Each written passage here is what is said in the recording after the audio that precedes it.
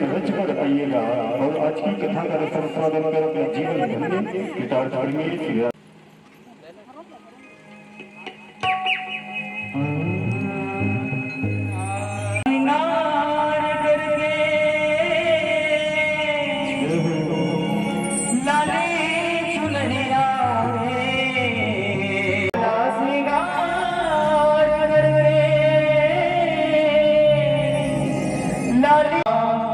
अंगना मामा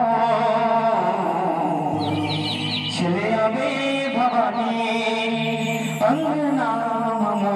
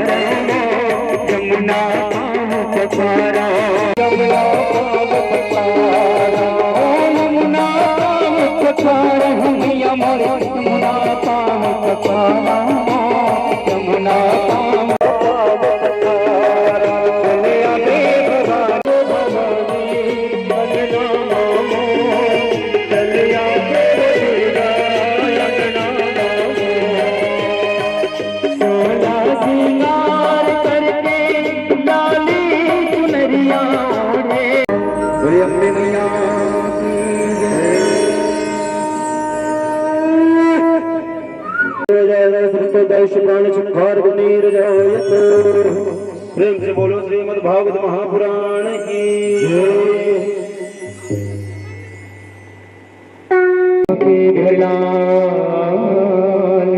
जय। वृंदावन बिहारी लाल की जय। सांवरिया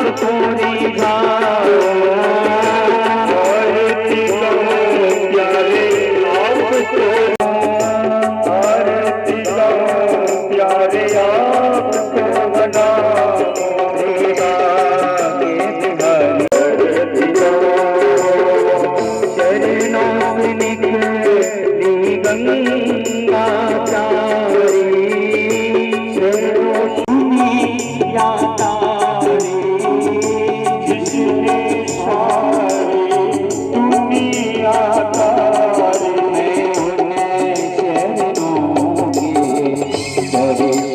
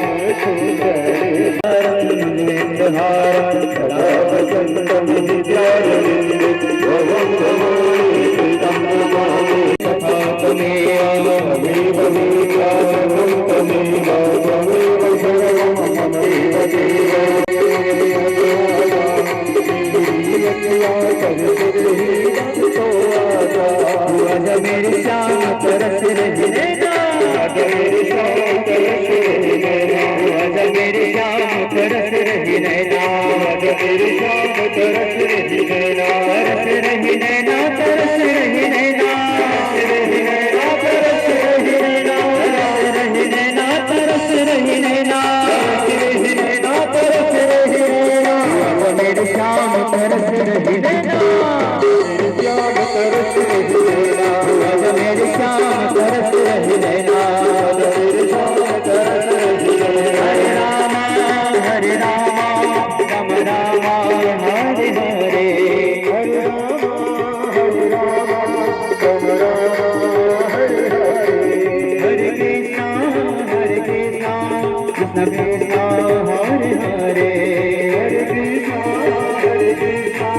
कृष्ण कृष्ण हरे हरे, हरे राम राम राम हरे हरे, हरे कृष्ण कृष्ण कृष्ण हरे हरे, हरे राम हरे राम हरे हरे, हरे कृष्ण कृष्ण कृष्ण हरे हरे, हरे राम राम हरे हरे, हरे कृष्ण कृष्ण कृष्ण हरे हरे, हरे राम हरे राम हरे कृष्ण कृष्ण कृष्ण हरे हरे, हरे राम हरे राम हरे हरे, हरे कृष्ण कृष्ण कृष्ण हरे हरे।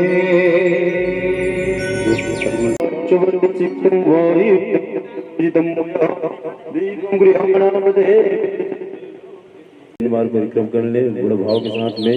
हरि ओम जय त्रिदान प्रचलन्ते श्रीगाहस्त निगंगिन हम शास्त्र योजना जय धनवाणी तन्वसे यानि गानि च बाबानि जन्मांतर कृतानि च तानि तानि सर्वाणि भय पुण्यं प्रदक्षिणाय प्रदे प्रदे। पुष्प अक्षर पकड़ ले और जिनके पास पुष्प न पहुंच पाए अपने मन को बड़े भाव के साथ में सुमन बना करके पुष्प बना करके बागी बेहलाल जी यहाँ पर विराजमान उनके समक्ष अर्पण कर देंगे। हरि पूर्वे साध्याः सन्ति देवाः हरिः ओम् एकदन्ताय च विद्महे वक्रतुण्डाय च धीमहि तन्नो दन्ति प्रचोदयात्। हरिः ओम् नारायणाय च विद्महे वासुदेवाय च धीमहि तन्नो विष्णुः प्रचोदयात्। हरिः ओम् तत्पुरुषाय च विद्महे महादेवाय च धीमहि तन्नो दन्ति प्रचोदयात्। हरिः ओम् गोविंद करो स्वीकार, हे गोविंद करो स्वीकार। हरि ओम नाना सुगंधि पुष्पाणि अत्रियालु भवानि च पुष्पांजलिर्मे गृहाणां परमेश्वर परमेश्वर परम पूज्य देव गुरुदेव देवे के जय। आज की आनंद की प्रेम से बोलो आसन को ग्रहण कीजिए, अपने स्थान में विराजमान हो जाइए। प्रेम से बोलो भक्त भगवान की जय।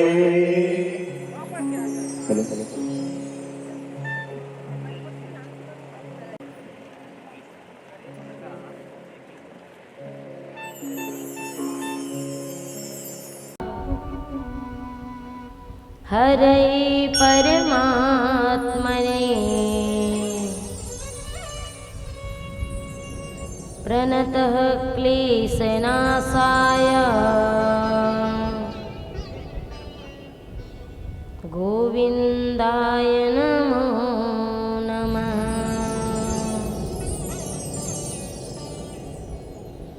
गंगातरंगरमणीया जटाकलापम्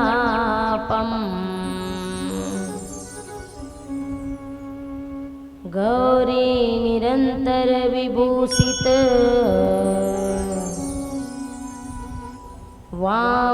वामभागम्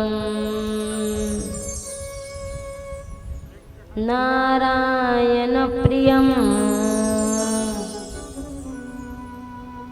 मलङ्गमदापिहारम् वाराणसीपुरपतिं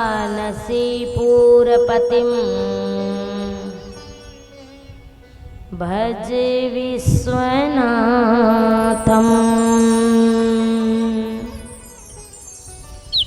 भज विश्वनाथम्।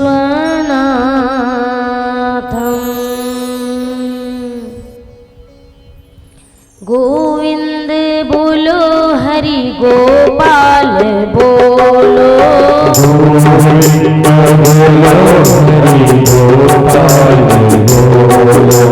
गोविंद बोलो हरि गोपाल बोलो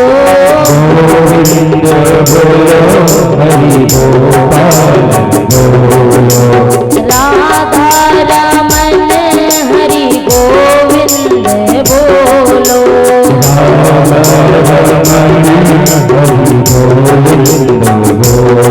राधा रमन हरि गोविंद बोलो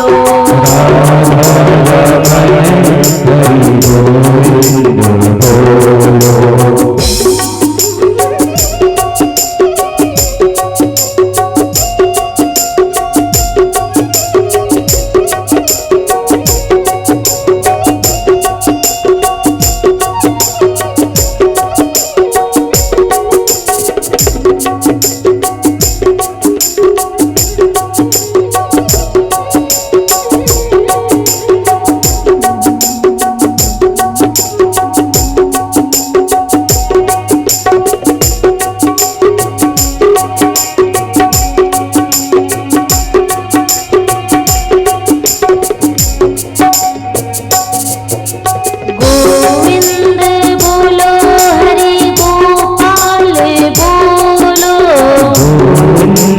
बोलो हरि गोपाल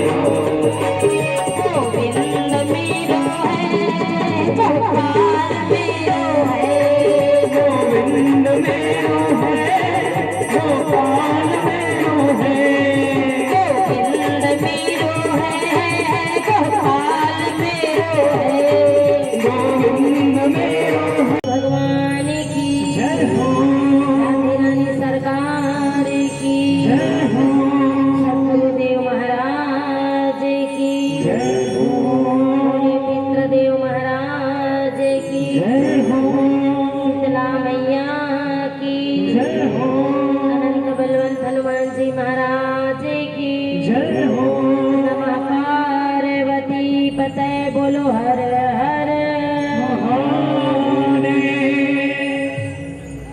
आनंद कंद मुरली मनोहर यशोदा राम सुंदर सरकार उन्हीं की आद्य शक्ति अनंत शक्ति जगत जननी जगत जाया अखिलेश्वरी भुवनेश्वरी रास रासेश्वरी त्रिपुर सुंदरी राधे रानी सरकार मेरे भगवान बाल मुकुंद गोविंद सरकार की वांग्यमयी प्रतिमूर्ति शब्दा अवतार श्रीमद् भागवत महापुराण मेरे परम आराध्य सद्गुरु देव भगवान आचार्यगण साधु संत ज्ञानी ध्यानी संगीतज्ञ भाई बंधु अप्रत्यक्ष प्रत्यक्ष रूप से विराजमान अवाहित देवी देवता यक्ष गंधर्व किन्नर लोकपाल दिक्पाल समस्त पितृगण बाहर से पधारे हुए श्रद्धालु जन युवा जन मातृशक्ति नगरवासी जन मोहल्लावासी जन समस्त कातलबोड़ वासी जन प्यारे प्यारे मेरे बच्चों और श्रीमद् भागवत महापुराण के मुख्य रूप से आयोजन करता आदरणीय परीक्षित के रूप में विद्यमान श्रीमान शोभित राम साहू जी उन्हीं की धर्मपत्नी गीताबाई साहू जी गजेंद्र साहू जी श्रीमती मधु साहू जी महेश्वर साहू जी श्रीमती एस कुमारी साहू जी डोमार साहू जी श्रीमती एकता साहू जी उन्हीं की सकल भाई बंधु नात रिश्ते श्रीमती गौरीबाई साहू जी शोभराय श्रीमती तुलसी साहू जी देव सिंह श्रीमती हेमलता साहू जी दिनेश्वरी साहू जी नरेंद्र श्रीमती सारिका साहू जी मोहित श्रीमती भीमा साहू जी जितेंद्र श्रीमती डामिन साहू जी ललित श्रीमती खिलेश्वरी साहू जी चंद्रशेखर साहू जी लुसिका रिहंसी ऋषभ देवस देवेश घनिष्ठ युक्ति पूनम दिव्यांश दक्ष देवराज स्वास्तिक इसिका युवती टेमिन वत्सल धन्या उनके सकल नात रिश्ते साहू परिवार और उन्हीं के पितृ के रूप में विराजमान जो मेरे बाल मुकुंद गोविंद भगवान के श्री चरणों में विराजमान स्वर्गीय श्री रुहेला राम साहू जी स्वर्गीय श्रीमती दुकालाबाई साहू जी स्वर्गीय श्री राम साय साहू जी स्वर्गीय श्री दीन बंधु साहू जी समस्त उनके नात रिश्ते साहू परिवार बंधु बांधे बाहर से पधारे हुए समस्त उन्हीं के रिश्ते नाते और प्यारे प्यारे छोटे छोटे बच्चों के हृदय में विराजमान मेरे गोविंद भगवान को मैं प्रणाम करती हूँ प्रणाम करती हूँ प्रणाम करती हूँ। बोलिए गोविंद भगवान की जय राधा रमन सरकार की जय हो। आइए आज श्रीमद् भागवत महापुराण की चतुर्थ दिवस की पावन पुनित बेला में बैठ करके हम गोविंद भगवान की उनकी सुंदर गुणानुवाद की श्रवण करने के लिए और अपने जीवन को कृतार्थ मंगलमय करने के लिए बैठे हैं। मोक्ष का द्वार और अमृतमय कहा गया है श्रीमद् भागवत महापुराण को। जो घोर पाप अन्याय होते हैं और हमारे द्वारा किया जाता है अप्रत्यक्ष प्रत्यक्ष जाने अनजाने में, उसके निवारण हेतु पुण्य प्राप्त हेतु मोक्ष प्राप्त हेतु सद्गति प्राप्त हेतु श्रीमद् भागवत महापुराण की इस दिव्य गाथाओं को श्रवण पान करने के लिए बैठे हैं। कल की कथा में आप लोगों ने सुंदर माँ भगवती पराम्बा आदि शक्ति माँ पार्वती और मेरे भूत भावन भोलेनाथ की दिव्य उनकी विवाह की सुंदर गुणनुवाद श्रवण पान किए हैं और प्रत्यक्ष रूप से आप लोग उनके विवाह में भी शामिल हुए हैं। वो कोई ऐसे वैसे देव नहीं हैं, वो देवों के देव महादेव अवघड़दानी की कल विवाह का दिन था। आप सब ने उस विवाह में शामिल होकर के अपने दिव्य मंगल कामना की प्रार्थना किए हैं और हम बुद्ध भावन भोलेनाथ से यही प्रार्थना करते हैं कि आपके जीवन में अपार खुशियां आती रहे। और गोविंद भगवान से भी यही प्रार्थना करते हैं कि सबके जीवन में भगवत प्राप्ति हो, चाहे वो जीव हो, जंतु हो, यक्ष हो, गंधर्व हो, लोकपाल हो, दिक्पाल हो, पशु पक्षी हो, सबको भक्ति ज्ञान वैराग्य प्राप्त हो। लेकिन इन सब में केवल और केवल मनुष्य को श्रेष्ठ माना गया है, क्योंकि कुत्ता, बिल्ली, गाय, भैंस, जीव जंतु तो भगवत नहीं श्रवण पान कर सकते, तो केवल किसको माना है? मनुष्य को। और ये जो मनुष्य जीवन है, बड़े दुर्लभ से हमको ये योनि प्राप्त होता है। और इसी मनुष्य जीवन में रह करके हम उस परमात्मा के सन्निकट जा करके उनकी गुणन्वाद और लीलाओं के बारे में श्रवण करने के लिए बैठे हैं। यहाँ पर सुखदेव जी महाराज राजा परीक्षित को कथा श्रवण पान करवा रहे हैं। राजा परीक्षित कहते हैं सुखदेव जी महाराज, हे गुरुदेव, आपने तो उनकी मनु शत्रुपा की 3 पुत्री के बारे में अवगत करवाए हैं। कल आप लोगों ने देहुति, आकुति, प्रसूति 3 पुत्रियों के बारे में श्रवण पान किए। तो उनके 2 पुत्र प्रियव्रत और उत्तानपाद, कौन कौन है? प्रियव्रत और उत्तानपाद, वो कहाँ गए? उनकी भी कुछ हमको गाथा बताओ। तब सुखदेव जी महाराज कहते हैं, राजा परीक्षित, आओ आज मैं आपको उनके सबसे बड़े बेटे उत्तानपाद की कथा श्रवण पान करवाता हूँ। उत्तानपाद का मतलब होता क्या है? उत्तान मतलब होता है उल्टा पैदा होना। उत्तान उल्टा, पाद मतलब होता है पैर, जो अपने माँ के गर्भ से उल्टा पैदा हुए हो, उन्हीं का नाम उत्तानपाद है। जैसे कोई बच्चा कहते हैं ना कि उल्टा पैदा हुआ है, और जो बच्चा उल्टा पैदा होते हैं उनको बहुत सगुन माना गया है। किसी का हाथ पैर कमर दर्द हुआ ना, तो बच्चा अगर 7 बार छू दे कमर को राइट हैंड में, राइट पैर में, तो वहां पर क्या होता है?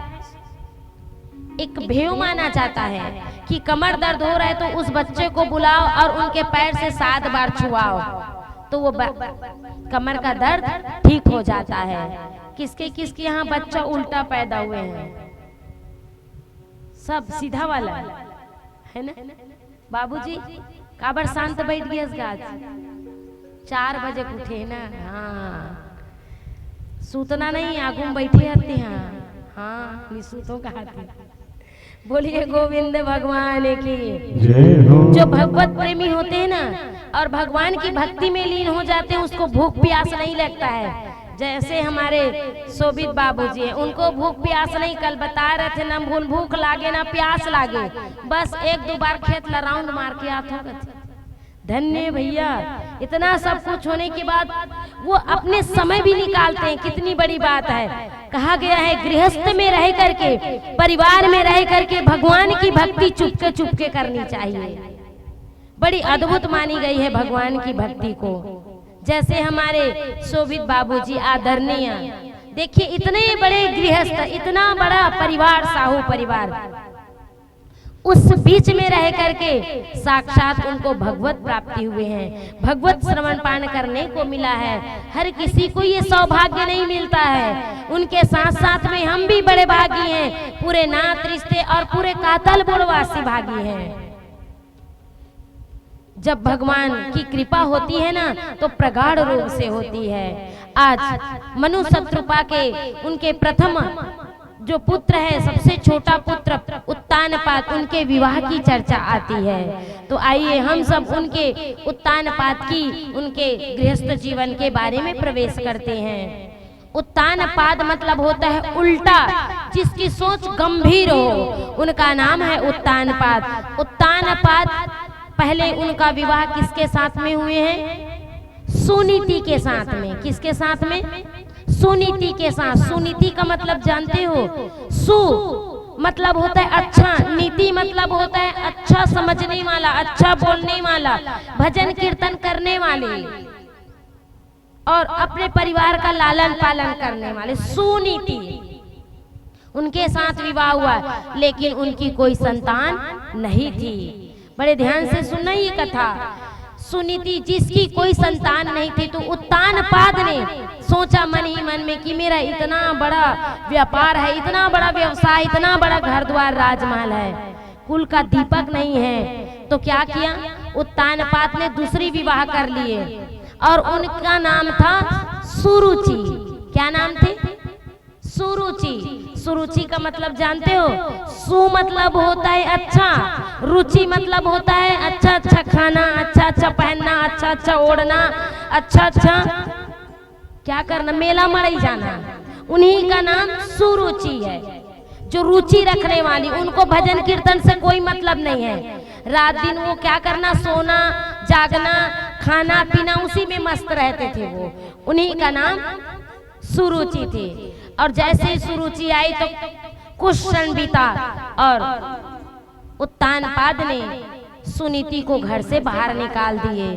उनके प्रति प्रेम कम हो गए और जैसे प्रेम कम हुए तो सुनीति वहां जंगल में रहने लगी। लेकिन राजा उत्तानपाद को पता नहीं था कि वो जो सुनीति है वो गर्भवती थी। जिस समय उत्तानपाद ने घर से निकाला था उस समय वो गर्भवती थी, लेकिन कोई संतान नहीं हो रहा है करके घर से बाहर निकाल दिए। आज वही तो विडंबना होती है। हर घर में देखेंगे, गांव वाले, शहर वाले, मोहल्ला वाले, बहू अगर 1 साल 2 साल 3 साल में संतान नहीं जन्म दे सकती तो अनेकों अनेक बातें बनाना चालू कर देते हैं।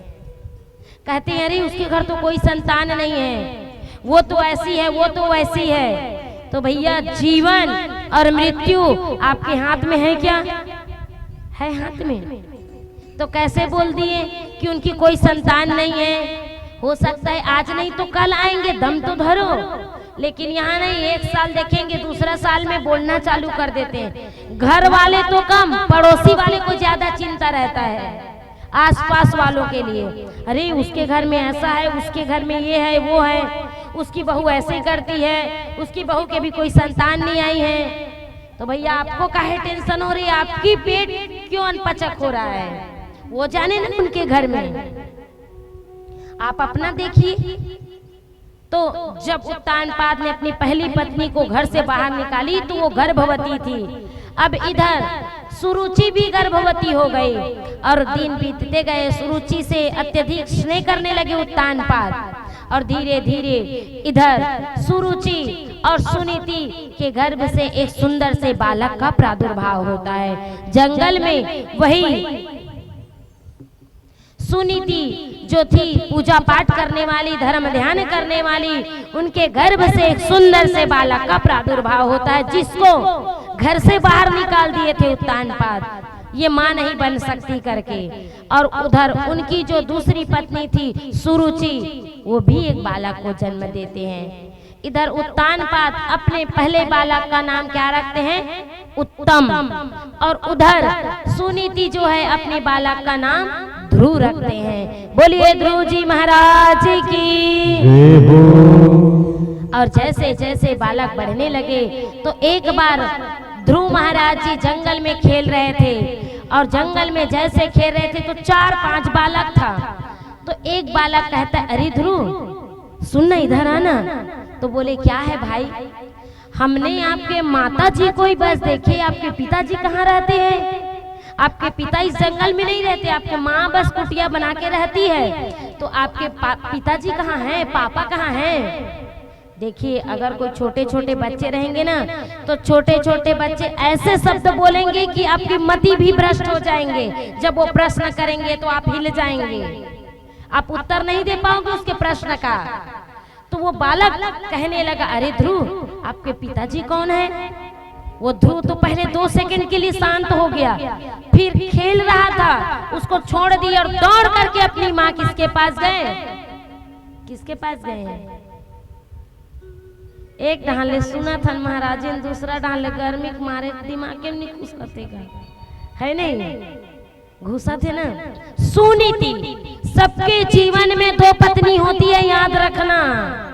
अब तुम अपन अपन पति जाट मत बोलो तो कौन हरे इसे की कलयुग है ना भाई। महाराज जी ने बोले सबके 2 पत्नी की के तो माता जी हुई लड़े दलित बेचारा ला काली बैठे चला नहीं सकी से करा। सबके जीवन में दो पत्नी होती है, एक तो सुनीति, एक तो सुरुचि। अगर देखो जब तक की नीति नहीं आएगी तब तक आपका दिल, दिमाग और आपका हृदय भगवान की तरफ नहीं जाएगा। और जैसे आपके जीवन में रुचि प्रवेश कर गया, मान करके चलिए आप भगवान से विमुख हो गए। इसीलिए नीति बहुत जरूरी है। रुचि इतना जल्दी मत लाना अपने जीवन में, लाओ तो सुनीति को लाओ, रुचि को बिल्कुल नहीं, नीति को लाओ जो न्याय करने वाली हो, न्याय प्रिय हो। दौड़ करके ध्रुव महाराज जी अपने माँ के पास कहते, माँ, ओ माँ, कहते बेटा तू खेल के आ गया लाला, चल भोजन कर ले।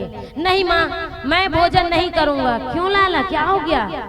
माँ मुझे ये बताओ, जब मैं खेल रहा था ना जंगल में, तो मेरे दोस्त ने, मेरे मित्र ने कहा माँ कि आपके पिता कौन है? तो मैं भी जानना चाहता हूँ कि मेरे पिता कौन है। तब सुनीति कहती है, बेटा तुम्हारे पिता से मिलना है तो चल मैं तुमको बताता हूँ तुम्हारे पिता कौन है। अरे लाला ध्रुव, तुम्हारे जो पिता है ना, ये समस्त साम्राज्य का राजा उत्तानपाद है। तो माँ हम उनके साथ क्यों नहीं रहते? वो बालक को देखो कैसे शब्द बोल रहे हैं, हम उनके साथ क्यों नहीं रहते? तो बोले बेटा तुमको अगर अपने पिताजी पापा से मिलना है ना तो जाना अपने बाप के पास मिल के आ। दौड़ करके वो जो ध्रुव है कहाँ गए? रुस राज्य में गए हैं जहाँ पे उत्तानपाद है। वहाँ पर उत्तानपाद के जो दो सैनिक द्वार पर खड़े थे, और द्वार पर खड़े होने के बाद ध्रुव पिताजी पिताजी पिताजी बोलते बोलते गए। दो द्वारपाल रोक लिए रास्ता। ए बालक तुम कौन हो? पिताजी पिताजी बोल रहे हो, इधर क्यों आए हो महल में? तब वो बालक छोटा सा तोतली भाषा में कहता है, तुमको नहीं पता वो जो बैठा है सिंहासन में वो मेरा पिताजी है, मैं उनका बेटा ध्रुव।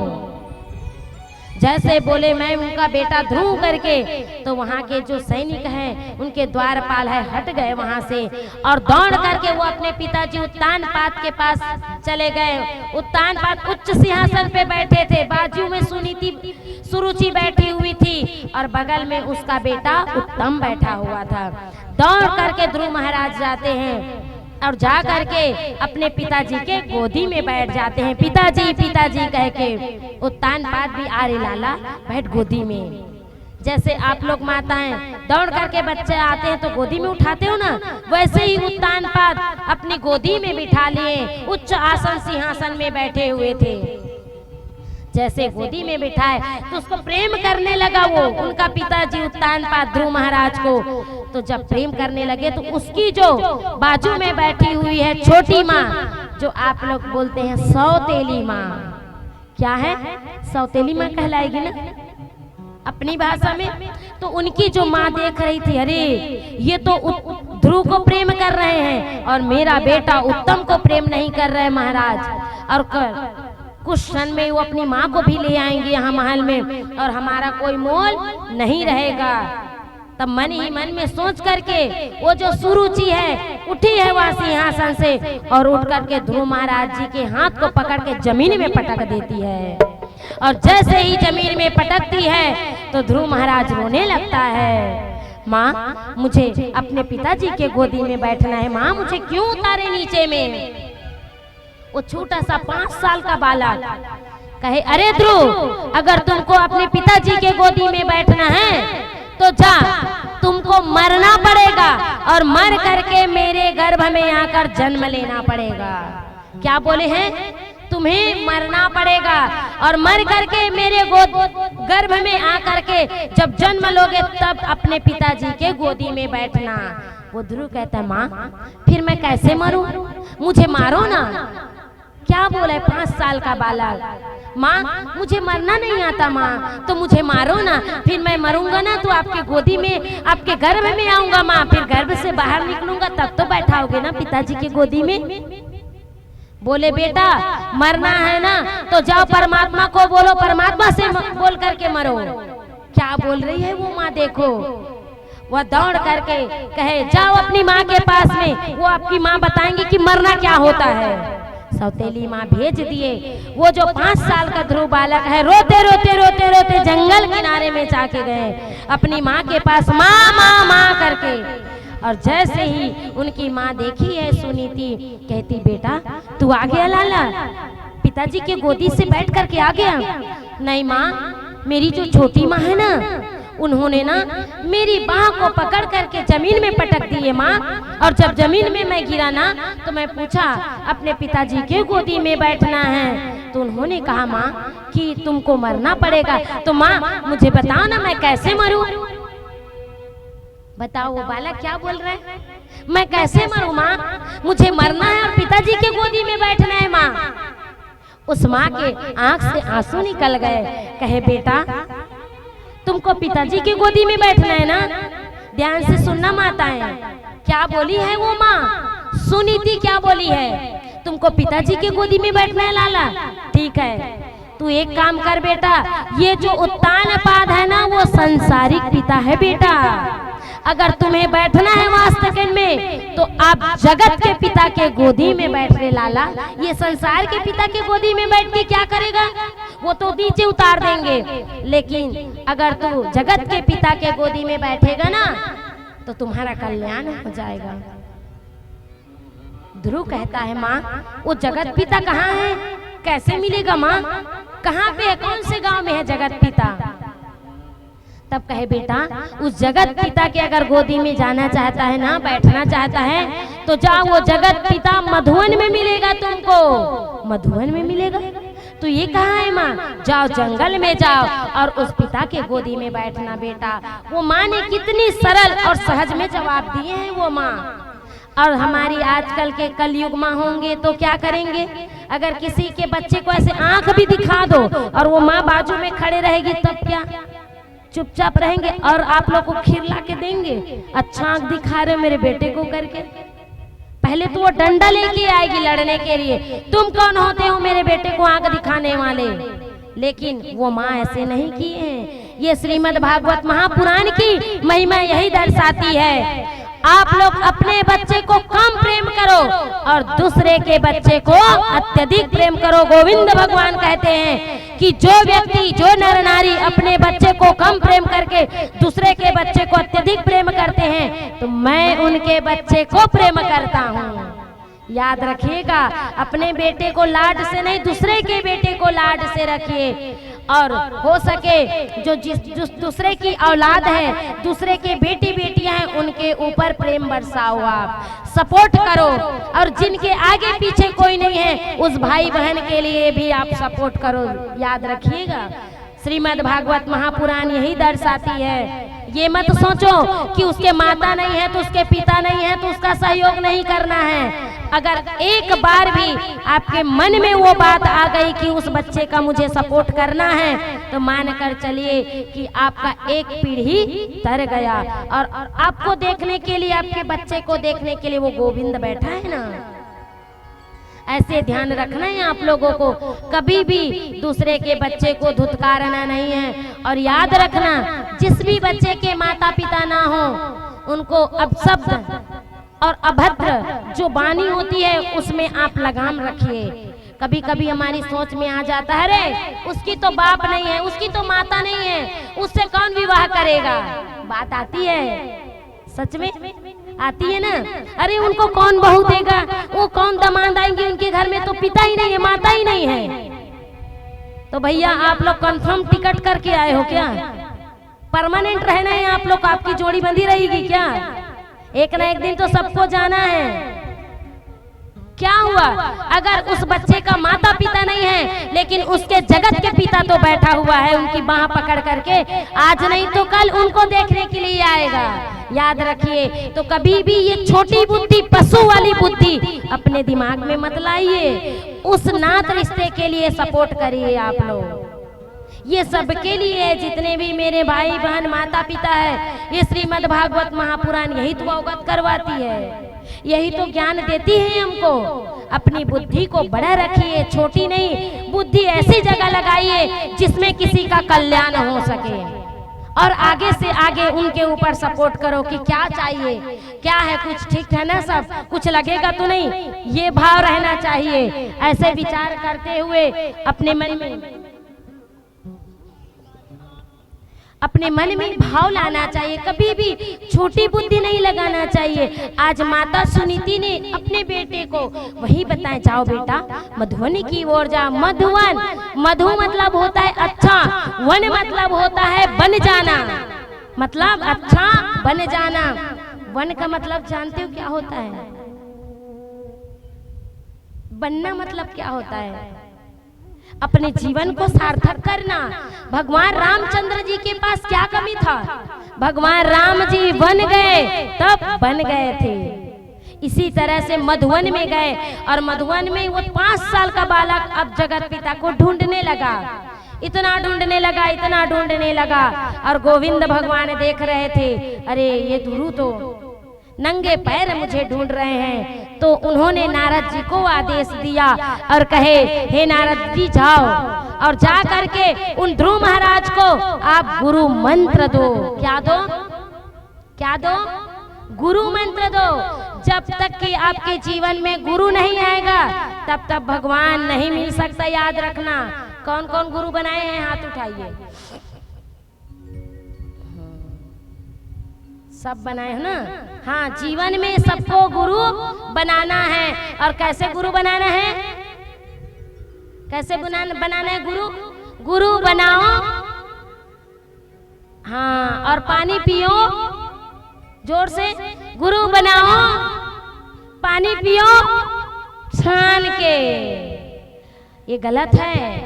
गुरु को सोच समझ करके विचार से बनाना चाहिए कि वो गुरु हमारे लायक है कि नहीं है।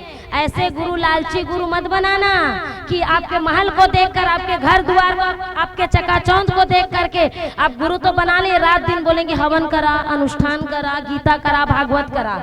वो तो लालच में मर गए, फिर जीव को पार्जन वाली बात हो गई। आपको तारने वाला नहीं है ये गुरु, याद रखिएगा। जहां पर उनके मन में छल कपट और लालच आया, मान के चली वो गुरु गुरु नहीं है।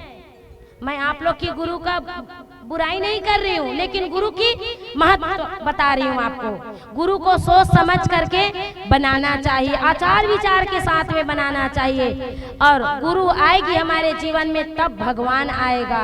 गुरु का मतलब जानते हो क्या होता है?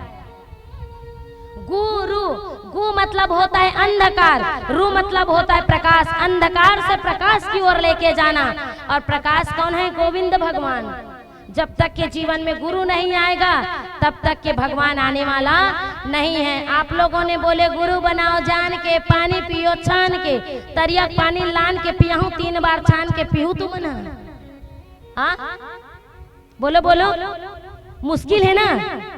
है पीलू, हाँ, चाहे वो 4-5 कपड़ा में छान के ही क्यों ना हो। जान डरो कि ये तालाब के पानी, 1 गिलास पानी में कहीं छोटा सा तिनका भी पड़ जाता है तो फेंक देते हैं। हम फेंकते हैं तो कैसे कही दे, पानी पियो छान के, पानी पियो छान के। गुरु बनाओ छान के, पानी पियो जान के। सोच समझ करके पानी पीना है। गुरु को छानो। देखो आपको अर्धरात्रि में भी अगर फोन लगाओ ना तो गुरुजी फोन उठाए और आपका मार्गदर्शक करे, याद रखिएगा। ऐसे गुरु होना चाहिए, तब आपका जीवन अपार होगा। नारद जी को भेजे हैं, नारद जी ने, ध्रुव महाराज जैसे ही नारद जी को देखे, छोटा सा बालक बोलते हैं, क्या आप मेरे गुरु हो? क्या आप मेरे भगवान हो? नारद जी ने कहा, मैं आपका भगवान नहीं हूँ बेटा, लेकिन भगवान को पाना है तो मंत्र जाप करना पड़ेगा। आप लोग भी अपने जीवन में गुरु बना तो रोज अपने काम को छोड़ करके 1 माला गुरु मंत्र जरूर ग्रहण करो आप लोग। जब तक कि आपके जीवन में गुरु मंत्र प्रबल नहीं होगा तब तक कि होने वाला नहीं है। तो आइए सुंदर हम अपने गुरु जी का ध्यान करते हुए सुंदर भजन करते हैं। जो जो अपने गुरु मंत्र लिए हैं, अपने गुरु मंत्र का उच्चारण करते हुए सुंदर ताली के साथ में, गड़गड़ाहट के साथ में, मीठी मीठी वाणी के साथ में अपने गुरुदेव को मनाते हैं। बोलिए सतगुरुदेव महाराज की जय।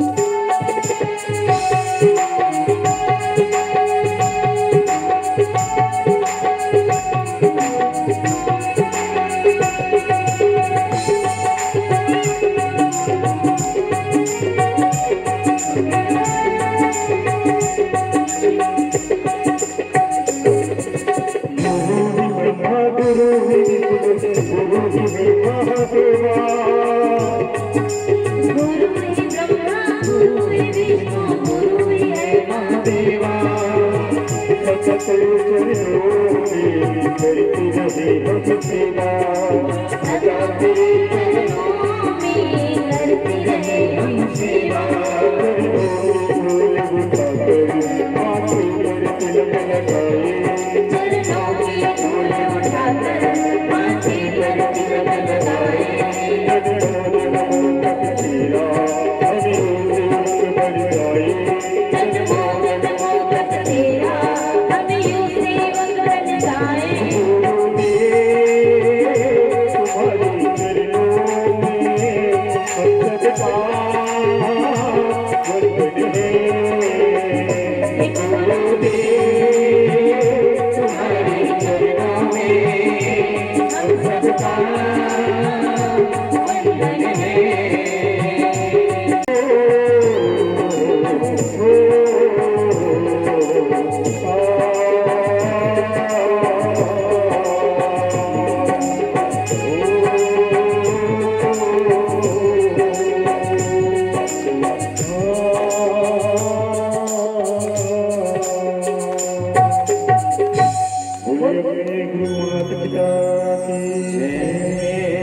बोली गोविंद भगवान की राधा रानी सरकार की गुरु का आगमन हुआ। जब तक कि हमारे जीवन में गुरु नहीं आएंगे तब तक भगवान आने वाला नहीं है। और देखिए गुरु सर्वश्रेष्ठ होता है। गुरु हमारे जीवन की एक दिव्य किरण, दिव्य ज्योति है। उन्हीं ज्योति से ही हमको अंधकार से प्रकाश की ओर ले जाने में सामर्थ्य रखते हैं। तो वहाँ पर नारद जी गुरु बन करके आए हैं और मेरे ध्रुव जी महाराज के कान में उन्होंने गुरु मंत्र दिए हैं। आप लोग को जो भी गुरु मंत्र दिया है, रोज नित्य प्रतिदिन एक माला रोज गुरु मंत्र का जाप करना चाहिए। गुरु बनाओ ना, तुम बनाओ बाबू जी, मंत्र दे गुरु जी है देना, जाप कर थो ईमानदारी से है कर थो ना। हाँ, वही संबल बनेगा, गुरु मंत्र ही काम आएगा आप लोगों का। गुरु मंत्र को नित्य प्रतिदिन एक माला सुबह स्नान ध्यान करने के बाद आसन पे बैठिए अपने भगवान रूम में मंदिर के सामने में और एक माला जाप करिए। आज ध्रुव जी महाराज को कान में गुरु मंत्र दिए हैं। ऐसे ही हम कथा कर रहे थे तो एक जन बोले दीदी हमार तो गुरु मर गए कथे काकिस हमार गुरु मर गए तो दूसरा गुरु बनाओ। भैया ये खाने पीने का नहीं कि अभी भूख लग गया फिर दूसरा खाना है फिर तीसरा, ये तो भूख वाली बात हो गई। लेकिन गुरु मरे हैं लेकिन उनका मंत्र तो जिंदा है। याद रखिएगा, कभी भी गुरु को बदलना नहीं है। आगे आएगी कथा, गुरु की महत्व आएगी। कभी भी गुरु मर गए, मरे नहीं है, वो अमर हो गए हैं आपके लिए। आपके गुरु अमरत्व को प्रदान, कभी मरते नहीं है, वो कभी परमात्मा के धाम नहीं जाते हैं, वो आपके साथ में संबल बन करके रहते हैं और उनका मंत्र कभी भी मरते नहीं है। याद रखिएगा आप लोग। तो वहां पर मंत्र दिया गया और वो मंत्र क्या है? कान में ध्रुव महाराज को नारद जी ने कहा, ओम नमो भगवती वासुदेवाय नमः। ध्रुव जी महाराज को ओम नमो भगवते वासुदेवाय नमः, जिसके गुरु नहीं बनाए अभी तक, तो ये मंत्र को रोज नित्य प्रतिदिन ध्यान करके मंत्र जाप करना चाहिए। अब ध्रुव जी महाराज मुझे मंत्र मिल गया, भगवान मिलने वाला है करके जंगल की ओर भटकने लगा उसी मंत्र से। और कैसे बोलने लगे?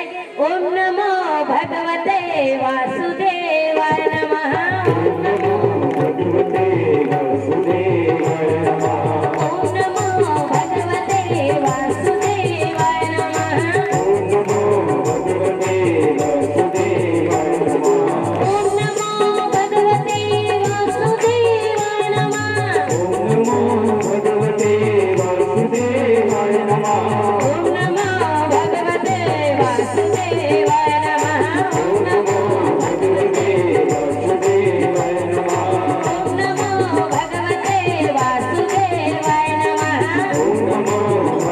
ओम नमो भगवते वासुदेवाय नमः कहने लगे। अब जंगल जंगल घूमने लगे, फिर भी भगवान नहीं मिले।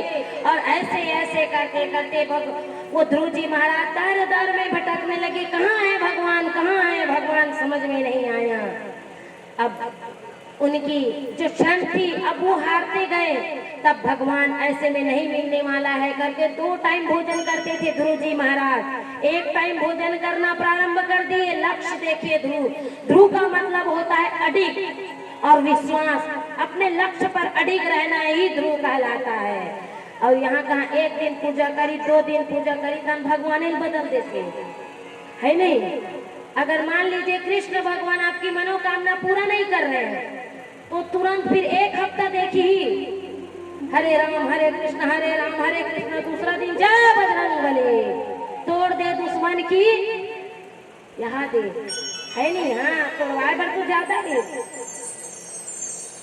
बदल देते हैं, लेकिन बदलना नहीं है अपने इष्ट को, अपने परमात्मा को। भगवान एक है, बस रूप अनेक है।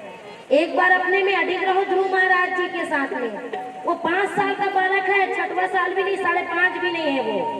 आज वो 2 टाइम भोजन करते थे, 1 टाइम भोजन कर रहे हैं, उसमें भी भगवान नहीं आए। तो क्या किए हैं, दोनों टाइम को त्याग दिए हैं, केवल पानी पी पी करके। अब उसमें भी भगवान नहीं आया। 2 महीना हो गया तो सूखे पत्ते खाने लगे ध्रुव जी महाराज, उसमें भी भगवान नहीं आया। फिर घूमने लगा।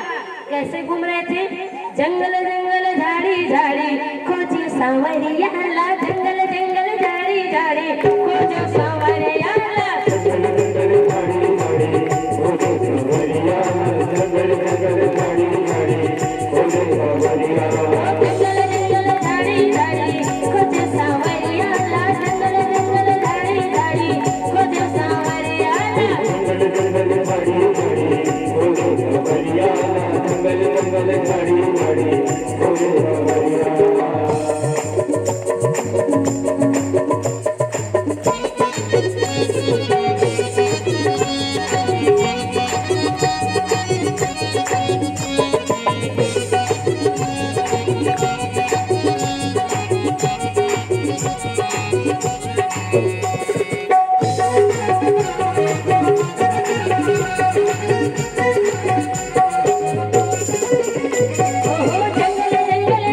झाड़ी खोजो सांवरिया ला, जंगल जंगल झाड़ी झाड़ी खोजो सांवरिया ला।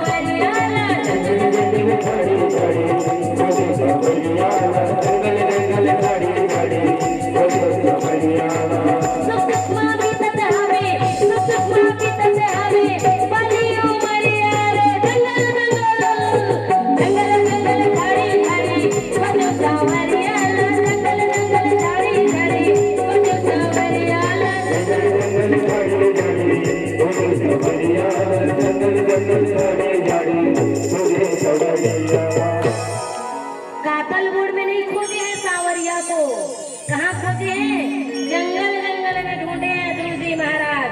तब अंत में 3 महीना बीत गए, उसमें भी भगवान नहीं आए। 4 महीने में उन्होंने क्या किया, अन्न को त्याग दिए, जल को त्याग दिए, सूखे पत्ते को त्याग दिए। अब उन्होंने एक पैर में खड़े होकर के श्वास को रोक दिए। बताइए कितना भक्ति प्रगाढ़ थी उसकी, अपार थी भक्ति। एक पैर में खड़े होकर हाथ जोड़ करके श्वास को रोक दिए ध्रुव जी महाराज। और जैसे ही श्वास को रोक करके ओम नमो भगवते वासुदेवाय नमः जैसे मंत्र को बोले हैं, ब्रह्मांड हिलने लगा, कांपने लगा, रुदन करने लगा, इंद्र का सिंहासन हिलने लगा, कैलाश पर्वत हिलने लगा। अरे ये कैसे हिल रहा है, बड़ी विचित्र हो रहा है, ये क्या हो रहा है। पूरे देवी देवता देखने लगे। 5 साल का बालक एक पैर में खड़े होकर श्वास को रोक दिए हैं। पता चला है तो तुरंत सभी देवी देवता मेरे श्री हरि नारायण विष्णु जी के पास में पहुंचे हैं। विष्णु जी को कहे, हे गोविंद बाल मुकुंद भगवान, आप यहाँ पर सोए हो, आप देखो ना, आपका परम भक्त ध्रुव एक पैर में खड़े होकर श्वास रोक दिए हैं। अनर्थ हो जाएगा, ये पृथ्वी हिल जाएगी, प्रलय आ जाएगा प्रभु। अब तो चाहिए भगवान उन्हीं की परीक्षा लेती है जो परीक्षा देने में सामर्थ्य हो। याद रखिएगा, हमारे जीवन में अगर अत्यधिक कष्ट आ रही है तो याद रखना वो परमात्मा आपके लिए एक न एक अच्छा कुछ सोच के रखे हैं। तभी अत्यधिक आपके ऊपर अपार विपत्ति आती है, लेकिन उस विपत्ति में भी वो परमात्मा आपके हाथ को पकड़ करके रखते हैं और परीक्षा जोर लगा देते हैं कि कहाँ तक ये अडिग है और कहाँ तक मुझे प्राप्त कर सकते हैं। जैसे कोई चीज पाने के लिए हम साम दाम दंड भेद लगा देते हैं। चुनाव ही देख लीजिए, अगर चुनाव जीतना हो, प्यास लगती है न कुछ नहीं, केवल क्या होता है, जीतेगा भाई जीतेगा। हाँ होता है, वहां पे खाने पीने का कुछ नहीं है, उसमें इतना अड़िग हो जाता है कि जब तक हम नहीं जीतेंगे तब तक के घर में सोने वाले नहीं है। अगर वही चीज भगवान में लगा दो तो भगवान नहीं आएंगे क्या? श्वास रोक के हिलने लगा है। यहाँ पर ध्रुव जी महाराज एक पैर में खड़े हैं और उतने में मेरे गोविंद भगवान को पलक झपकते देरी हुई है, लेकिन उनको आने में देरी नहीं हुई है। आंख बंद किए हुए थे, मेरे गोविंद भगवान कहते हैं, हे ध्रुव, हे बेटा ध्रुव, आंख खोल लाला। आंख को ध्रुव जी महाराज खोलते हैं, गोदी में बैठा लिए हैं। उसकी माँ ने क्या कहा था? परम पिता परमात्मा की गोदी में बैठना, संसारिक पिता के गोदी में कभी मत बैठना। आज ध्रुव जी महाराज को गोदी में उठा करके बैठा दिए हैं। कहे लाला, ए ध्रुव क्या चाहिए बेटा? ध्रुव तो पहले एक तक देखने लगे मेरे गोविंद भगवान को, और जैसे ही देखे ना छोटा सा बालक क्या बोलेगा? शंख लिए हैं मेरे गोविंद भगवान। आप देखे होंगे मेरे गोविंद भगवान शंख चक्र पद्म गदा ये सब लेकर के चतुर्भुज रूप में विराट रूप में आते हैं। गदा को उनके कपोल गाल में रखे हैं, और जैसे ही गाल में रखे पूरे ब्रह्मांड की विद्या उसको अष्ट सिद्ध नवनिधि आ गई, उनको वेद वेदांत का पाठ आ गया ध्रुव जी महाराज को। आप लोग भी जो भी माताओं के बाल गोपाल अगर बात नहीं करते हैं, कथे न कोंदा हो गए लइका कथे छत्तीसगढ़ी में है ना, अगर बात नहीं करते हैं तो तलाते हैं, तो क्या करना है? शंख में रात में पानी भर करके क्या करना? संग जानते हो काला कथे संग फूके के। हाँ काकर काकर घर है, कौन कौन फूक तो? हाँ माता मन तो एकदम पास है, मन तो फूकैया है नहीं, वो ऐसे का फूकेल धर ही नहीं कि का बताऊं। ओकरे मन के हाथ पहली उठे बिल्कुल होना चाहिए, शंखनाद होनी चाहिए घर में। शंखनाद करने से क्या होता है? जितना भी हमारे आसपास की निगेटिविटी है, बाहरी दोष है, वो शंखनाद करने से हटता है। अब कोई कोई कहा थे कि हम महाभारत में देखें द्वारका नाथ शंख बजाते युद्ध हो, इसे है ना, हुआ है क्या भैया? शंख बजाए तो युद्ध नहीं हुआ है, वो एकता में जोड़ने का प्रयास किए हैं उस शंख से। तो ध्रुव जी महाराज के कपोल में जो बच्चे की तोतली भाषा है, या पढ़ नहीं पा रहे या बोल नहीं पा रहे, शंख में रात भर पानी भरना है। उस पानी को सुबह स्नान ध्यान करके उस बालक को 7 बार ओम नमो भगवते वासुदेवाय नमः बालक को पिलाना है। 1 महीने में कंठ खुल जाएगा, जैसे ध्रुव जी महाराज का। ध्रुव जी महाराज कहने लगे तोतली भाषा में, कितने सुंदर शब्द कहें, आप कौन हो प्रभु? जैसे एक छोटा सा बालक तोतला भाषा में बोलता है ना, वो अगर तोतला रहेंगे तो हम भी उसके साथ में तोतले बन जाते हैं, है कि नहीं? होता है कि नहीं? एक्टिंग करने में तो माहिर है, एक्टिंग तो करेंगे कहेंगे, तब भी अभी यहाँ के बालक है ये शायद बड़ा मीठा बोलता है, तहाँ दाथन मना तहाँ दाथन की कदे करे नहीं पता। अच्छा सूत गए हो, हाँ बड़ी मीठा शब्द बोल रहे थे। उस दिन हमको लेने के लिए जा रहे थे, शायद हम पहुंच रहे थे, हम तहाँ दा रहे हैं कथे ते तहु नहीं दा था दादा धल में दा था, वैसे ही बोले हम भी। तो बच्चों के साथ में बच्चा बनना पड़ता, कितनी मीठी लगती है जो तोतले भाषा में बोलते हैं। ध्रुव महाराज ने कहा आप कौन हो? तो गोविंद भगवान फिर कपोल को रखे हैं, शंख को उनके कपाल में रखे, कहें और पूरे ज्ञान हो गए। ध्रुव महाराज हाथ जोड़ लिए, प्रभु आप तो मेरे जगत के पिता, मैं आपकी गोदी में बैठा हूँ प्रभु, मेरा जीवन धन्य हो गया। तब कहे गोविंद भगवान, बोल बेटा ध्रुव तुझे क्या चाहिए? तब कहे, हे गोविंद भगवान, हे नारायण, अगर मुझसे प्रसन्न हो ना तो एक बस छोटी सी काम कर दो ना मेरी। क्या है बोल ना बेटा। बोले, मेरी जो छोटी माँ है ना प्रभु, वो मेरे से ना नाराज है, तो उनकी गुस्सा को आप शांत कर दो ना और वो मुझे गले लगा ले। ध्रुव क्या बोले हैं? क्या बोले हैं ध्रुव? मेरी छोटी माँ नाराज है, उसके नाराज को शांत कर दो ना प्रभु। लेकिन आजकल के बच्चा जाता ही डंडा धारो मारो ला कहीं। संस्कार होनी चाहिए। उनकी माँ कितनी संस्कार थी, संस्कारवान थी, सुनी थी। उन्होंने अपने बेटे को जगत के पिता के गोदी में बैठा दिए। हमको भी अपने बच्चों को वही संस्कार दो जो उनको उच्च पद में ले जा सके। और हर माताओं से आग्रह, अपनी बेटियों को हमेशा संस्कारवान, बेटा को संस्कारवान दो। एक बार अपने बेटे को कार नहीं दोगे तो चलेगा, बेटियों को दहेज में कार नहीं दोगे तो चलेगा, लेकिन संस्कार नहीं दोगे तो जीवन पर्यंत तक रोना पड़ेगा। याद रखिएगा, कार की दिलचस्पी मत रखो, दहेज में कार दे रहे हो और हमारी बेटी को संस्कारहीन है, वहां जाके रपवानी हो रही है तो धिक्कार है। कार का इंजन 4 साल में डैमेज हो जाएगा। क्यों बाबूजी? अभी हमारे बाबूजी कार ले कहा तुरंत मन बर तो लेहन घूमे बरकत की महो क्यों हाउ दादा, हम भाग्यशाली कि हमार पिताजी है हमार बार कार ले नहीं टीके बार नहीं कहा दान में दादा तुम्हारे बार है नहीं। बोलिए गोविंद भगवान की जय हो। कार नहीं चाहिए, संस्कार दो अपनी बिटिया को, अपने बेटे को। जैसे ही बेटा बढ़ते हैं तो बाइक थमा देते हैं माता पिता, अपने सब इच्छाओं को मार करके अपने बेटे बेटियों के लिए नाना प्रकार के हम इस चकाचौंध की दुनिया में डालते हैं। बेटी बेटा को संस्कार दोगे ना तो वो जीवन पर्यंत तक काम आएगा। और दूसरी बात, मेरी माताएं, कभी भी बेटी का कन्यादान करते हो, कन्यादान करते हो, कन्यादान का मतलब होता क्या है? क्या होता है?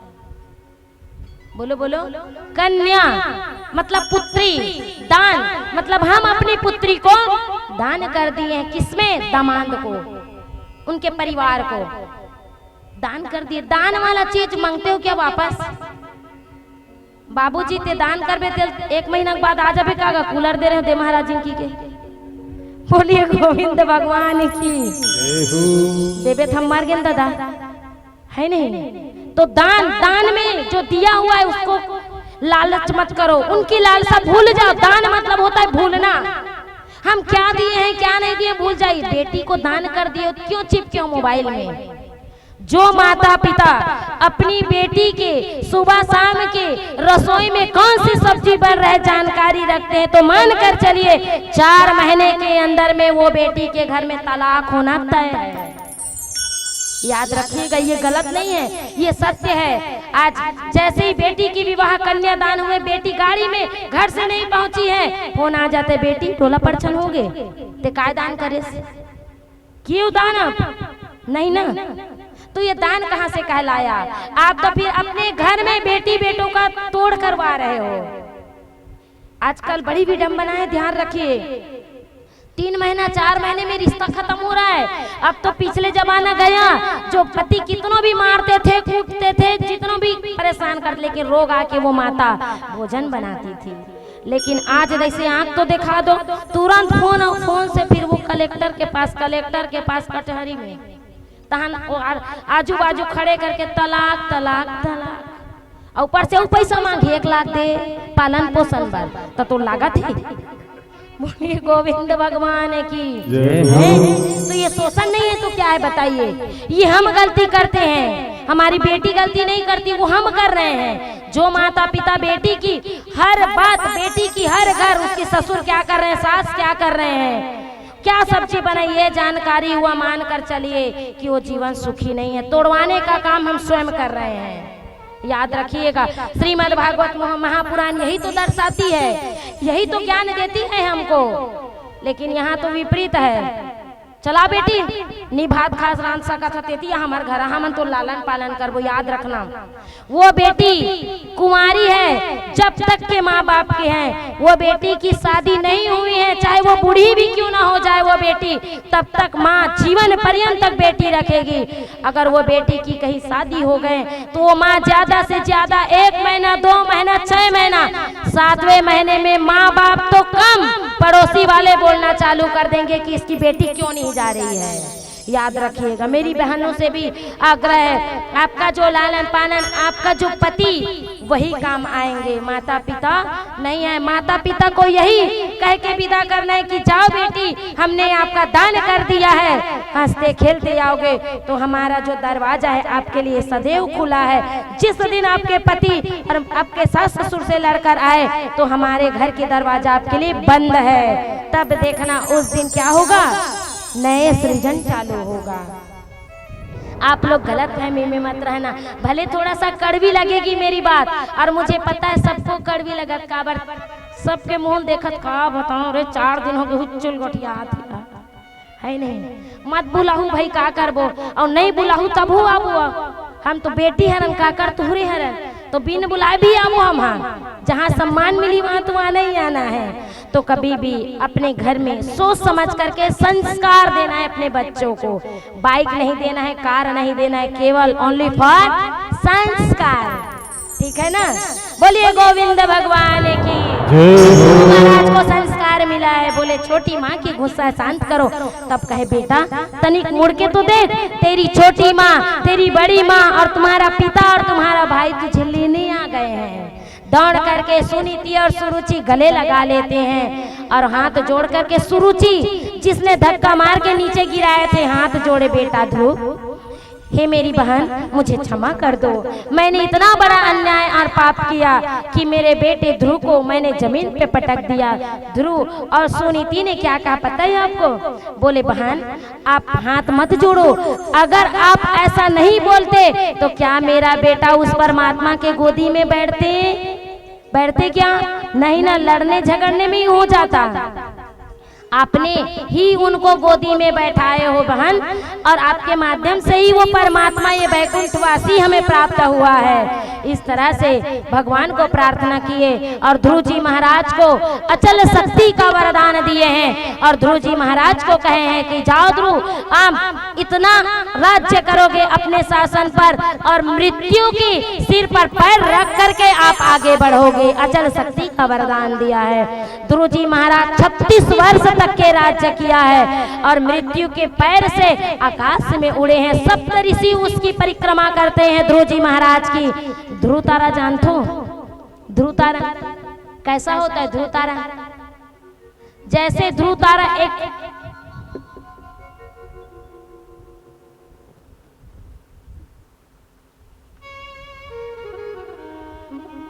बोलिए गोविंद भगवान की, रमन सरकार की। ध्रुव तारा है वो अचल शक्ति, वो ना मरने वाला अचल शक्ति का वरदान मेरे गोविंद भगवान ने दिया।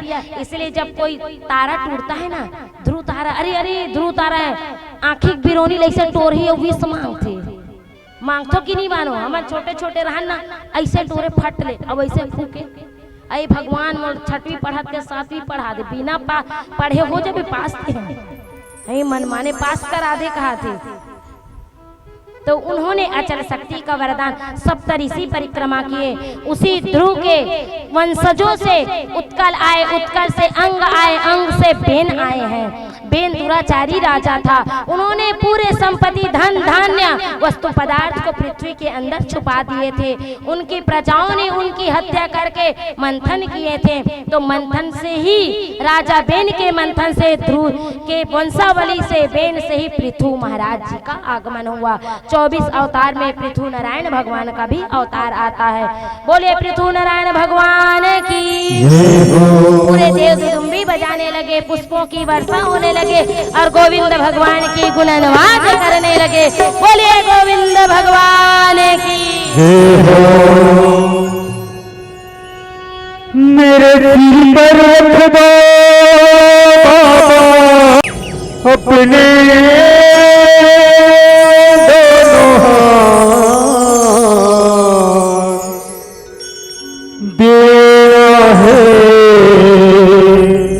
कीजिए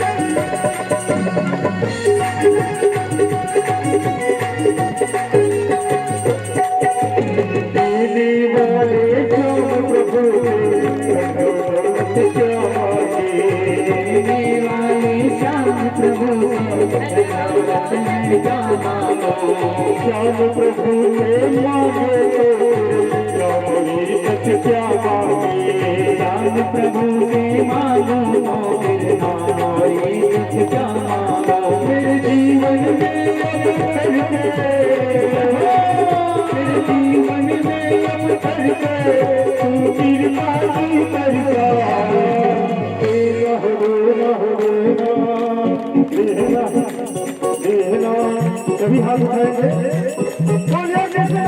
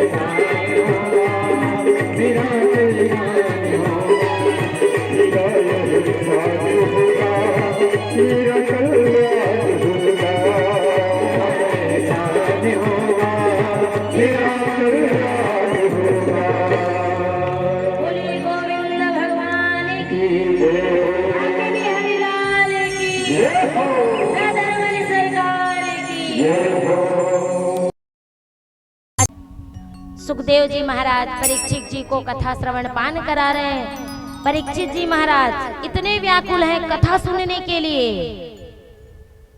किसके लिए है? कथा सुनने के लिए। यहाँ कौन कौन व्याकुल है कथा सुनने के लिए? बताओ तो। कोई नहीं है, सब हाथ गोड़ पीरम मरथेगा। बोलिए गोविंद भगवान की। हाँ, होनी चाहिए, इच्छा होनी चाहिए। और देखो वही इस कथा मंडपम में आते हैं, वही वो इस कथा के स्थान में आते हैं जिसको मेरे बाल मुकुंद गोविंद भगवान की अपार कृपा होती है। और बाकी लोग तो सब सोए पड़े हुए हैं। तो ये मानकर चलिए उनके ऊपर कृपा नहीं है। और जो सोचते हैं कि हमारे तरफ तो कान तक के आवाज आ रही है, माइक तो उधर है करके, उनके ऊपर भी कृपा नहीं है। कृपा होना, देखो हमको प्यास लगती है तो हम कहाँ जाते हैं? पानी के पास में गिलास लेंगे, मुंह में डालेंगे, तभी तो कि कोई ला के गड़गड़ गड़गड़ पंप ला चालू कर देते है। नहीं ना, नहीं होता ना ये। हाँ, तो देखो जिसके ऊपर कृपा होती मेरे बाल मुकुंद की, वही व्यक्ति ही ढूंढ फिर करके यहाँ तक आते हैं कथा में। और इच्छुक होनी चाहिए कथा सुनने का और समझने का। यहाँ से जाने के बाद चिंतन करना चाहिए। परीक्षित जी महाराज ने कहा, आपने तो छोटे बेटे के बारे में बताया, लेकिन उनके बड़े बेटे का क्या हुआ? तो कहे उनका बड़ा बेटा जंगल में चले गए थे भजन भक्ति करने के लिए, वो शादी नहीं करूंगा करके। लेकिन उन्होंने कहा है कि एक बार ब्रह्मा जी वहां पे गए थे और जाने के बाद प्रिव्रत उनको जंगल में तपस्या करते हुए देखे हैं। तब कहा बेटा तू विवाह कर ले। तब उनको हाथ जोड़ करके ब्रह्मा जी से कही, नहीं पिताजी मैं विवाह नहीं करूंगा। तब वही प्रिव्रत जी को कहा, अगर बेटा तू विवाह नहीं करेगा तो भगवान कैसे आएगा तेरे घर में? तुम्हारे घर में तो भगवान आएगा, विवाह कर ले बेटा। तब प्रिव्रत ने विवाह के लिए मान गए। और प्रिव्रत की जो पत्नी थी वो किसके साथ में हुए? विश्वकर्मा की पुत्री इला के साथ में प्रिव्रत की पत्नी बनी है। और सुंदर पत्नी बनने के बाद विवाह हुआ है। साल बीते हैं, साल बीतने के बाद में उनके गर्भ में एक सुंदर से बालक का प्रादुर्भाव होता है। और वो बालक और कौन नहीं, मेरी गोविंद भगवान वृषभ देव के रूप में परिवर्तित होता है। बोलिए वृषभ देव भगवान की जय हो। प्रिव्रत के पुत्र कौन? वृषभ देव। और वृषभ देव की जो उनकी संतानें हुई हैं वो 100 संतान हुए हैं। और सबसे छोटे संतान का नाम भरत जी महाराज। क्या पढ़े हैं? भरत जी। आज मैं आपको भरत चरित्र की ओर लेके चलती हूँ। मैं वृषभ देव ने अपने सभी पुत्रों से कहा, बेटा ये जो शरीर है ना वो नश्वर है, ये हमारे अंदर में आत्मा है, वो परमात्मा को खोजना है उसमें। ये बाकी मोह माया दुनिया भर का सब बेकार है। तो 9 की संख्या में अपने बेटों को बैठा करके, जैसे हमारे शोभित बाबूजी पूरे अपने परिवार को बैठा करके श्रीमद् भागवत श्रवण पान करवा रहे हैं, उसी तरह से वृषभ देव ने 9 की संख्या में अपने पुत्रों को बैठाए और ज्ञान देते थे। ये शरीर बेकार है बेटा, मिट्टी का है ये और मिट्टी में मिल जाना है, ये कोई काम का नहीं है बेटा। एक दिन अगर हम इस जीवन में रहकर परमात्मा की भजन कीर्तन नहीं करेंगे तो क्या करेंगे? धिक्कार है ऐसे जीवन को करके। तो वही वृषभ देव जो उनकी 100 पुत्र हुए, और वही वृषभ देव जैन धर्म की परंपरा को लागू किए हैं। 24 तीर्थंकरों में एक तीर्थंकर वृषभ देव कहलाए हैं, जो जैन धर्म को आगे बढ़ाया है। उनकी 100 संतानें में 9 की संख्या में 9 योगेश्वर कहलाए हैं। जब वृषभ देव ने अपने प्राण को त्यागे तो उनके मल मूत्र से दुर्गंध की जगह सुगंध आने लगा। बताइए कितने धर्मात्मा रहे होंगे वृषभ देव महाराज। रात दिन परमात्मा की भक्ति करते थे, उनकी मल मूत्र से दुर्गंध की जगह सुगंध आने लगे थे और अपने देह को त्याग दिए थे। उनके जो छोटे बेटे थे भरत जी महाराज, क्या था कि मेरे पिताजी कहे हैं कि ये शरीर नश्वर है, भगवान की भक्ति भजन करना चाहिए। तो उन्होंने अपना राजपाट छोड़कर जंगल की ओर चले गए, गंडकी नदी के किनारे में, और उन्होंने कुटिया बना करके भगवान की भक्ति करने लगे, भजन करने लगे। अब उसके बाद दिन बीतते गए। एक बार की बात है, भरत जी महाराज सुबह 4 बजे उठ करके सूर्य नारायण को अर्घ देने के लिए सरोवर में गए, गंडकी नदी में गए, तो वहां पर एक अजीब सा दृश्य दिखा। शेर की दहाड़ने की आवाज आई, और उसी शेर की दहाड़ने की जैसे ही आवाज आती है तो वहां पर हिरणों की झुंड थी। उस हिरण के झुंड में एक गर्भवती हिरनी थी, और जैसे ही शेर की दहाड़ को सुने हैं, इधर ऋषभदेव के जो पुत्र भरत जी महाराज स्नान कर ही रहे थे, और पूरा हिरण का झुंड आया और उस नदी में छलांग लगा देते हैं। जैसे छलांग लगाते हैं, वो हिरनी प्रसव पीड़ा में एक बच्चे को जन्म देते हैं, एक हिरण को जन्म देते हैं, और हिरण को जन्म जैसे ही देते नदी में बहने लगे। वो हिरण का बच्चा बहने लगे, तो भरत जी महाराज उठा करके लाए हैं कि ये बच्चा बह रहा है, और जैसे उठा करके लाए, देखिए कितना सुंदर हिरण का बच्चा था, और उनको देखकर मोहित हो गए भरत जी महाराज। कहते हैं किसी की जान बचाना धर्म का काम है, याद रखना। अगर कोई मर रहे हैं तो उनको पानी पिलाना धर्म की बात है, और उसको बचा करके उसके प्रेम में पड़ना, उसके स्नेह में पड़ना सबसे अधर्म की बात है, याद रखना आप लोग। बचा लियो धर्म की बात है, लेकिन आजकल कौन बचाए भैया। किसी का कोई दुर्घटना हो गया, कुछ हो गया, सबसे पहले मोबाइल निकलेगा, है ना, पहले वायरल करो, फिर बाद में हॉस्पिटल लेके जाएंगे, है ना। आपके वीडियो के बनाते तक के वो व्यक्ति राम नाम बताइए, तो ये भी बचाना क्या हुआ। और उसके बाद बचा भी लेंगे तो सेल्फी लेते हैं, हम बचा लिए देखो, और वो खून से लथपथ है। ये कलयुग है ना, कलयुग बड़ा भयंकर है, तो ऐसे नहीं करना है, प्राण बचाना है, लेकिन प्राण बचाने के बाद किसी वस्तु पदार्थ में मोह भी नहीं लगाना है। आज भरत जी महाराज को मोह हो गया हिरण के प्रति, रात दिन अब भगवान की भक्ति छोड़ दिए, राम नाम कृष्ण कृष्ण हरे राम छोड़ दिए, क्या कहने लगे, हिरण हिरण हिरण कहने लगे। उनके लिए घास लाते थे, उनके लिए दूध लाते थे, पूजा पाठ त्याग दिए भरत जी महाराज, प्रेम में फंस गए।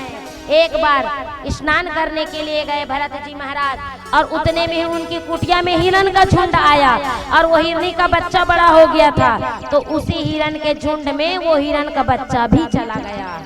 भैया जिस झुंड में आएंगे उस झुंड में तो जाएंगे, अपनी बिरादरी में तो जाएंगे, आपके पास कितने टाइम तक टिके रहेंगे। अब भरत जी महाराज जैसे स्नान करके आए, देखे हिरण नहीं है, हिरण हिरण हिरण खोजने लगे, विलाप करने लगे, रोने लगे, मरना आसन आ गया, अधम आ गया शरीर उनके। आज हिरण हिरण हिरण हिरण करने लगा, और जब उनकी अंतिम समय आया, बुढ़ापा आया, तो वो हिरण हिरण करके मर गया, और अंत में वो हिरण हिरण करके मरा तो दूसरा जन्म हिरण ले लिया। याद रखना, कभी भी आप लोग किसी भी व्यक्ति की आखिरी सांस चल रही तो भगवान का नाम लेवाना चाहिए। और वो नाम कब लेवाते हैं भैया, शुरू से, जैसे वो बालिका है छोटी से, उस बालिका को हमेशा राम राम कृष्ण कृष्ण हरे राम हरे कृष्ण, हर बालक को हनुमान चालीसा सिखाओ, तभी तो वो मरना आसन में राम बोलेंगे। और आप जो भी चीज वस्तु पदार्थ को सोच कर मरोगे, उसी में जीवन में दोबारा लेना पड़ता है। जैसे कुत्ता कुत्ता, बिल्ली बिल्ली, आजकल गाय ना पाल करके क्या पालते हैं, टॉमी, नाम भी तो देखो टॉमी, वाह रे टॉमी, बड़ा विचित्र है ना। इंसान को देखो, कुत्ता पालते हैं, गाय को छोड़ देते हैं।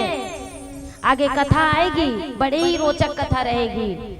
तो जो आप कुत्ता कुत्ता बिल्ली बिल्ली कहोगे, वही योनि में जाओगे, और धन धन धन करोगे तो क्या बनोगे, क्या बनो, मुसवा है, क्या बनेंगे। गरुड़ पुराण खोल करके देखना, जो धन धन करते हैं ना, वो पंचमुख वाले सांप बनते हैं, और उसी धन में कुंडली मार के बैठे रहते हैं। याद रखिए। तो कौन कौन धन धन का तो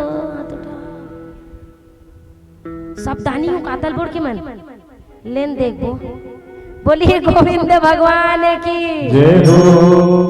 धन धन धन धन, कत्का धन धन, आखिरी में कार्ड में लिखा थे क्या लिखा थे? हाँ, काकरो में ऐसे लिखा तो ही कि परम पूज्य है ये दे भगवान के धाम चलना, निधन लिखाना जरूरी है, क्योंकि हम जीवन पर्यंत तक धन धन में मर रहे हैं, तो नी शब्द तो आएगा ही आएगा। जो जैसा कह के मरोगे, एक बार की सत्य घटना है ये, कोई बनावटी नहीं है। एक बार हमारे गांव में एक बूढ़ी अम्मा थी, और वो बूढ़ी अम्मा मरना आसन पे थी, खाट में लेटी हुई थी, और सब पूरे परिवार वाले उनको राम बोल दाई, राम बोल दाई, राम बोल दाई। वो कहाँ बोले राम? तब गांव वाले पूरा सब देखने के लिए आए, उनके बेटी आए, उनके दामाद आए, उनके पूरा परिवार आ गए। लेकिन जो विदेश में थे ना, अमेरिका में, वो बेटी दामाद नहीं आए थे। बेटी का नाम था मंटोरा। क्या नाम था?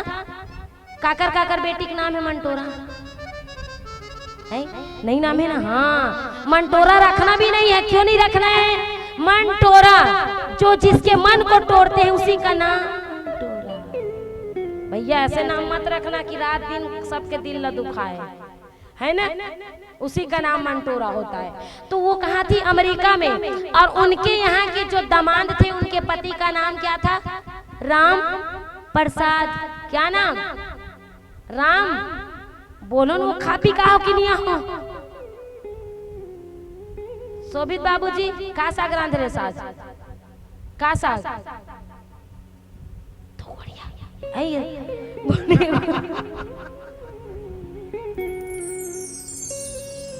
ऐसे करतेगा। बंधी दादा 4 दिन हो गए बंधी है। का करी बेचारा? तू मन तो एको दिन तो गोभिल नान देते हो, मैं भाजी खाने वाली हूँ। एक लाखड़ी भाजी खुला चला नान देते हो, ज्यादा हरा भरा नहीं का तो वो सुखाए वाला खाता ना मन है। यहू बेचारा मन हलक कान होगी, हम लटका झलक खवा खवा के तब बंधेज खवाही दादा। एक थोड़ी गलती हमर मन के 9 दिन ले डेरा डारे हम, कौन सही बता दो। अब काली से मोला कम से कम भाजी पाला खवा दू। कहा बाबूजी हमार गाँव में ना अब्बर दानी महाराजीन, अब्बर दानी कथले ने सुखा भाजी पत्ता नहीं खा। जेकर जेकर घर लाखड़ी भाजी खुला हुई, चना भाजी खुला हुई ना, तेरा सब ला कल ठाकुर जी में चढ़ाना। भगवान गोविंद भाजी पत्ते को खा करके मन को तृप्ति किए थे, याद रखना। उनको मेवा मिष्ठान नहीं चाहिए। तो राम प्रसाद नाम था। तो गांव वाले ने क्या किया? अरे हाँ, वो नाम अमेरिका में रहता है, छोटा बेटी दामान, उनको बुलाया जाए। अब वो ध्यान से सुनना, हल्ला मत करना, क्योंकि आज की जो कथा है ना, बड़ी अद्भुत कथा है। और आप लोग हाथ उठाए थे कि हम कथा वाले हैं करके, और तुमने तो सुना थे अभी अभी कायरीन में आते। क्रिस का गाना सुनेगा? क्रिस का कहा था है नहीं? ये का है? हमू कथन भगवान का गाना सुनेगा? भगवान का भक्ति न किया भजन न किया, भक्ति न किया भजन न किया, भजन न किया, अरे भक्ति न किया भजन न किया, भक्ति न किया भजन न किया, तो बोलो न बोलो क्या किया, तो बोलो न बोलो क्या किया। आके दुनिया में भी अगर, आके दुनिया में भी अगर भजन न किया तो क्या किया, भजन न किया तो क्या किया, भक्ति न किया भजन न किया, भक्ति न किया भजन न किया, तो बोलो न बोलो क्या किया, तो बोलो ना बोलो क्या किया। आके दुनिया में भी अगर, आके दुनिया में भी अगर भजन न किया तो क्या किया, भजन न किया तो क्या किया। यहाँ का किसका सुनेगा? किसका? तू मन नहीं सुना, कान्हा का सुनेगा? कान्हा का एक कान बोल के देखूं तो मुंह बंद हो जाइए कर मैं के। तो भैया हम भक्त वाले, भगवान वाले हैं, हम कृष्ण वाले। कृष्ण कृष्ण करो। दुनिया में आए हो तो किस लिए आए हो? खाने पीने सोने के लिए? कुत्ता बिल्ली भी कर रहा है, हम तो इंसान हैं भैया। भक्ति करने के लिए, भजन करने के लिए आए हैं, और साथ ही साथ में अपने परिवार का जीविकोपार्जन करने आए हैं। बुलाए हैं राम प्रसाद जी को, फ्लाइट में आए हैं। फ्लाइट मतलब जानते हो का होते? ऐसे टांग के देखो नरेंद्र मोदी आगे है ना, हेलीकॉप्टर बैठे हो, कौन कौन बैठे हो, हाथ उठा, जबरन मत बोल गा। बाबूजी ऐसे हाथ उठा दे, बैठ गया सही में, कहाँ के रेस ये देख, हाँ सोचा थी एक कर रहे चूली में झूल के बताबे, तब वो हेलीकॉप्टर में जाबे, प्राण निकलते दादा। एक बार राजीव गए थे, बैठा दिए सहेली सहेली में, जो हम आवाज किए, जो हम आवाज किए दादा, प्राण निकल गए। एक क्षण के लिए तो लगा कि ये है ही नहीं करके, प्राण बचे तो लाखों पाए भी। तो उसको फ्लाइट से बुलाए हैं, एरोप्लेन से बुलाए, अब आके ना आए। और वो डोकरी दाई केवल आवाज से पहचान रही है ना, आवाज से कि ये फलाने हैं, ढेकाने हैं, ये है, वो है, राम भाई है, ये श्याम भाई, ये आंख में चंदर लग गया है। बोले ये दाई देखना कौन है तोर कर मिले बार, तब कोई कौन है बेटी, कौन आहे, तो बोली देखो ना नाम बता। उनकी बेटी आई पहले नतनीन, कहते दाई ए वो दाई मैं कौन बताना, ते हाँ बेटी, ते हाँ वही तास रे, कौन बताना, नाम बता, देख तोर बार बरा रोटी नाने हो कहा थे, जिंदगी भर वो पानी नहीं दी, बरा रोटी धर के आए अमेरिका ले, बताओ। अब बोले बताना दाई मैं कौन हो, ते हाँ बेटी वही तास, मंटोरा दास वो कहा थे, जान गई वो माता राम, आवाज पहचान के। अब उसके बाद हाँ जान डरी दाई है, अब पक्का अच्छा होने वाला है, दिमाग की बत्ती जल गई है, कहा सब परिवार वाला मन, अब मोक्ष मिल ही डाइल हमारा। अब उनके दामाद को बुलाए, और जैसे ही दामाद को बुलाए ना, तो ये दाई मैं कौन वो कथे, कौन है वो कर दामाद है, तो तिहा बेटा तिहा रे। सब बुजुर्ग ध्यान से सुनना, जो मेरे वृद्ध जन है, माता पिता, वो स्थिति हमारे ऊपर भी आने वाला है ना, याद रखेंगे, अपने लिए भी है वो। तो बोले तिहा बेटा ते हुई दास, कौन दाई नाम बता, नाम वही मत का नाम बता, रोक ना गा, अब एक गोठिया ते कौन कहा थे, आवाज से पहचानना है उनको। तो बोली कौन दाई बता ना, वो का खाबे बता, हाँ जान डरे हो बेटा, ते कौन तेला रे कथे, कौन दाई बता बता बता, तिही दास बेटा मंटोरा यहाँ दमान थे, राम प्रसाद नहीं बोली डोकरी है, का बोली मंटोरा यहाँ के दामान, जिंदगी भर एक अगरबत्ती नहीं जला हो माता राम, हाँ राम के नाम ली। कहने का मतलब है मैं यहाँ चुटकुला बताने के लिए नहीं आई हूँ, हंसवाने के लिए नहीं आई हूँ आप लोग को, ये कटु सत्य है। आखिरी क्षण आता है ना, कितनों भी कर लो, मुख से राम नाम नहीं निकलता है, कृष्ण नाम नहीं निकलता। क्यों नहीं निकलता है? क्योंकि जीवन पर्यंत तक हम झगड़ा लड़ाई में ही बिता दिए, उनके साथ नहीं पटना, इनके साथ नहीं पटना। और मोर भाई मोर झगड़हीन कथे, झगड़हीन बने हैं वो कथे, मोर कर नहीं लगाए फोन, एकर कर लगाते, झगड़हीन के का हाल चाल जाते। हाँ रात दिन झगड़ा करेंगे तो परमात्मा की याद आएगी ना, नहीं आने वाली है, याद रखना। तो कहने का मतलब है आप लोग अभी से तैयारी करो, उस परमात्मा ने हमको जीवन दिया है। तो आज भरत जी महाराज मृग योनि में आ गए, जब मृग योनि में आए ना तो पूर्व जन्म में याद आया, अरे मैं तो भरत था, वृषभ मेरे पिताजी थे जो जैन धर्म परंपरा को लागू किए हैं, मैं इस टाइम कोई गलती नहीं करूंगा। उसी गंडकी नदी के किनारे में खड़े होकर, एक पैर में खड़े होकर के वो हिरण जाप करने लगा राम जी का। अधोगति हुई, मरना आसन आया, तो राम राम वो जीव भी, वो हिरण वो समझ गया था पूर्व जन्म में मेरी दुर्गति हिरण रूप में आया है। तो उन्होंने राम राम कह करके मृत्यु हुई हिरण की, फिर से उनका जन्म हुआ एक ब्राह्मण के घर में भरत महाराज के रूप में। 3 जन्म हुए भरत जी का। कितने जन्म हुए हैं? 3 जन्म। और भरत जी का 3 नाम भी है। कौन कौन से? एक तो अभी हो गया भरत, और दूसरा एक और भरत कौन है? मैं सुने हो कि कातल बोल के मन अब्बड़ रामायण पढ़ते, तो काय पढ़तूगा? महाभारत। हाँ उमें तो आगे है। भरत का नाम है राम जी के भाई के नाम, और दूसरा भरत शकुंतला के, बोलो बोलो, पुत्र के नाम है। दाई खोल के देखना रामायण। भरत जी तीसरा योनि में आए और तीसरा योनि में आए तो भरत जी मुंह को बंद कर लिए, अब मैं मुंह नहीं खोलूंगा क्योंकि मेरा तीसरा जन्म भगवान एक बार दो बार तीसरे बार भी चांस देते हैं, उसके बाद कोई चांस नहीं देता है। तो मन कथो नहीं अपन बेटी बेटा ला 3 बार तो चांस दूरे पढ़े के 12वीं 3 बार फाइल हो जाए, चौथा बार नहीं पढ़ाओ कथो तन कंठस्थ हो जाते, अरे मोर पिताजी हाँ खेत भेजी मोला। अब वो याद किए, बोलना बंद किए। उनके 5 भाई थे और भाइयों में सबसे छोटा भाई भरत जी महाराज थे। बहुत प्यार करते थे, प्रेम करते थे। भाभियां आई, भाभियों ने काम करवाना चालू कर दिए। अब भरत जी महाराज पढ़ने जाते थे तो पढ़ने के लिए मास्टर जी बोलते थे बेटा अनार किया बोल, भरत जी बेटा उल्लू को बोल, भरत जी कुछ बोले ही नहीं। उनको क्या था मैं कुछ बोलूंगा मतलब मैं गया इस टाइम, अब मुझे भक्ति करने के लिए जीवन ये शरीर मिला है। भरत जी ने मन ही मन ठाने हैं। अब एक बार गुरु जी ने कहा, उनके भाइयों से शिकायत किए कि आपका बेटा ना पढ़ता है ना लिखता है, आपका भाई बस बैठा ही रहता, पक्का ये जड़ भरत है। उसी दिन से भरत जी का नाम जड़ भरत रखा गया है। अब उनको आखिरी में बैठाते थे मास्टर, आखिरी में अधिकतर देखो जे बोधा बच्चा रहते ना, बोधा मतलब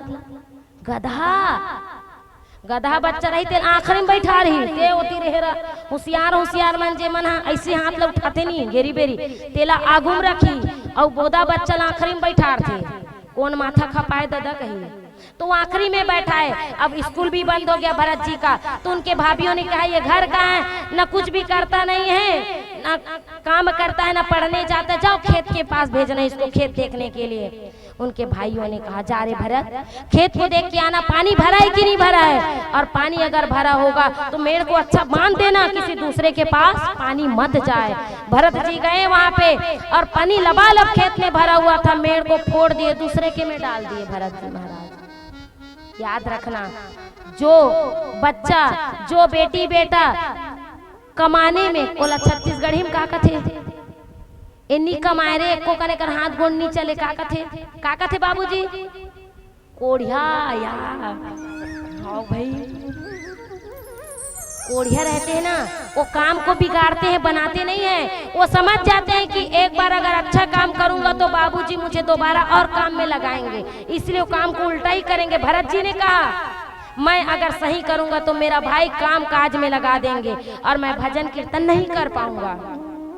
अब वहां पर उल्टा करने लगे, भाई देखे तो उनका दिमाग खराब हो गया। भाभिया कहती तुम्हारा भाई खा खा के बस जीवन बिता रहा है, सब उल्टा पुल्टा करते हैं। मैं कल बताई थी भाई भाई में प्रेम रहता है, जैसे भाभी का आगमन होता है भौजी कथे भौल ऊपर करके आंख ला दिखाओ करे नाम भौजी।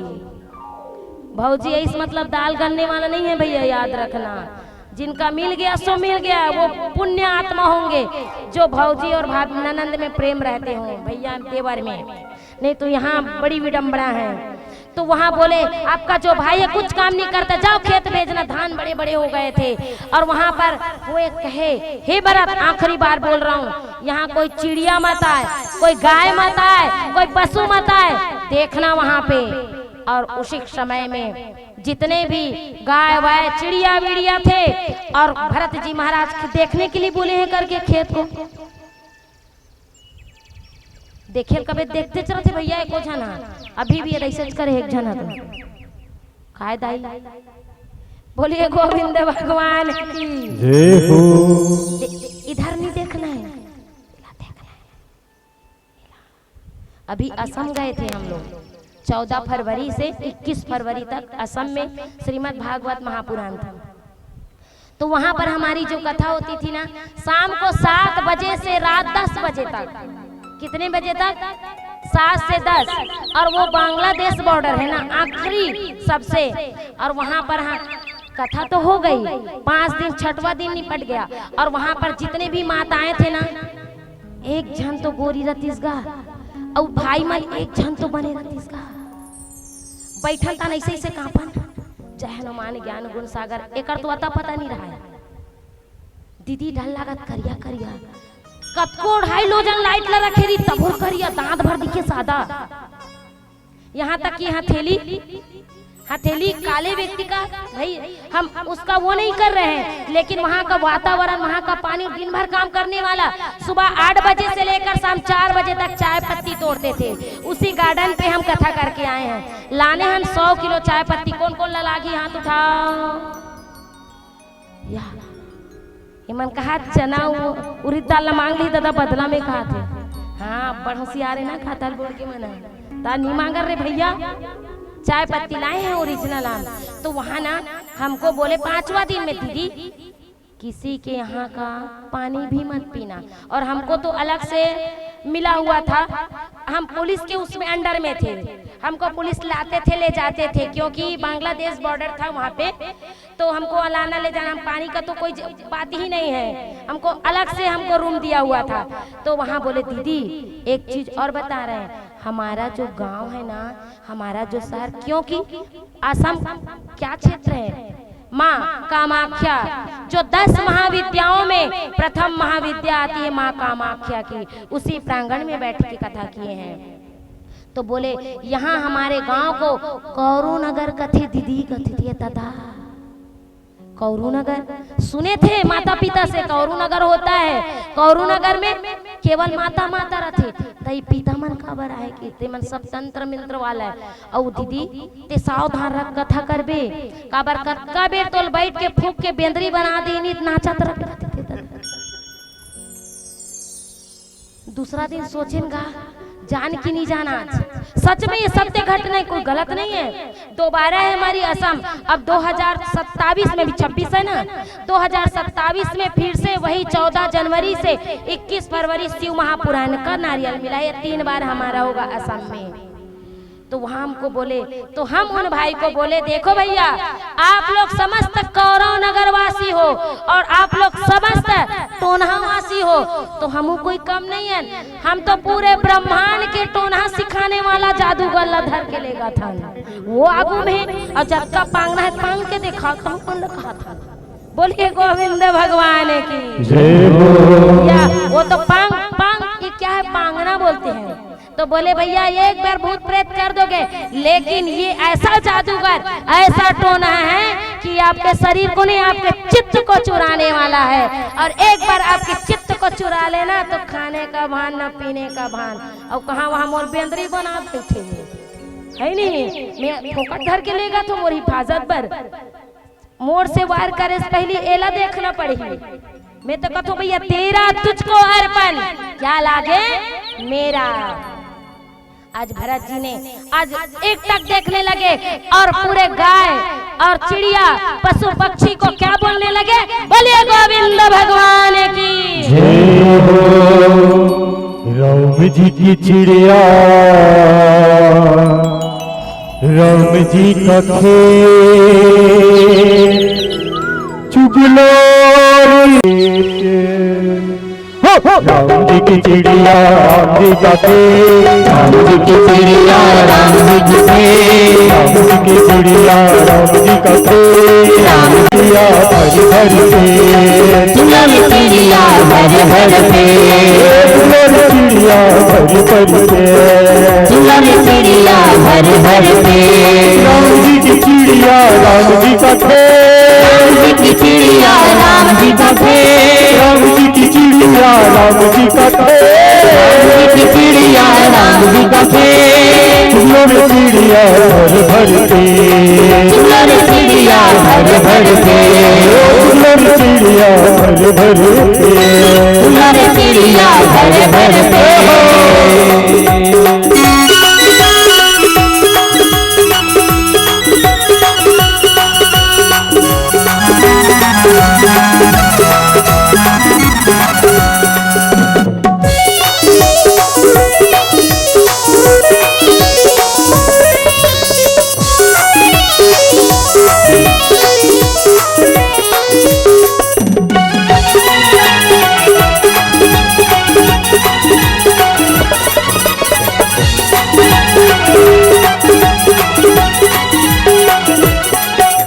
राम जी की नदिया राम जी करे, राम जी की नदिया राम जी करे, राम जी की नदिया राम जी करे, राम जी की नदिया लो रे चिड़िया भर भर के, पिलो रे चिड़िया भर भर के, पिलो रे चिड़िया भर भर के, पिलो रे चिड़िया भर भर के।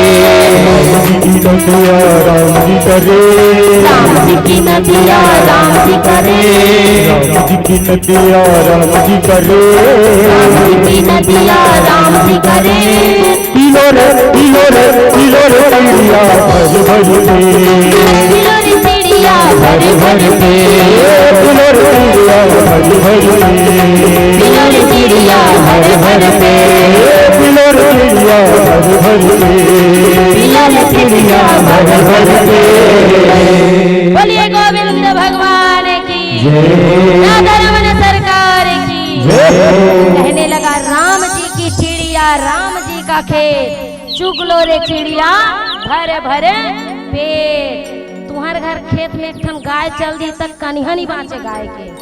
ओ तेंदू लौठिल निकाली दे दनादन पीटी, है कि नहीं। भरत जी जैसे बनना है आप लोगों को, लेकिन ना भैया मुश्किल है। चना एक कोठन नहीं बाँचे बीजा है नहीं, उड़ीदार नहीं बाँचे, लाखड़ीदार नहीं बाँची। अगर गाय खा दी था मारना नहीं है, गौ माता को भगाओ भले, लेकिन मारना नहीं। भरत जी महाराज सबको बुला ले, सब चुगने लगे। भाई देखिए अरे राम राम, ये तो दुर्गति बिगाड़ दिए खेत का।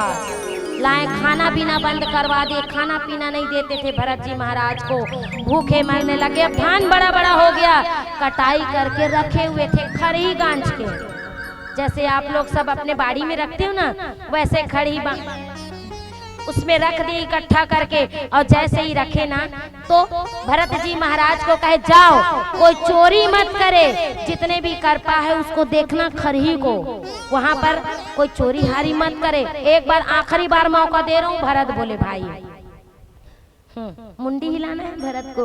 भरत जी महाराज चले गए। अब जैसे ही गए तो बड़ा सा मिचान बना लिया, जैसे खेत में भाई लोग बनाते हैं ना बैठने के लिए, क्या बोलते हैं उसको, छपरी छाते हैं, ऊपर में कुर्सी जैसे बना के मस्त लेटे रहते हैं, वैसे बना करके एक तक लेटे हैं। और अर्धरात्रि में उतने में ठीक 12 बजे एक चोर 3 बोरा लेकर के आए। कौन आए? चोर 3 बोरी लेकर के। और भरत जी ऐसे एक तक देख रहे हैं उस चोर को, और वो चोर है खेत में आए भरत जी के, जो खरी गंजाए थे उसमें, और सब खरी से चावल धान को ठूस रहे थे बोरी में, भगा भग भगा भग। अब भर लिए 3 बोरी तो हो गया। आदमी कितना है? आदमी कितना है? चोर कितना है? चोर 1 है। और बोरी कितना लाए हैं? 3 लाए हैं। तो चोर तीनों बोरी एक साथ ले सकी का पॉसिबल है? कभी तुम्हारे जीवन में कोई चोरी करे हो हाथ उठाओ तो। ईमानदार इस ठाकुर जी कर बैठे हो, चोरी करे हो? बोलो बोलो दम से, क्या चुराए हो? शोभित बाबूजी गलत बोला था, ऐसे डमरू हला हम करन दादा नान चल रहे हा त तोर माँ हा दूध लपकाए रही से त साड़ी कैसे को रपोट के खैसे। हाँ तो चोरी न होत गाय, सभे तो एकदम हिष्ट पुष्ट है दादा। सच में हमारे बाबूजी की महिमा अपार है। बताएगा डोकी दाई का बताऊं बेटी, तोर बाबा हा छोटे रिश्ना तो मनमाने साड़ी खा ले भाग गए, बिलाई खाई दाई कहा है। और बड़े बन बिलवा तू ही हरे की से, और चोरी चोरी करे कि कथेगी के। और हमारे बाबूजी से लगना नहीं है। वो कहते हैं जैसे हनुमान जी ने लंका पे आग लगाए बेटा, वैसे आग लगा दूंगा। बोलिए गोविंद भगवान की। एक डायलॉग अभी भी कंठस्थ है हमारे बाबूजी का। कल कहा कोई नहीं चोरा है हमारे गांव में, चप्पल चोरा है इस लोनी के, तो नहीं चोरा है तो कैसे बात करता, जे चोरा है हुई। और देखो 1 महीना के अंदर में ओकर गोड़ में चप्पल लोनी तोड़, ते मोर ट्रैक्टर है ना ते मैसे है कथी, ते में बांध के मारू सड़ा सड़ोला कथी, ना रही गोड़ और ना रही चप्पल कथी। तो 1 महीना के बाद जान ही होगा ना पालिश लगा है। हाँ तब तो जान डरी होगा। चोरी नहीं करना है। भरत जी महाराज एक तक देखे, अरे ये तो सक नहीं पा रहे, 3-3 बोरी है। तो क्या किया भरत जी नीचे उतरे, और नीचे उतर करके वो जो चोर खड़ा हुआ था चोर को इशारा किया, और एक बोरी चोर को लाद दिए और 2 बोरी भरत जी महाराज उनके घर पहुंचाने के लिए चले गए। बताइए, पता चला भाइयों को कि ये तो सब चोरी करवा रहे करके घर से निकाल दिए। और जैसे ही घर से निकाले हैं, खाना पीना त्याग दिए, भरत जी महाराज मन में राम राम कृष्ण कृष्ण का गुणगान करने लगे। हरे राम राम राम हरे हरे, हरे कृष्ण कृष्ण कृष्ण हरे हरे। ध्यान से सुनना, जब तक कि आपका हाथ पैर चल रहा है तब तक लोग आपको पसंद करेंगे, जब तक आपका काम निकाल रहे हैं तब तक आपको पसंद करेंगे। जिस दिन हमारा हाथ पैर खंग गया, जिस दिन हम काम करने में असमर्थ हुए, उस दिन हमको हमारे घर वाले बाहर निकाल देते हैं। भरत जी का जब तक काम था परिवार वाले रखे, और जैसे ही काम नहीं किए तो उनको घर से बाहर निकाल दिया। और भरत जी अब हरे राम हरे कृष्ण कहने लगे। उसी जंगल में एक राजा था, कोलभील का राजा, पुत्र कामना के लिए माँ भद्रकाली से प्रार्थना किए थे कि हे माँ भद्रकाली, अगर मेरे घर में संतान आएंगे तो बलि दूंगा आपको। क्या बोले थे?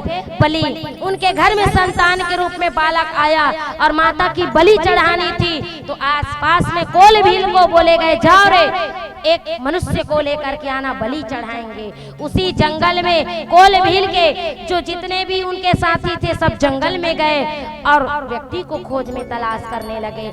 और उसी बीच में कौन दिखे हैं? भरत जी महाराज। हरे राम हरे कृष्ण जंगल में कोलभील जितने भी थे सब पकड़ के लेके आए। जैसे ही लेकर के आते हैं तो कोलभील के राजा कहते हैं, इसको अच्छे से राज्य अभिषेक करवाओ, दूध से अभिषेक कराओ, स्नान दान करवाओ, उनको लक्ष्य साबुन से नहलाया जाए। कौन कौन लक्ष्य साबुन से नहाते हैं? आज हमारे जो बाबूजी है ना, यहाँ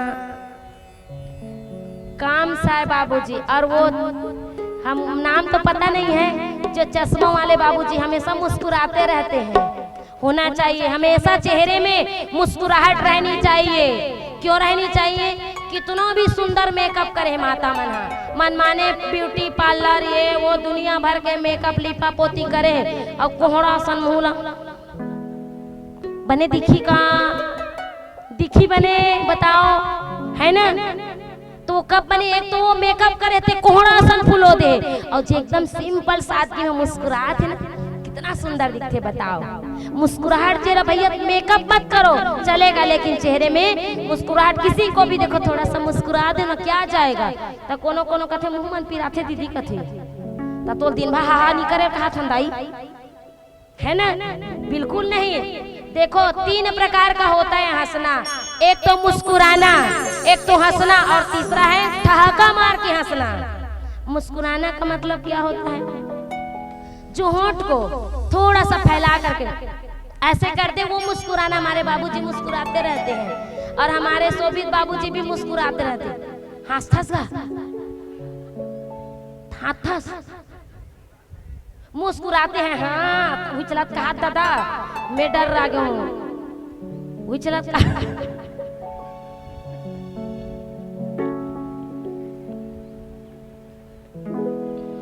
मुस्कुराना। और हंसना मतलब क्या होता है? हंस रहे हैं तो दांत दिखेगा, मतलब जानकर चले कि वो हंस रहा ही करता, कथे नहीं तो 32 लमत दिखा रहे की वो हंसना हुआ। और ठहाका मारना मतलब पूरा तालू दिखना, जो एकदम विषम परिस्थिति में अत्यधिक खुशी आ गए तो जोर से ताली पीट के ठहाका मारना, मतलब होता है हंसना। वो होता है जो तालू दिख जाए उसको बोलते हैं हंसना। और मैंने कहा था कि दिन भर हाथ छहा करत रहा, पागल की सब जन भगा दी। मुस्कुराना है दादा, वो दीदी कहत छे दादा, हंसना है कि जेती देख बेटी मर गए काम बूता हो भी नहीं करे वैसे। मुस्कुराना चाहिए हमेशा। और मेरे शिव जी को, मेरे गोविंद को वही चेहरा पसंद है जो मुस्कुरा करके मेरे परमात्मा का दर्शन करते हैं। इसलिए मेरे शिव जी को तो कहते हैं ना, सत्यम शिवम सुंदरम। क्यों कहते हैं? बोलने के लिए नहीं, मुस्कुराने के लिए। तो तो वहाँ पर मुस्कुराना चाहिए, हंसना चाहिए, सबसे बातें करना चाहिए, मिलजुल करके रहना चाहिए। और भरत जी महाराज को आज स्नान ध्यान करवाए गए, रहुगण वहाँ पर बताए गए हैं। वहाँ पर जितने भी राक्षस थे सबको बताएं कि इनको सुंदर सुंदर भोजन कराए, 56 भोग करवाए हैं। भरत जी महाराज मन ही मन में सोचे, पता नहीं आज परमात्मा ने कितनी कृपा किए हैं, आज मुझे 56 भोग मन में बोल रहे हैं, इतना स्पीड से खा रहे हैं कि पूछो ही मत। कितने दिनों से नहीं खाए थे भरत जी महाराज। अब उसी समय में जैसे ही कि आप कहते हैं चलो दर्शन करने के लिए देवी की दर्शन करने के लिए लेके गए। भरत महाराज को कोलभील के राजा बोले हैं कि और कुछ चाहिए खाने पीने के लिए ना, पेट भर गया भरत जी महाराज का। बोले माता की मंदिर में लेके जाओ। वहाँ पर एक मंदिर थी, माँ भद्रकाली की प्रतिमा थी। मन्नत मांगे थे पुत्र आएंगे तो बलि देंगे। आज बलि के लिए किसको लेके जा रहे हैं? भरत जी महाराज को कहे। और जैसे ही प्रतिमा को देखे, माँ भद्रकाली को देखे, भरत जी महाराज हाथ जोड़े, प्रार्थना किए कि माँ आपका दर्शन हो गया। हे माँ पराम्बा आदि शक्ति अनंत शक्ति जगत जननी जगत जाया अखिलेश्वरी भुवनेश्वरी रास रासेश्वरी त्रिपुर सुंदरी माँ भद्रकाली मेरी प्रणाम स्वीकार करो। भद्रकाली को देखे। अब उनके कोलभील के जितने भी व्यक्ति थे उनको बोले कि तुम प्रणाम करो, लेकिन ऐसे मत करो, सिर को नीचा करो। बोले वहाँ पे लकड़ी था, उस लकड़ी में सिर नीचा करके प्रणाम करो। बोले बलि देते हैं तो कैसे देते हैं, समझ रहे हो ना मेरी बातें को, ध्यान से सुनना। प्रणाम करवाए, सिर को मुंडी को झुकाए हैं भरत जी महाराज। और जैसे ही मुंडी को झुकाते, कोलभील का राजा तलवार निकालते हैं। और जैसे तलवार निकाल करके भरत जी महाराज को धड़ाम से मारने वाले होते हैं, उसी समय में माँ भद्रकाली प्रकट होती है। बाल को खोल करके ललवाती आंख में रौद्र रूप में भवे टेढ़े हो जाती है और तांडव करते हैं। पूरे जितने भी राक्षस थे सबका संहार करती है। बोलिए भद्रकाली मैया की हो काली काली महाभो काली काली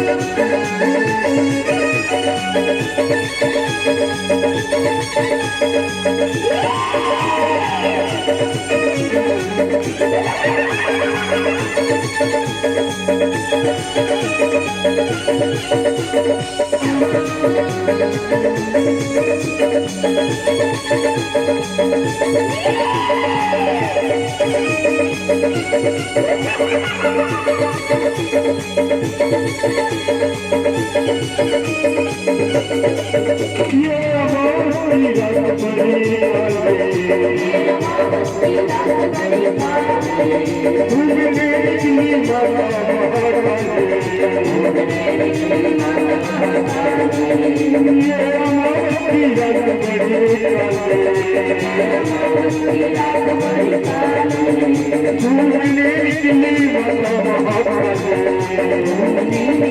माता महाकाली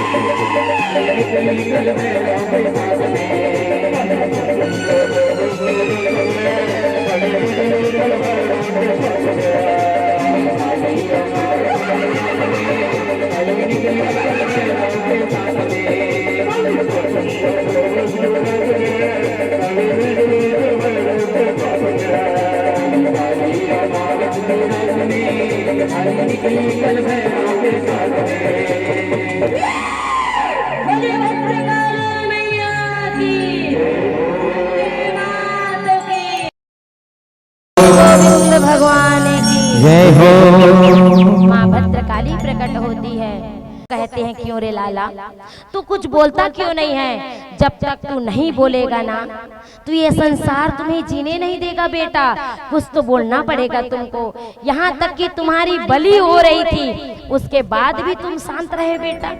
बोले माँ अगर मैं बोलता ना तो आप मुझे दर्शन थोड़ी देते, आप मुझे दर्शन मेरे ना बोलने के कारण ही तो दिए हो माँ, इसलिए मैं नहीं बोली माँ। लेकिन बेटा ये गलत है, कभी भी कोई भी बात करे ना तो उनसे बात करो, सही और गलत को तो अपनाओ आप, देखो। ऐसे करके भद्रकाली मैया आशीर्वाद दे करके अपने लोक में चले जाते हैं। इधर भरत जी महाराज हरे राम हरे कृष्ण करते करते नगर में जा रहे थे। उनकी भेंट रहुगण से हुई। वो जो रहुगण थे वो कपिल मुनि के आश्रम जा रहे थे अपने गुरुदेव से मिलने, उनको भी ज्ञान का उपदेश दिया है। और ज्ञान का उपदेश दे करके भरत जी महाराज अनेक राज्यों तक के शासन किया। ऐसी उनकी कथा अद्भुत अलौकिक है। कहा जाता है कि एक बार कोई भरत चरित्र कोई सुन ले कथा के माध्यम से तो उनके घर में हमेशा संपदा सुख निवास करते हैं। और माताएं आप लोग के घर में अगर रसोई में धन अत्यधिक खर्च होता है, अन्न खर्च होता है, तो उस रसोई कक्ष में भरत लिखने से आपके यहाँ अन्नपूर्णा निवास करती है। ऐसा श्रीमद् भागवत महापुराण में बताया गया है। तो उनकी जो कथा है बड़ी अद्भुत अलौकिक है। तो वहाँ पर आज सुखदेव जी महाराज राजा परीक्षित को कथा श्रवण पान करवा रहे हैं और कहते हैं राजा परीक्षित हम आपको एक ऐसे ब्राह्मण की ओर लेके चलते हैं और उनका नाम है क्या? अजामिल। मैं आज आपको अजामिल की कथा प्रवाहित करवा रहा हूँ। सुखदेव जी महाराज सुंदर परीक्षित जी को कथा श्रवण पान करवा रहे हैं। अजामिल जो कानपुर के कन्नौज शहर में रहने वाला है, उत्तर प्रदेश के, उनका नाम था अजामिल। अज धन मिल। एक तो अज मतलब होता है बकरा और मिल मतलब होना मिल जाना, बकरे में मिल जाना। और एक अज मतलब होता है ब्रह्म। क्या होता है? ब्रह्म, उस परमात्मा में मिल जाना, ब्रह्म में मिल जाना। तो अजामिल रोज नित्य प्रतिदिन, बहुत बड़ा पंडित था ना वो, वेद वेदांत का पाठ पूजन करते थे, बिना हवन किए बिना पानी नहीं पीते थे। ध्यान से सुनना अजामिल की कथा आप लोग। रोज अजामिल हवन करने के लिए, नौधा लकड़ी लेने के लिए जंगल में जाते थे और जंगल से लकड़ी लाकर रोज आहुति देते थे। तो एक दिन बड़ी विचित्र घटना घटे हैं अजामिल के साथ में। जंगल गए अजामिल ब्राह्मण और जंगल में गए तो एक अजीबोगरीब दृश्य देखे। एक 21 साल की लड़की एक लड़के को मदिरा पान करवा रहे थे। क्या करवा रहे थे? मदिरा पान करवा रहे थे। तो उन्होंने उस लड़की को देख करके अजामिल जो इतना बड़ा पूजा पाठ भक्ति करने वाला, उनकी नियत बिगड़ गई उस स्त्री को देख करके। और वो स्त्री पिंगला स्त्री थी, वैश्य स्त्री थी, उसको देखकर वो मोहित हो गए। देखिए कितनी बड़ी दुर्भाग्य की बात है, शोभा नहीं देता है। वो कहाँ पंडित और वो कहाँ पिंगला स्त्री। हमको अपने कुल अपने धर्म की मान मर्यादा रखनी चाहिए। अच्छा ये बताइए, हमारे शरीर का ऐसा कौन सा अंग है जो बना सकता है और बिगाड़ भी सकता है? क्या है बताइए, बोलिए। हाथ, हाथ में मार दिए, क्षमा भी मांग लीगा, है ना? गलत है। हमारे शरीर का ऐसा अंग है आँख। एक बार आंख बिगड़ गया तो जिंदगी बिगड़ गई। अगर आंख सुधर गया तो मानकर चलिए जिंदगी सुधर गई।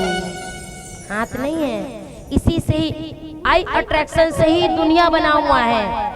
अगर हमारी आंख को अच्छा संभाल करके रखेंगे तो वो जीवन पर्यंत तक हमको उच्च उन्नति देंगे।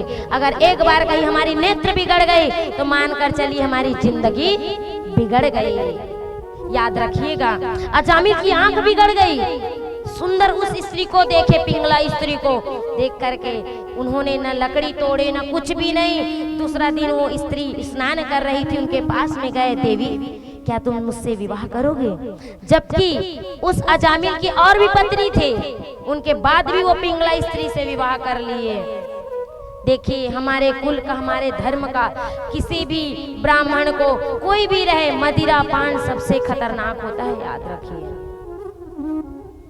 पूरे कुल का सर्वनाश कर सकता है। खासकर मेरे ब्राह्मण देवता आचार्यों से आग्रह है, हाथ जोड़ करके निवेदन है, अगर वो किसी के घर में पूजा अर्चन करवा रहे हैं, इस कथा मंच से मैं अवगत कराना चाहूंगी, अगर किसी के घर में यज्ञ हवन अनुष्ठान में आए हैं और वो पी करके आए हैं और गुटखा तंबाकू पान खा करके आए हैं, तो आप लोगों से आग्रह है कि उस पंडित जी को अपने देहली पर भी चढ़ने मत देना, क्योंकि वो खुद व्यसन में है। आपको ज्ञान पाठ पढ़ाने आए हैं, तो क्या पाठ पढ़ेंगे? वो तो काम वासना हो गया, काम को लेकर आपके घर में प्रवेश कर रहे हैं। बिल्कुल भी उस पंडित जी को हाथ जोड़ करके, हम नहीं बोल रहे धक्का मार के भगाओ, उस पंडित जी को बोल दो कि भैया महाराज जी हम खुद ही हवन कर लेंगे, हम खुद ही पूजन अर्चन कर लेंगे। हम सबके लिए बोल रहे हैं, मेरी बात आप लोग को बुरी लगेगी, लेकिन न्याय वही कहती है, वो परमात्मा वही कहता है, हम जिस कुल में जन्म लिए हैं उस कुल में मान मर्यादा रखनी चाहिए। अगर हमारे नाम से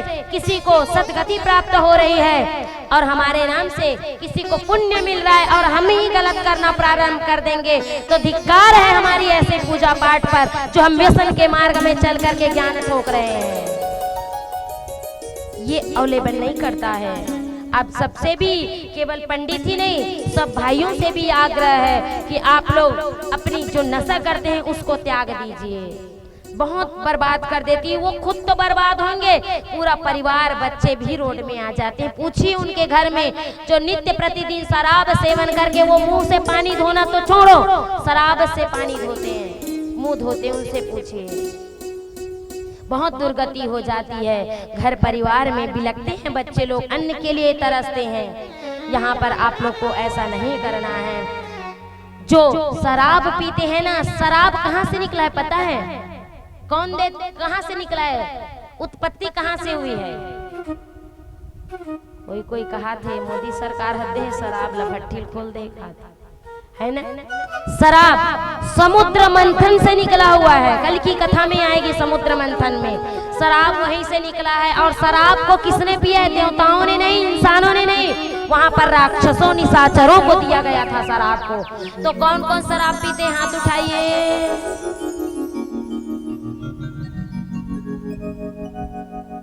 कौन हाथ उठा? कौन है? ते पीथास का या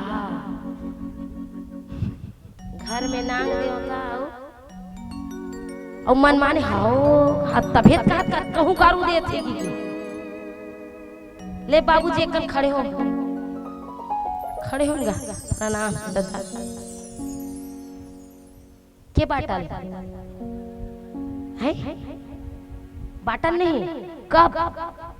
डिस्पोजल ले।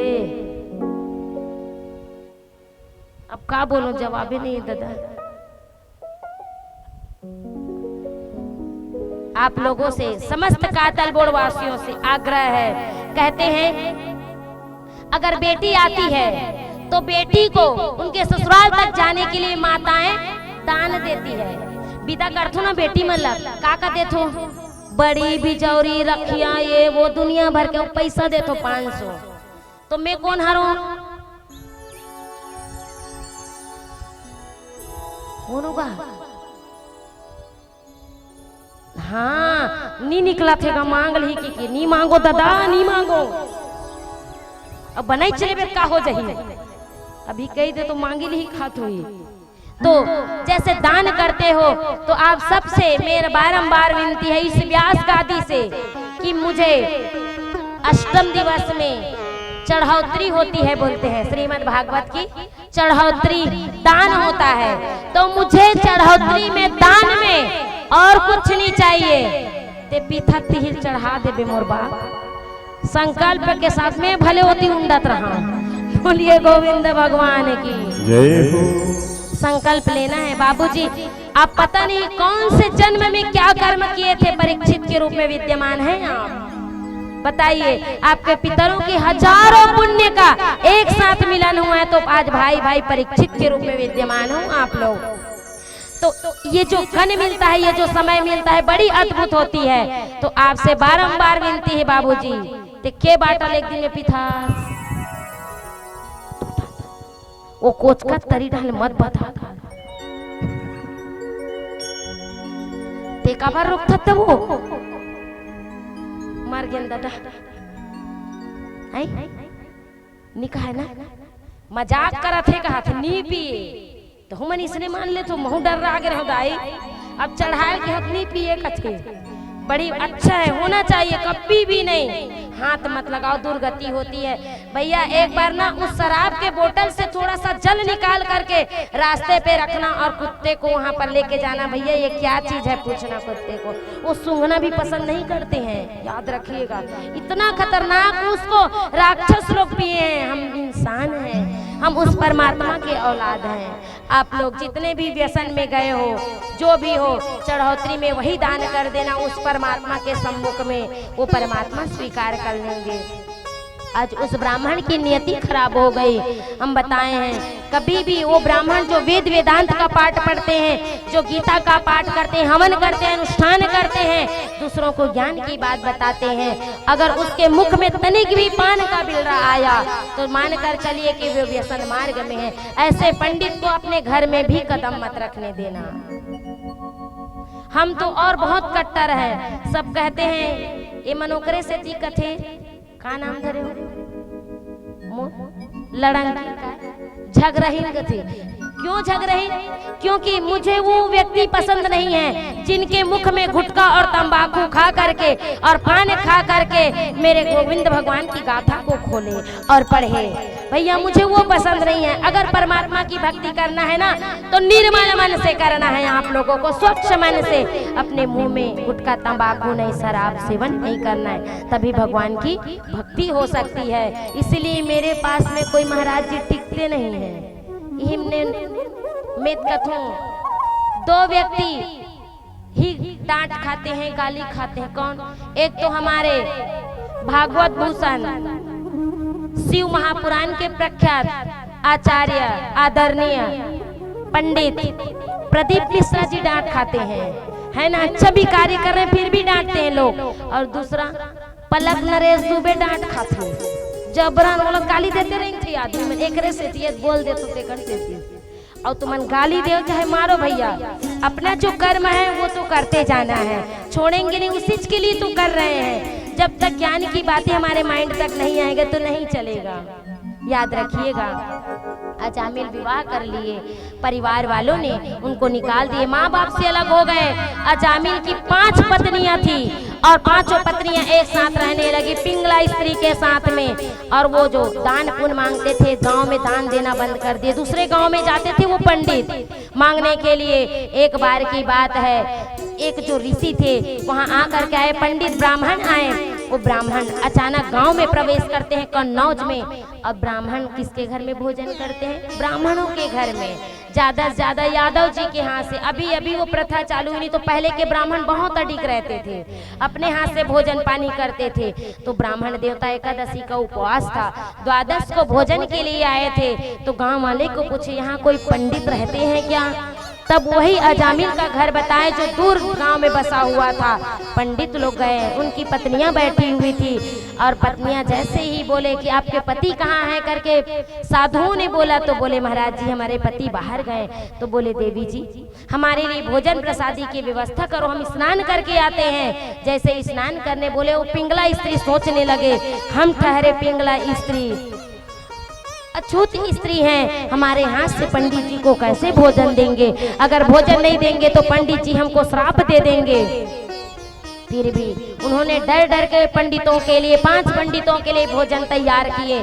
और पंडित जी स्नान ध्यान करके आए और आकर के सुंदर आसन लगा करके बैठे हैं। आसन लगा करके बैठने के बाद में वो जो स्त्रियां हैं अजामिल की पत्नियां आकर के भोजन परोसने लगे। और जैसे ही भोजन परोसने लगे तो पंडितों ने पानी लेकर जल लेकर भगवान की ध्यान किए हैं, गोविंदाय नमो नमः करके। तो उस समय उस अन्न में क्या देखे हैं?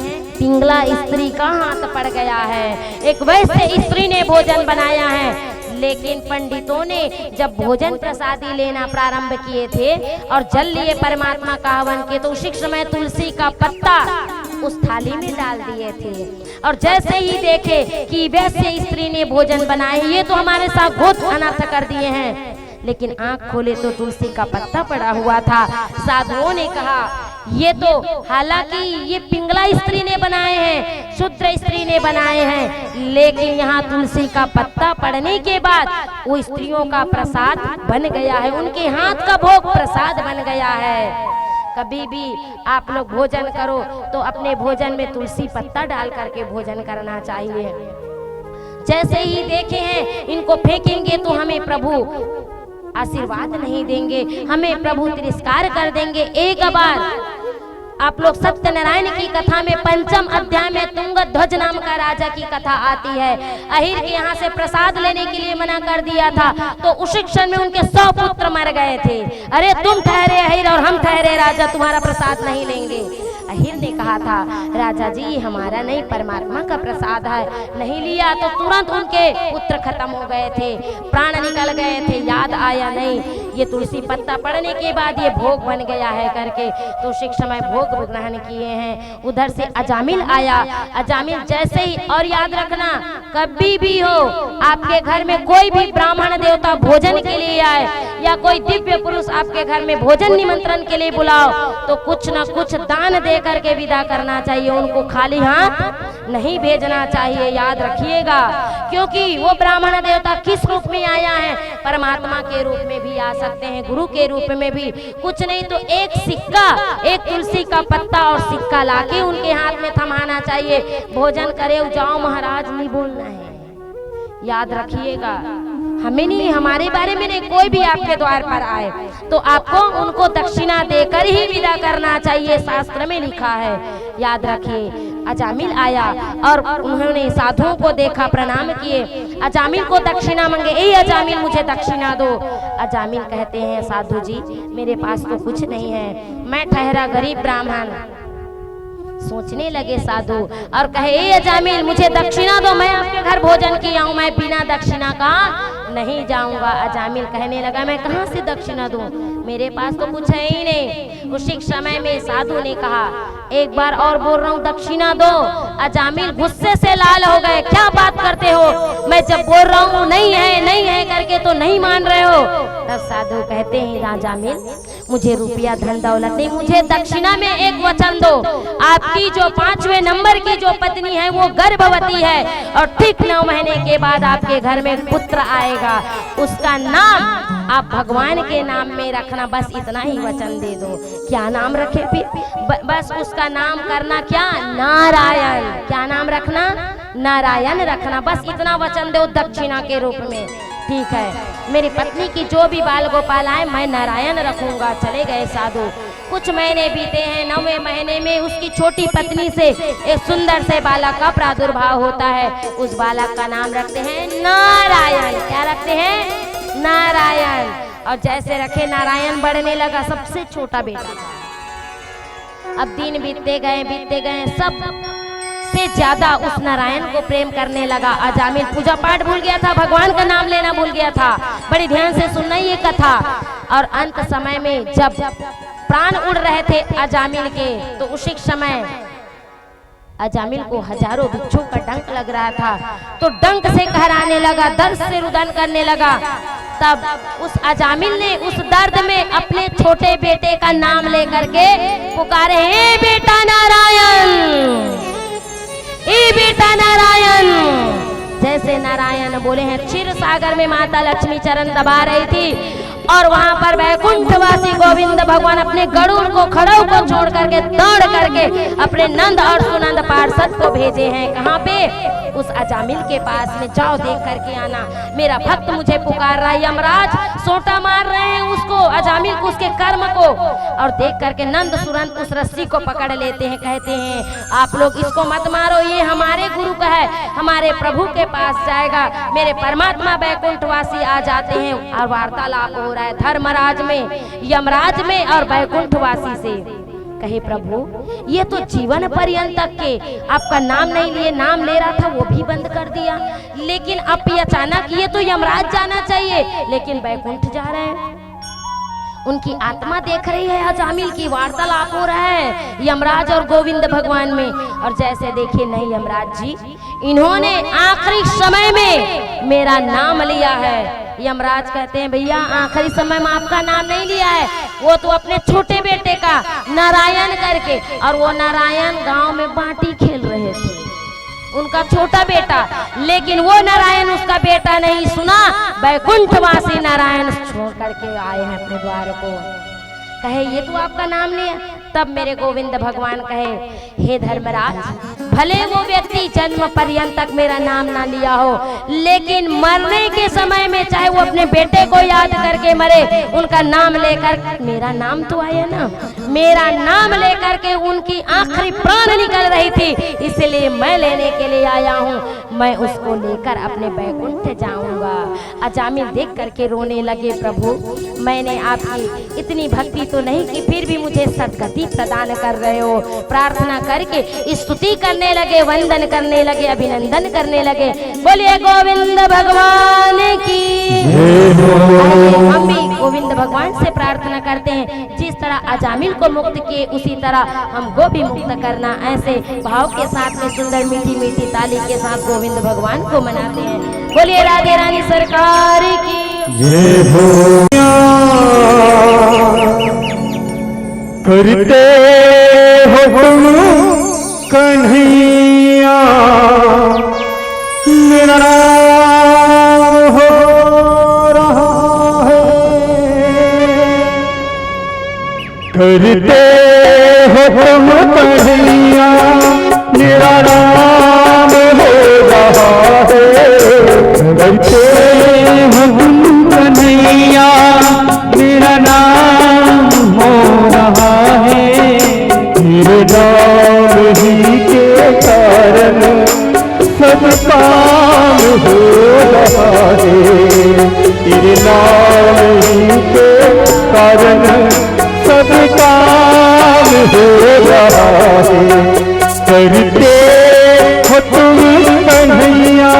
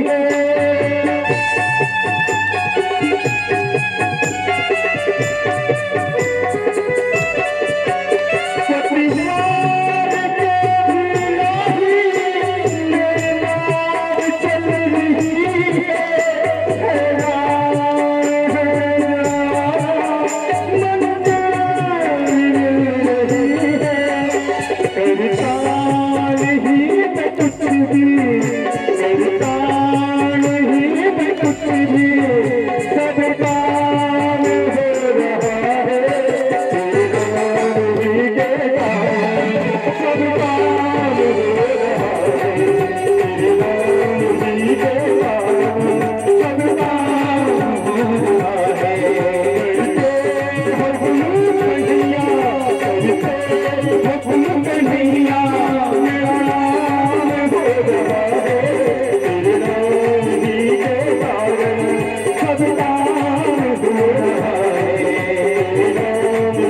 कारण, सब काम हो रहा है तेरे नाम ही के कारण, सब काम हो रहा है। बोलिए गोविंद भगवान की जय हो। प्रकार से अजामिल को अंत समय में परमात्मा को याद किए, परमात्मा स्वयं लेने के लिए आए। हमें भी भगवान की चिंतन मनन अंतोगत्वा हमें अंत समय में भी उस परमात्मा का ध्यान करना चाहिए।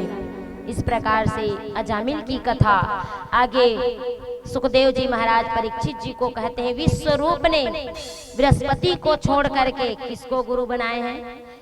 इंद्र ने बृहस्पति को छोड़ करके विश्व रूप को गुरु बनाए हैं। और विश्व रूप के 3 मुख थे। कितने रूप थे? 3 मुख थे। कभी भी अपने गुरु को छोड़ करके दूसरा गुरु नहीं बनाना है। हम बताए थे ना, गुरु भैया, गुरु अगर चले भी गए हैं तो मंत्र से काम चलाना है। मंत्र बहुत पावरफुल होता है। तो इंद्र ने बृहस्पति को छोड़ करके विश्व रूप को गुरु बनाए। और विश्व रूप के 3 मुख थे, एक तीतर के, एक कोयल का और एक कबूतर का।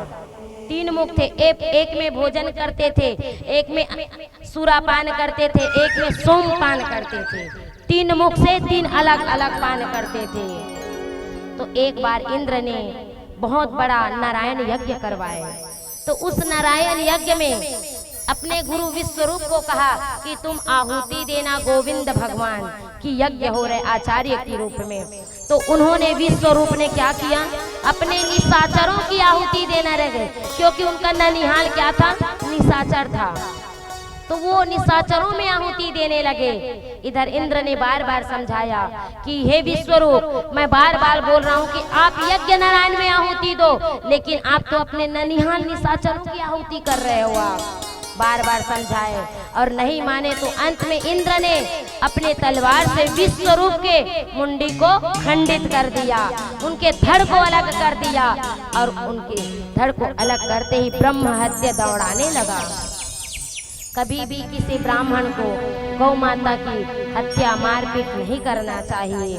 तो वहाँ विश्वरूप की हत्या कर दिए। और जब विश्वरूप की हत्या किए तो वो जो ब्रह्म हत्या है वो दौड़ाने लगा। इंद्र इधर उधर आकाश पाताल भूलोक सब तरफ गए, कोई ब्रह्म हत्या को लेने को तैयार नहीं हुए। इंद्र थरथराने लगा। तब उसी समय तालाब में कमल के उसके नाल में घुस गए विश्वरूप के मृत्यु के डर से। और जब वो इंद्र डरने लगा और डर करके वो नाल में घुस गए, जो कमल का पुष्प रहता है ना, तो उसी नाल में 100 वर्षों तक के बैठे रहे इंद्रदेव। और ब्रह्म हत्या भी ऊपर में बैठे रहे कि तू कब तक नहीं निकलेगा। तो ब्रह्म हत्या जो है वहां पर ऊपर बैठ करके इंद्र के इंतजार करने लगे। और इंद्र कहाँ पर बैठे हुए थे? कमल ककड़ी में। कमल ककड़ी का मतलब जानते हो? जिला छत्तीसगढ़ी में कथे ढेस। कौन कौन ढेस रांधे? हाथ उठाओ।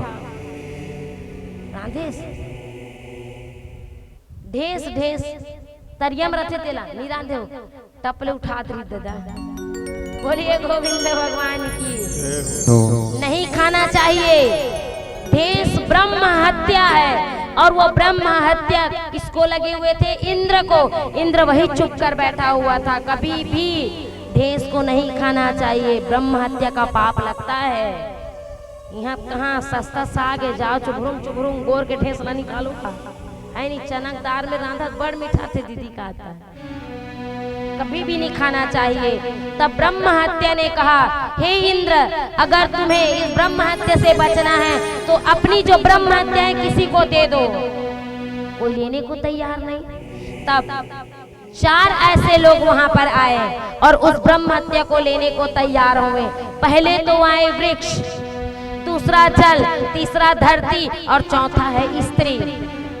ध्यान से सुनना ये कथा। 4 लोगों में ब्रह्म हत्या को बांटा गया है। जब ब्रह्म हत्या बांटने के लिए तैयार हुए तो चारों ने कहा हमें ब्रह्म हत्या तो दोगे, आप हत्या किए हो, हमको परिणाम मिलेगा, लेकिन इसके बदले में हमको वरदान देना पड़ेगा। इंद्र ने कहा तथास्तु, हम आपको वरदान देंगे, लेकिन हमारा ब्रह्म हत्या आप रखो।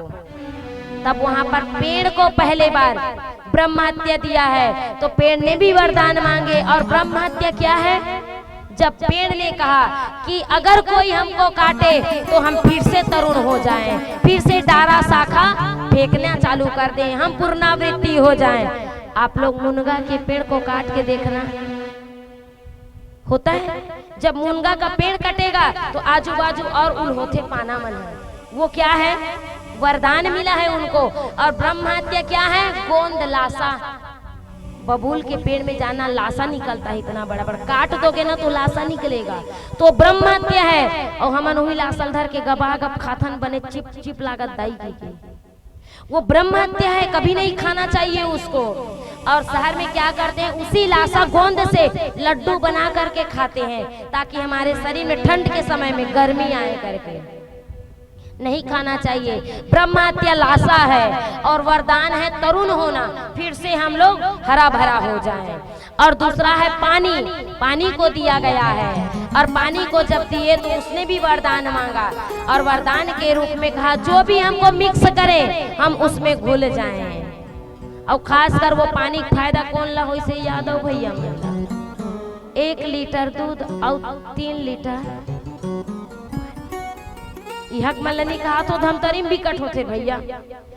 1 पाव मांग भी नहीं तो अतकी एकन दूध लडाली सादच करे और पानी दे देते। तो बोले हैं कि किसी में भी हो हम समाहित हो जाएं, हम मिल जाएं। और ब्रह्म हत्या क्या है? फेन झाग। जो तालाब में, जो नदी में अत्यधिक बाढ़ आएगा तो फेन साइड में किनारे में रहता है, छोटे छोटे हम लोग रहते थे तो वो साबुन है करके हाथ पैर में लगाते थे।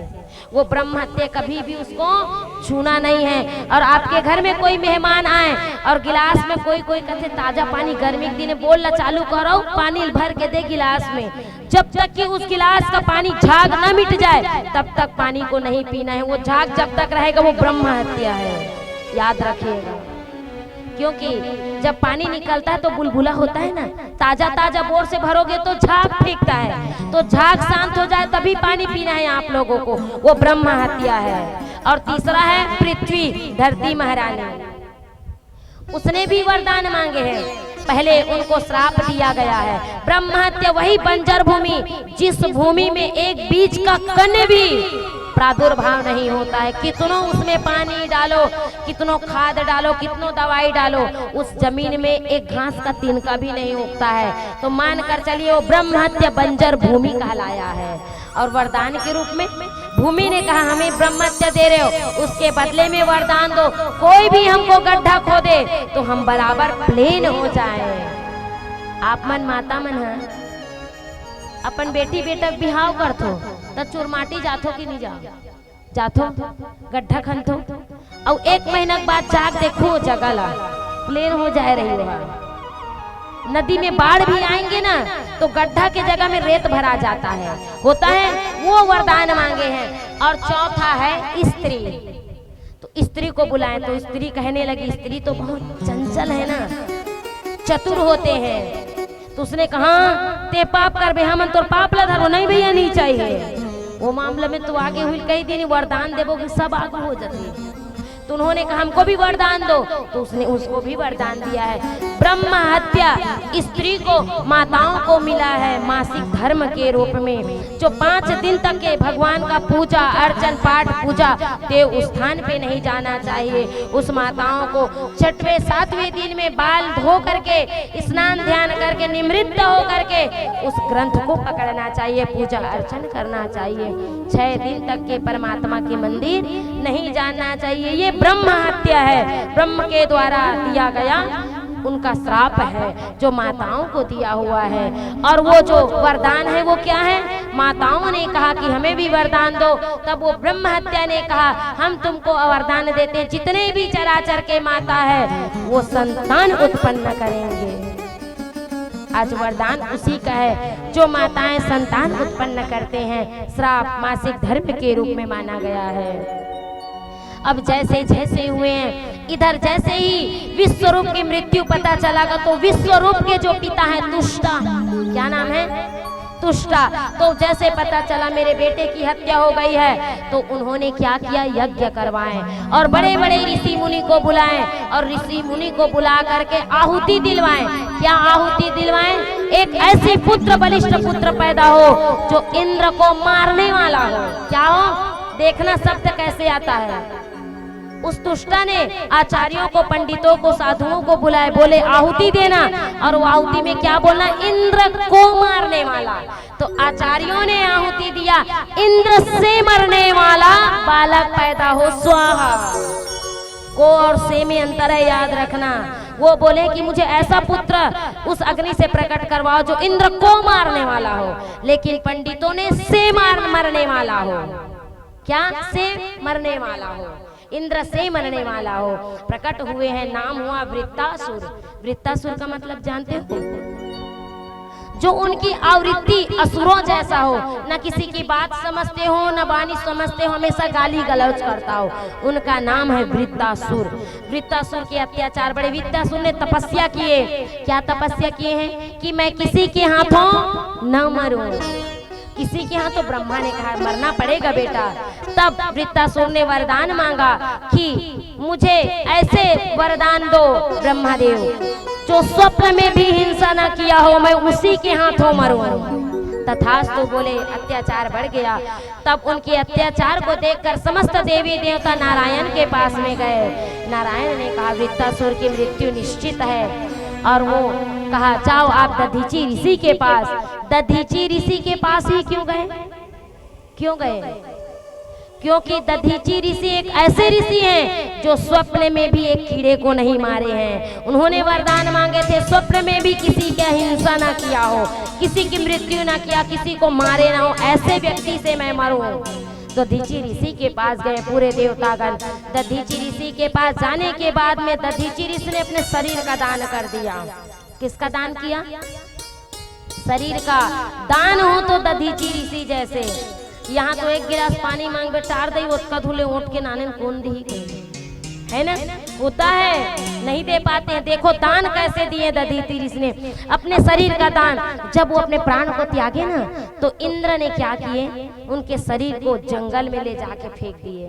और फेंके हैं ताकि फेंके ताकि उसके शरीर से हड्डी निकले। तो वहां से शेर आया और शेर ने देखा कि पड़ा हुआ है, मीट पड़ा हुआ है वहां पे। शेर ने देखकर उनके पास में जाकर के सूंघ दिए, लेकिन खाए नहीं उनको। शेर देख करके मान लो जाए अभी एक आठ हम कोई शेर आ गए तो हमन बाँचबो है कैसे करबो? तू मन तो छोड़ो, सबसे पहले में ही भागो। बोलिए गोविंद भगवान की। शेर नहीं छोड़ते हैं, जहाँ किसी की भी शरीर को देखे वो मीट देखते हैं, मांस देखते हैं वो। लेकिन दधीची ऋषि को सूंघ कर चले गए। एक हफ्ता हो गया, जब उनके शरीर से खून निकलने लगे तब उस सिंह ने उनके पूरे शरीर को चाटे हैं। चाटने के बाद में के शरीर को बाहर किए हैं और हड्डी बचा। उसी हड्डी को ब्रह्म सरोवर में धो करके विश्वकर्मा को दे करके वज्र तैयार किए हैं इंद्र के लिए। इंद्र के हाथ में जो वज्र रहता है ना सफेद का, देखना वो दधीची ऋषि का हड्डी है। उसी वज्र भाग में मेरे गोविंद भगवान बैठ गए, जो आखिरी कोने भाग में गोविंद बैठ गए। अब वृत्तासुर को मारने के लिए दौड़ाए। वृत्तासुर जैसे ही देखे, अरे आज ये इंद्र डर नहीं रहा है मेरे से और मारने दौड़ा रहे, पता है कुछ न कुछ होने वाला है। जैसे ही पास में इंद्र ने उस दधीची ऋषि के हड्डी को वज्र को लाए और मारने वाले थे, प्रणाम किए गोविंद भगवान को। प्रभु आप इस अग्रभाग में बैठे हो, ना मुझे धन चाहिए, ना दौलत चाहिए, ना मुझे कुछ नहीं प्रभु। आज मुझे वैकुंठ ले जाने के लिए स्वयं साक्षात आप आए हो। प्रभु आप मुझे दर्शन दे करके मेरे जीवन को धन्य किए हो। आप ही मेरे सब कुछ हो, प्राण हो। प्रभु मैं तैयार हूँ समर्पण होने के लिए। इंद्र ने अपनी वज्र उठाए और धड़ाम से वृत्तासुर के हृदय को छेदन कर देते हैं। पुष्पों की वर्षा होती है, जय जयकार घोष होती है। बोलिए गोविंद भगवान की जय हो। वैकुंठ लेके चले गए। राजा परीक्षित कहते प्रभु ये आपका कैसा भगवान है, इतने निशाचर राक्षस को भी अपने बैकुंठ लेके चले गए। तब कहा सुखदेव जी महाराज, हे राजा परीक्षित, ये जो वृत्तासुर था पूर्व जन्म का चित्रकेतु नाम का गंधर्व था। चित्रकेतु तो ये कैसे वृत्तासुर बना? एक बार चित्रकेतु बहुत पूजा पाठ करता था, तो जब पूजा पाठ किए ना तो उनको एक विमान दिए थे गोविंद भगवान ने। उस विमान में बैठकर कहीं भी आ जा सकता था चित्रकेतु। तो एक दिन वो कैलाश पर्वत में गए। जब कैलाश पर्वत में गए तो माता पार्वती और भोलेनाथ बैठे थे, और भोलेनाथ माता पार्वती को गोदी में बैठा करके युद्ध कर रहे थे। तो वो हंसने लगे। चित्रकेतु अरे राम राम, देख रहे हो ये अपने आप को भगवान बोलता है और एक स्त्री को गोदी में बैठाए हैं, वो भी पार्वती को, और अपने आप को भगवान करे। माता पार्वती को गुस्सा आया, अरे दुष्ट निशाचर, तुमको लज्जा नहीं आती? हमें नॉर्मल समझ रहे हो? हम जगत के माता पिता हैं, जब तुमको श्राप देते हैं तुम निशाचर हो जाओ। तब वो श्राप से ही वृत्तासुर बने थे। लेकिन ये चित्रकेतु क्या करता था, ये क्यों इतना ऐसा हुआ? तब बोले एक बार चित्रकेतु, वही वृत्तासुर बहुत पूजा पाठ करते थे, फिर चित्रकेतु बना। और चित्रकेतु के कितनी रानियां थी? 1 करोड़ रानियां थी। उनकी कोई संतानें नहीं थी। और जब उनकी कोई संतान नहीं हुई तो चित्रकेतु रोते रोते अपने गुरु अंगिरा ऋषि के पास में गए। अंगिरा ऋषि से वरदान मांगे तो उन्होंने तथास्तु कहे, आपके घर में एक पुत्र आएगा। ध्यान से सुनना, ये कथा में रहस्य है। कहा आपके घर में पुत्र आएगा। उसी 1 करोड़ रानी में सबसे छोटी रानी कृतिद्युति, क्या नाम थी? कृतिद्युति। उनके गर्भ में एक सुंदर से बालक का प्रादुर्भाव होता है। 9 महीने में एक बालक आता है, और जैसे बालक आता है बालक बढ़ते रहते हैं। जितने भी रानियां थे चित्रकेतु को देखे, अरे ये तो कृतिद्युति को प्रेम कर रहे हैं, हमको तो प्रेम ही नहीं कर रहे हैं, हमारी कोई संतान नहीं है। तो क्या किए, वही रानियों ने जहर दे करके उस बच्चे को मार दिए ताकि वो हमको प्रेम करे। अब चित्रकेतु रोने लगा, बिलखने लगा, कृतिद्युति रोने लगे। अपने गुरु अंगिरा ऋषि के पास में गए। जैसे ही जाते हैं देखते हैं क्या, अंगिरा ऋषि कहते हैं, अरे चित्रकेतु, ये धराधाम है, अगर यहाँ आए हैं सबको जाना पड़ता है बेटा, यहाँ किसी को नहीं रहना है रे। वो हो सकता है इतने दिन के लिए आए हो। नहीं गुरुदेव, आपने मुझे पुत्र दिए, उस पुत्र को मुझे चाहिए। रुदन करने लगा चित्रकेतु। तब उन्होंने कहा ठीक है रे, मैं उस जीवात्मा को आकाश मार्ग से बुलाता हूँ। अगर वो बोल दे कि तुम्हारा बाप है, मैं उनका पिता हूँ, अगर तू बोल देना तो मैं मान जाऊँ। चित्रकेतु के पास में उस शिव आत्मा को बुलाएं जो उनका पुत्र था। वो आया आत्मा। आने के बाद में चित्रकेतु हाँ पुत्र विलाप करने लगा, रोने लगा। तब कहे किसका पुत्र, कौन पुत्र? चित्रकेतु आंख फाड़ देते हैं, अरे तू मेरा पुत्र है बेटा, तू भूल गया? तूने तो कृतिद्युति तुम्हारी माँ के गर्भ से जन्म लिया और तू भूल गया मुझे? बोले नहीं, मैं एक आत्मा हूँ और किसी श्राप के कारण मैं ग्रसित हो गया था, और मैं आपकी पत्नी के गर्भ में आकर के मुझे नया जीवन मिला है। अब मैं दोबारा इस जीव में नहीं आना चाहता। किसका बाप, किसका पिता, किसका माता, नात रिश्ता, ये परिवार यहीं तक के है। जब प्राण निकल जाए तो किसी का नात रिश्ता नहीं होता है, सब अपने अपने धाम को जाते हैं। चित्रकेतु की आंखें खुल गई, विलाप करने लगी, और करने के बाद प्रणाम किए, और प्रणाम करके चित्रकेतु को ज्ञात हुआ, और वही चित्रकेतु वृत्तासुर के रूप में प्रख्यात होता है। इस प्रकार से उनकी जो कथा है बड़ी अलौकिक और विश्वरूप था। एक बार माता दीति ने कश्यप ऋषि से कहा मुझे बलिष्ठ पुत्र चाहिए। कहा हे देवी कैसे बात करते हो? कहा जितने भी देवता है मेरे बेटों से युद्ध करते हैं, तो मुझे बलिष्ठ पुत्र चाहिए। वो जो माता दीति है राक्षसों की माँ है और आदिति है देवताओं की माँ है। कश्यप ऋषि कहे ये देवी तो निशाचर की माँ है, जैसे बोलूंगी वैसे करेंगे। तो उसी समय कश्यप ऋषि ने एक मंत्र दिए, कहे देवी एक काम करो, तुम्हें बलिष्ठ पुत्र चाहिए ना, पुंसावन व्रत रखो। कौन सा व्रत रखो? पुंसावन व्रत रखो बलिष्ठ पुत्र के लिए। उसमें रुद्राक्ष तुलसी की माला लेकर के कृष्ण की हमेशा गुणगान करना है, एकाग्र चित्त होकर के माला जाप करना है, ओम नमो भगवते वासुदेवाय नमः। और याद रखना आपके मुख से किसी से चारी चुगड़ी मत हो, अपना काम स्वयं करना है और झूठा मुंह में नहीं रखना है, याद रखना। दीति कहती है ठीक है स्वामी। अब इधर इंद्र देख रहे थे बलिष्ठ पुत्र आने वाला है, सबसे बड़ा अगर डरपोकना देव है तो कौन देव होता है? इंद्र। कहीं भी कोई जब तब करे तो इंद्र को बहुत जल्दी डर लगता है, क्योंकि इंद्र का सिंहासन जल्दी छीन आता है ना, इसीलिए। उन्होंने देखा कि बलिष्ठ पुत्र की कामना किए हैं। कश्यप ऋषि ने कहा था देवी किसी से काम मत लेना, कोई किसी को काम मत बोलना, अपना काम स्वयं करना। तो उसी समय इंद्र ने एक बालक का रूप लेकर माता दीति के घर आ गए। बोले मौसी मौसी मुझे भूख लगी है, कुछ खाने दो ना। तो बोले बेटा चल दे देती हूँ, चल खा ले। नहीं मौसी मैं कुछ काम करूंगा तभी आपके घर खाना खाऊंगा। माता दीति को क्या बोले थे? किसी से काम मत करवाना। तो उसी समय में इंद्र ने समझ गया था माता दीति के घर में बलिष्ठ पुत्र है, वो जाप कर रहा है, तप कर रहा है, इनके भजन को खंडित करना पड़ेगा। उसी रात्रि में माता दीति ने कहा बेटा अब भोजन किया है तो चल ले थाली साफ कर दे। और इसी बातों बातों में माता दीति ने जब भोजन किए तो मुंह धोना छोड़ दिए थे, भूल गए वो इंद्र को देख करके छोटे से बालक को, और सो गए। और जैसे ही सोए ना तो उसी में अंगड़ाई लेने लगे, खर्राटा मारने लगे। कुछ किसी किसी की आदत है, इतना खतरनाक खर्राटा मारते हैं 1 किलोमीटर तक जाते हैं। कौन कौन है खर्राटा मारने वाले हैं? नहीं कोई नहीं मारते, कोई नहीं बताए, डायरेक्ट मारे नहीं बताए, यहाँ नाम ओपन हो जाएगी कि सब आता है बुढ़ापे में, जैसे यहाँ जवानी में भी हो जाता है।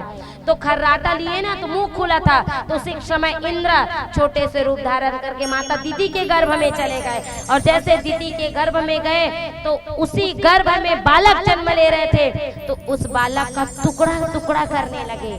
जैसे एक बालक का टुकड़ा करते थे तो वो टुकड़ा का 7 भाग होता था। कितने भाग? 7 बार तलवार चलाए हैं तो 7 भाग हुए हैं, 7 सत्ते 49 टुकड़े हो गए। तो बालकों ने कहा प्रभु हमें क्षमा करो, हम तो आपके कल्याण के लिए हैं, आप घबराओ नहीं, हम आपके पास आएंगे, देव कल्याण करेंगे। इंद्र निकल गया। और वही मरुदगण जो 49 जने थे ना, वो किसके काम आए हैं? जब माता सीता के पता लगाने के लिए हनुमान जी लंका में आग लगाए थे। किसमें आग लगाए थे? कथे भाई हनुमान जी लंका में आग लगा दी, आग लगा दी, आग लगाए बर गई सोहर। ओकर पूछी आग कौन लगा इस पहली बताओ तो। पढ़ भी नहीं करो रामायण, बताओ। रावण लगाए हैं ना, पुंछ में आग लगाए हैं। और देखो जो बंदर होते हैं ना अपने पुंछ से बहुत प्रेम करते हैं। कपि के ममता पुंछ पर, जो पुंछ रहता है बड़ी ही प्रेम करते हैं। जैसे ब्राह्मण देवता अपने शिखा को प्रेम करते हैं, उसी तरह से हनुमान जी महाराज अपने पुंछ को, वो अपनी पुंछ जो आग लगाने के लिए गए थे ना, वो आग को बुझाने के लिए गए थे, लगाने के लिए नहीं। जब आग में माचिस मारे हैं तो आग लगी तो बुझाने के लिए इधर उधर कूदने लगे। तो जब उस समय उनकी जीभ व्याकुल हुए ना तो पवन देव को पुकारे हैं। पवन देव ने वही मरुदगण को आदेश दिए हैं कि जाओ इतना तेज हवा चलाओ कि लंका जल करके राख हो जाए। तभी वही मरुदगण, आप लोग सुंदरकांड में पढ़ते होंगे, हरि प्रेरित तेहियो सरा चले मरुद 49 अट्ठाहस कपि गर्जे बड़ी लागे आकाश। वही मरुदगणों ने हनुमान जी की सहायता करके लंका पे आग लगाया था। तो आइए सुंदर हनुमान जी की भजन भक्ति करते हुए, झूमते हुए, नाचते हुए मनाते हैं। हमारे हनुमान जी के बिना तो कथा अधूरा है। वही सबसे बड़ा श्रोता हमारे अनंत बलवंत हनुमान जी महाराज है। बोलिए हनुमान जी महाराज की जय हो की जय। रंग बलि ले झूम के जलवा दिखा दिया, सोने से जड़ी लंका को पल में बोलिए हनुमान लाला की जय।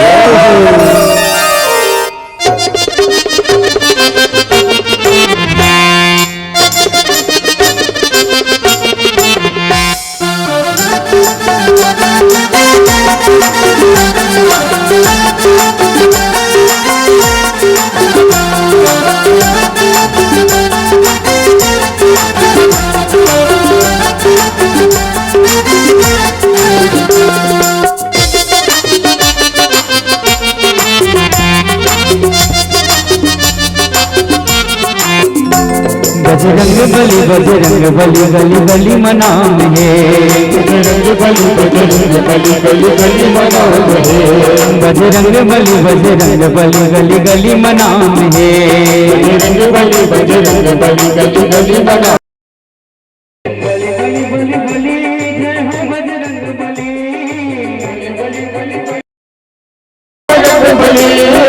बली बली बली जय हो बजरंग बली। बली बली बली जय हो बजरंग बली। बजरंग बली गली गली मनाम है। बजरंग बली गली गली मनाम है। ये अंजनी के दुलरवा तुरे अजब काम है। अंजनी के दुलरवा तुरे अजब काम है। ये अंजनी के दुलरवा तुरे अजब काम है। साथी लकीर दिखाए धीमा सीताराम है। सीताराम है। बजरंग बली गली गली मनाम है। बजरंग बली गली गली मनाम है। बजरंग बली गली गली मनाम है। बजरंग बली गली गली मनाम है। बली जय हो बजरंग बली।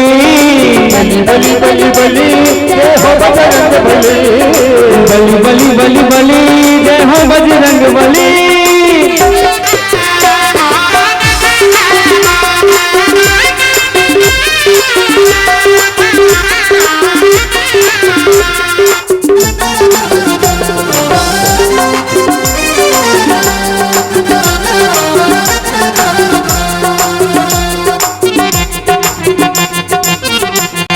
दुनिया लगे जलाते मुहमाला दबाए। दुनिया लगे जलाते मुहमाला दबाए।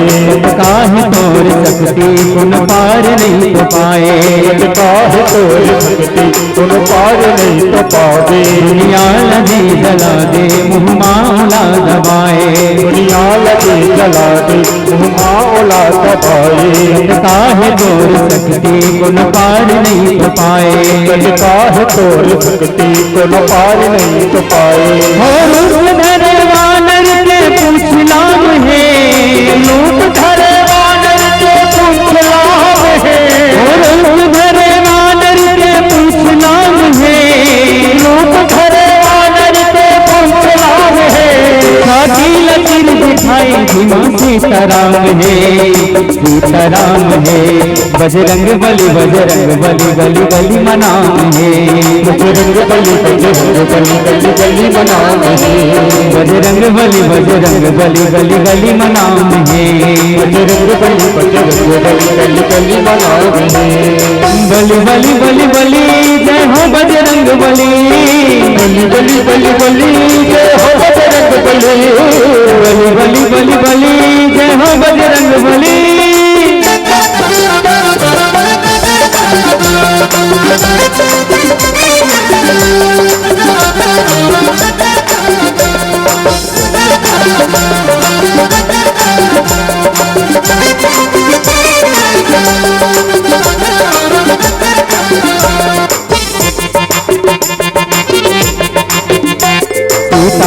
सूद लेवर उर्गे जीते हलंका सीता के सूद लेवर के भाग गए हलंका लंका मजाक ते हाँ सबके बजाए डंका लंका मजाक से हाँ सबके बजाए डंका सीता के सूद लेवर उर्गे जीते हलंका सीता के सूद लेवर उर्गे जीते हलंका लंका मजाक ते हाँ सबके बजाए डंका लंका मजाक से हाँ सबके बजाए डंका उसी महल में रावण चुकाए दाम है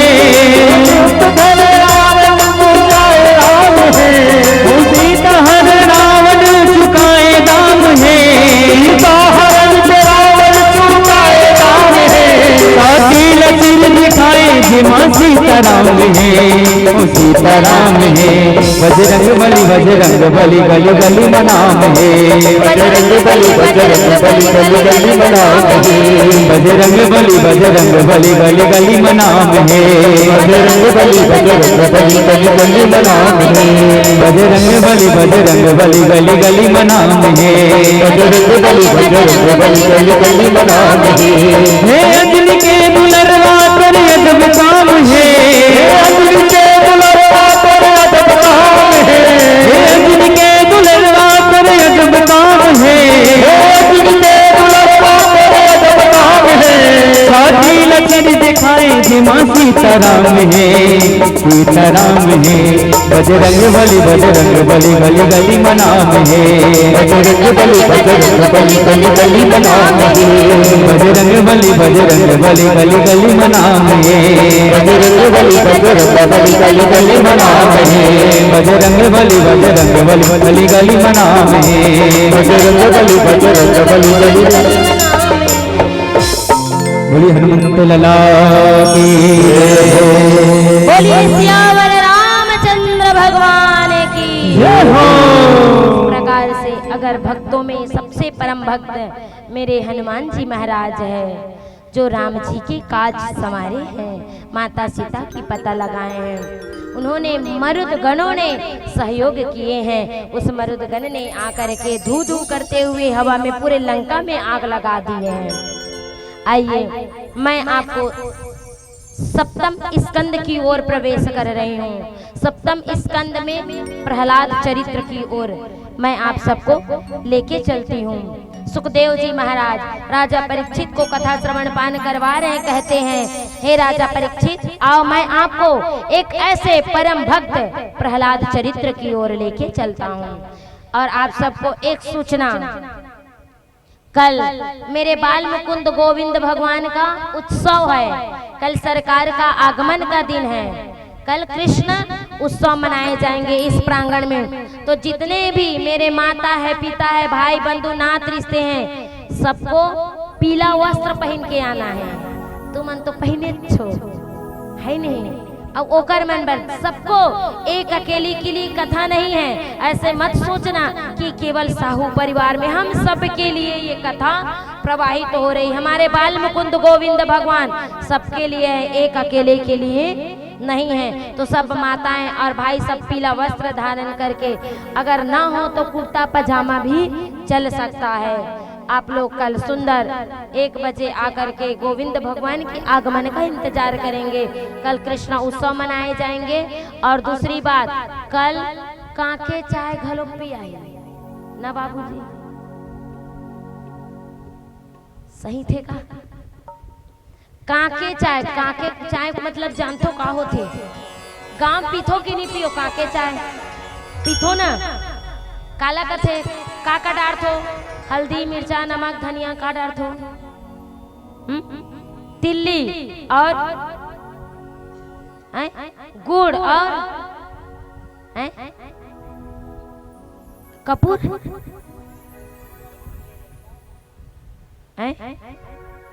जड़ी बूटी डालते हैं, बोलते हैं, है ना? जड़ी भी डालते हैं। जैसे नारियल के बुझ के समान रहते हैं। हम छोटे छोटे थे तब पीने जाते थे, बहुत टेस्टी, बहुत आनंद आता है। तो कल हमारे साहू परिवार में भी 2 हंडा काके चाय बनी। और काके चाय का मतलब जानते हो, जे चाय ला काक के पीते ओकरे नाम काके चाय। एक कप में सुसी नहीं पुता है, याद रखना, औ दे देतीस का, औ दे देतीस का, ऐसे लाके बहुत आनंद आता है चाय में। उसमें अनेकों प्रकार की माताएं बनाती। तो कल आप सबको जैसे अभी चाय पी रहे हो ना, वैसे उत्सव में काके चाय और सब बच्चों के लिए खिलौना भी बटेगा। और काका के बाबूजी हो चीला रोटी,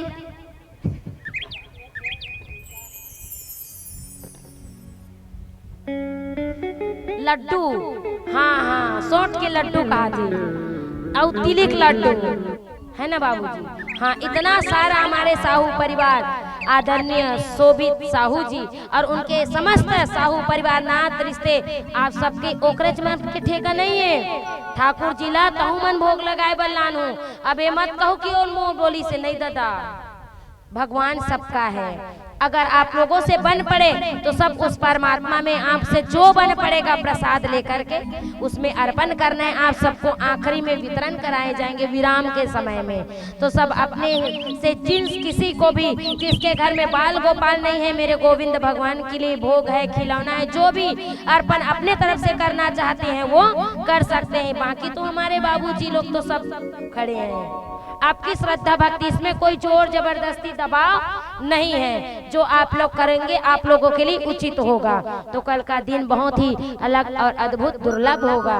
तो इतने दिन तक जो कथा श्रवण पान करने नहीं आए हैं, कल सबको लेकर के आना है। कौन कौन ब्रह्मा विष्णु महेश लनानी हाथ उठाओ तो ओकरे मन के ठिकाना नहीं है का, है ना। तो कहाँ से लाएंगे, सबको लाना है, अपने आसपास पड़ोसी वालों को सबको, क्योंकि अब समय जो है ना बहुत कम है। आज तो चौथा दिन हो गया, कल कितना दिन हो जाएगा, पंचम दिवस, बचेगा कितना दिन बताओ। तो बोलते हैं सुख की जो घड़ी होती है ना, जो कांटा और जो समय होता है ऐसे ही स्पीड में चलता है, पता ही नहीं चलता। चौथा दिन हो गया, बताइए, ऐसा लग रहा है कि कल ही हुआ है। तो इसलिए समय को गंवाइए मत। सप्तम स्कंद में प्रवेश करने जा रहे हैं प्रहलाद चरित्र में। तो जो प्रहलाद चरित्र है बड़ी अद्भुत अलौकिक है। वहाँ पे हिरण्याक्ष का जो भाई है हिरण्यकश्यप, उनके भाई को वराह नारायण भगवान गोविंद ने मार दिए थे। तो अपने भाई की बदला लेने के लिए तपस्या करने के लिए वन में गए। वहाँ जैसे तपस्या करने के लिए गए, अपने पत्नी कयाधु को बोले, देवी मैं तपस्या करने जा रहा हूँ, तुम यहीं ठहरो। तो वहाँ पर कयाधु ने बैठे हुए सोचे मन ही मन की मेरे स्वामी तपस्या करने जा रहे हैं। हिरण्यकश्यप प्रवेश करे हैं जंगल की ओर, और जैसे ही आसन लगा करके बैठे हैं और बोलने लगे ओम ब्रह्मणे नमः। जैसे बोले इंद्र डर गया। ये हिरण्यकश्यप तो तप कर रहा है, जरूर कुछ ना कुछ गड़बड़ है। बृहस्पति जी के पास में गए हैं, देवगुरु बृहस्पति के पास, तोते का रूप धारण, जहाँ पर बैठे थे उसी वृक्ष में तोता बन करके जैसे ही हिरण्यकश्यप ने बोला ओम विष्णवे नमः, जैसे ही ओम ब्रह्मणे नमः बोले वो तोता बोलता है ओम विष्णवे नमः। हिरण्यकश्यप मुंडी ऊपर करके देखता है कौन है जो मेरे शत्रु का नाम ले रहा है। वापस आ गया, अर्चने आ गई। इधर कयाधु कहता है स्वामी इतना जल्दी आ गए आप, क्या बताऊं कयाधु। जैसे ही ओम ब्रह्मणे नमः बोला, एक तोता का बच्चा आया और बोला ओम विष्णवे नमः। कयाधु बोलता है हरे राम राम राम। एक निशाचर जो मेरे पति हिरण्यकश्यप निशाचर है, उनके वाणी में राम का नाम आया, विष्णु जी का।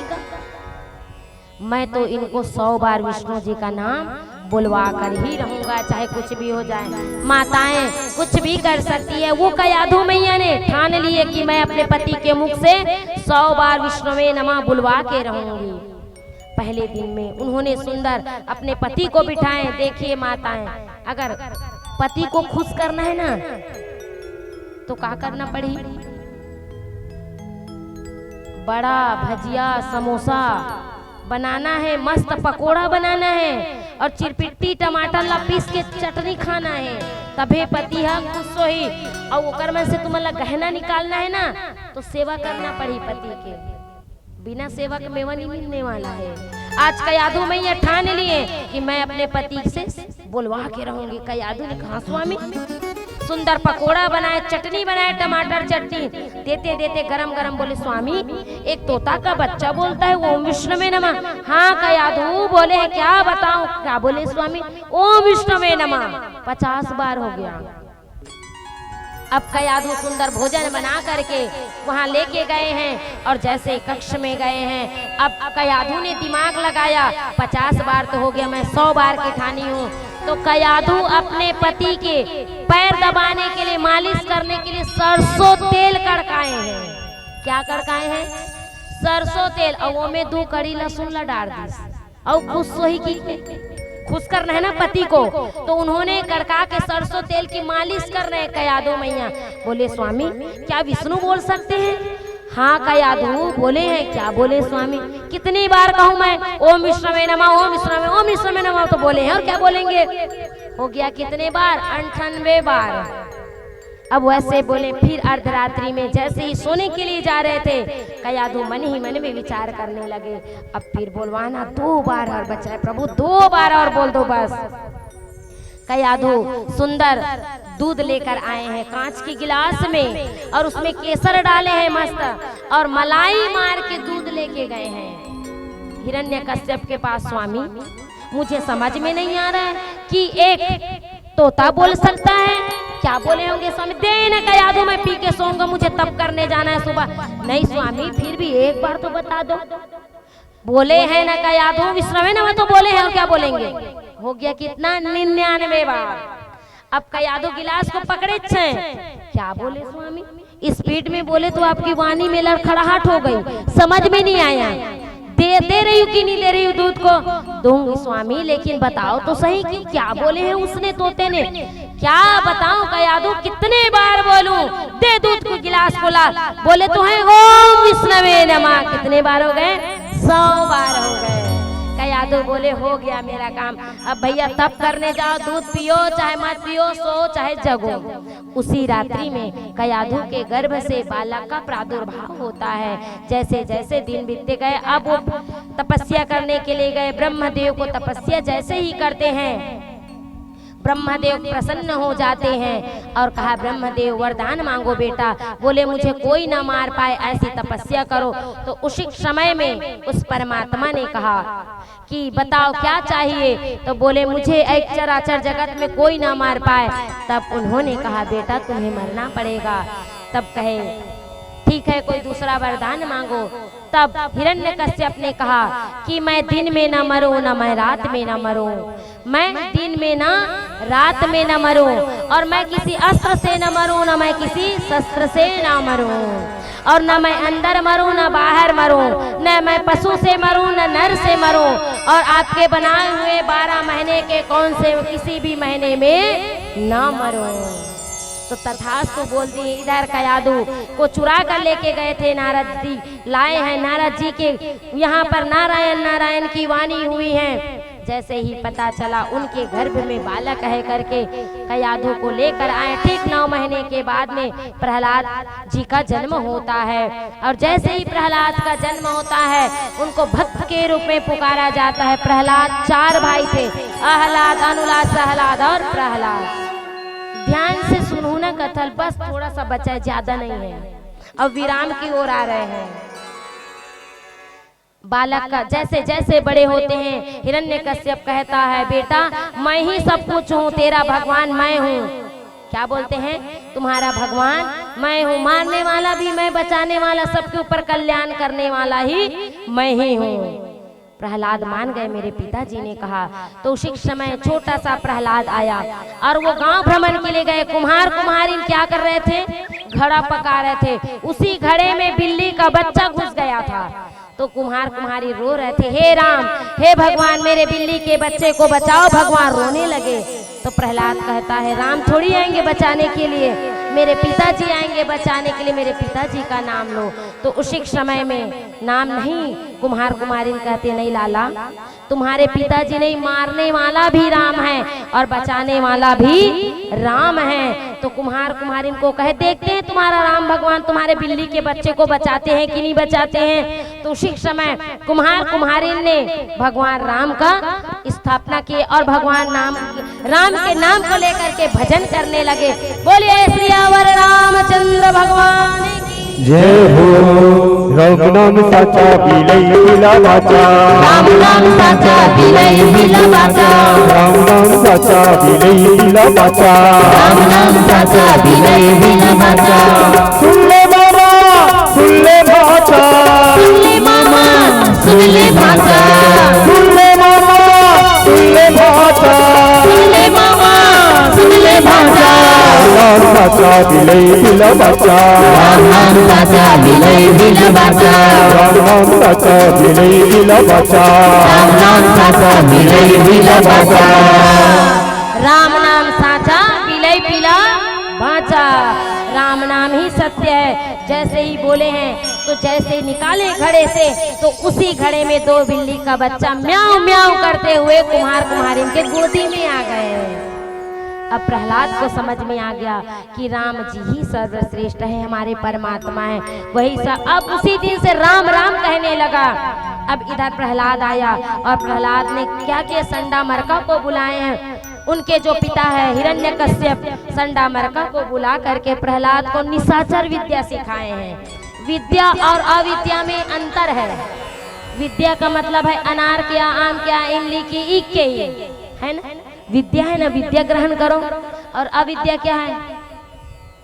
अविद्या क्या है? क्या है बताओ? कुछ नहीं। अविद्या जानते हो किसको बोलते हैं? उड़ गुड़ गुड़ गुड़ बड़ बड़ खट्टो भूम भांग घींग भांग घूम फिर खुट खुट खुट समझ आई समझ हिलत कथी अविद्या। चेला नहीं समझ सके ओकरे नाम ही अविद्या है। जे मन लगत है और गुड़ गुड़ गुबार मोड़ घी मां घी भूल भूल फाट फाट का समझ आई। फूकते भरती ही पर समझ आते कि हाँ उड़ावा वही अविद्या है। याद रखना। विद्या और विद्या निशाचर विद्या सिखाने लगे तो वहां पर प्रहलाद तो राम नाम की विद्या प्राप्त कर लिए थे।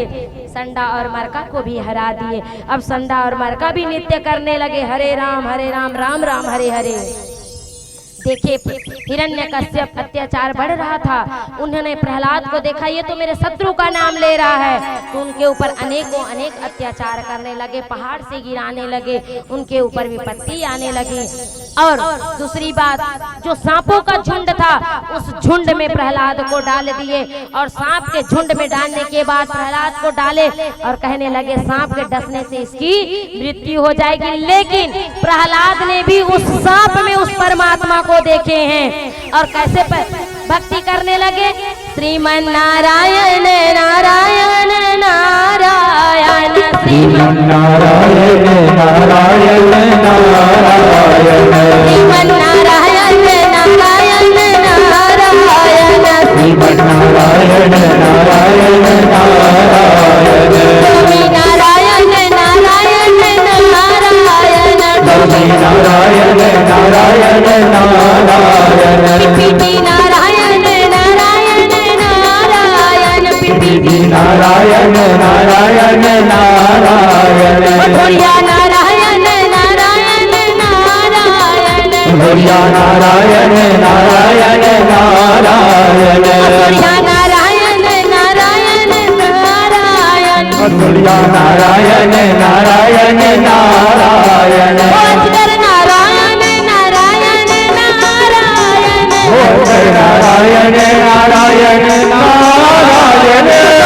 नारायण नारायण, नारायण नारायण नारायण, स्वामी नारायण नारायण नारायण, स्वामी नारायण नारायण नारायण, नारायण नारायण नारायण। क्या बोले हैं प्रहलाद जी ने?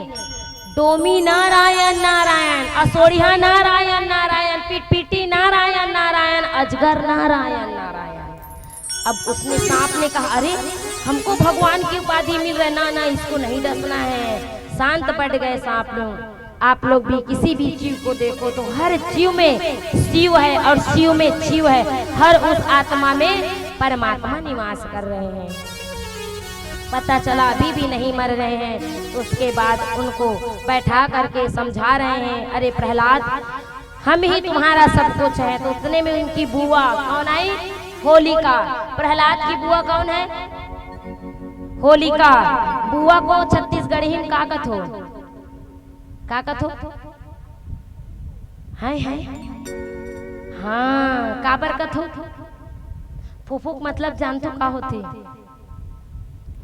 जी हाँ जे फुफू है अपन भतीजा और भतीजिन ला चाय ला फुक फुक के पियाथे तेकरे नाम फुफू है समझ के आजा बेटा तो चाय पिया था वो ठंडा रही तब बोल फूक ही अत्यधिक प्रेम करने वाली बुआ फुफू होती है उसी का नाम बड़े सरल शब्द में फुफू कहते प्रेम करने वाले हैं उन्हीं का नाम बुआ। होलिका आई बोलते हैं भाई क्यों ना परेशान हो देखना होलिका ये छोटा सा लड़का मुझे भगवान नहीं मानते हैं इतनी छोटी सी बात है चलो अभी लकड़ी वकड़ी तैयार करो और एक काम करना लकड़ी जैसे तैयार होगी ये छोटा सा बालक को गोदी में लूंगा मुझे ब्रह्मा ने साल भेंट किए हैं आग में मैं मरने वाली नहीं हूँ। तो उसी समय होलिका को घमंड हो गई साल लपेट ली जो ब्रह्मा ने वरदान दिए थे कि आग में चलोगी नहीं करके साल को लपेट ली और प्रहलाद को गोदी में बैठाए और आग को प्रवाहित कर दिए। जैसे ही आग को जलाए हैं तो उसी समय मेरे छोटे से बालक प्रहलाद जी हाथ जोड़ करके श्रीमन नारायण नारायण नारायण नारायण नारायण नारायण भजमन नारायण नारायण नारायण भजमन नारायण नारायण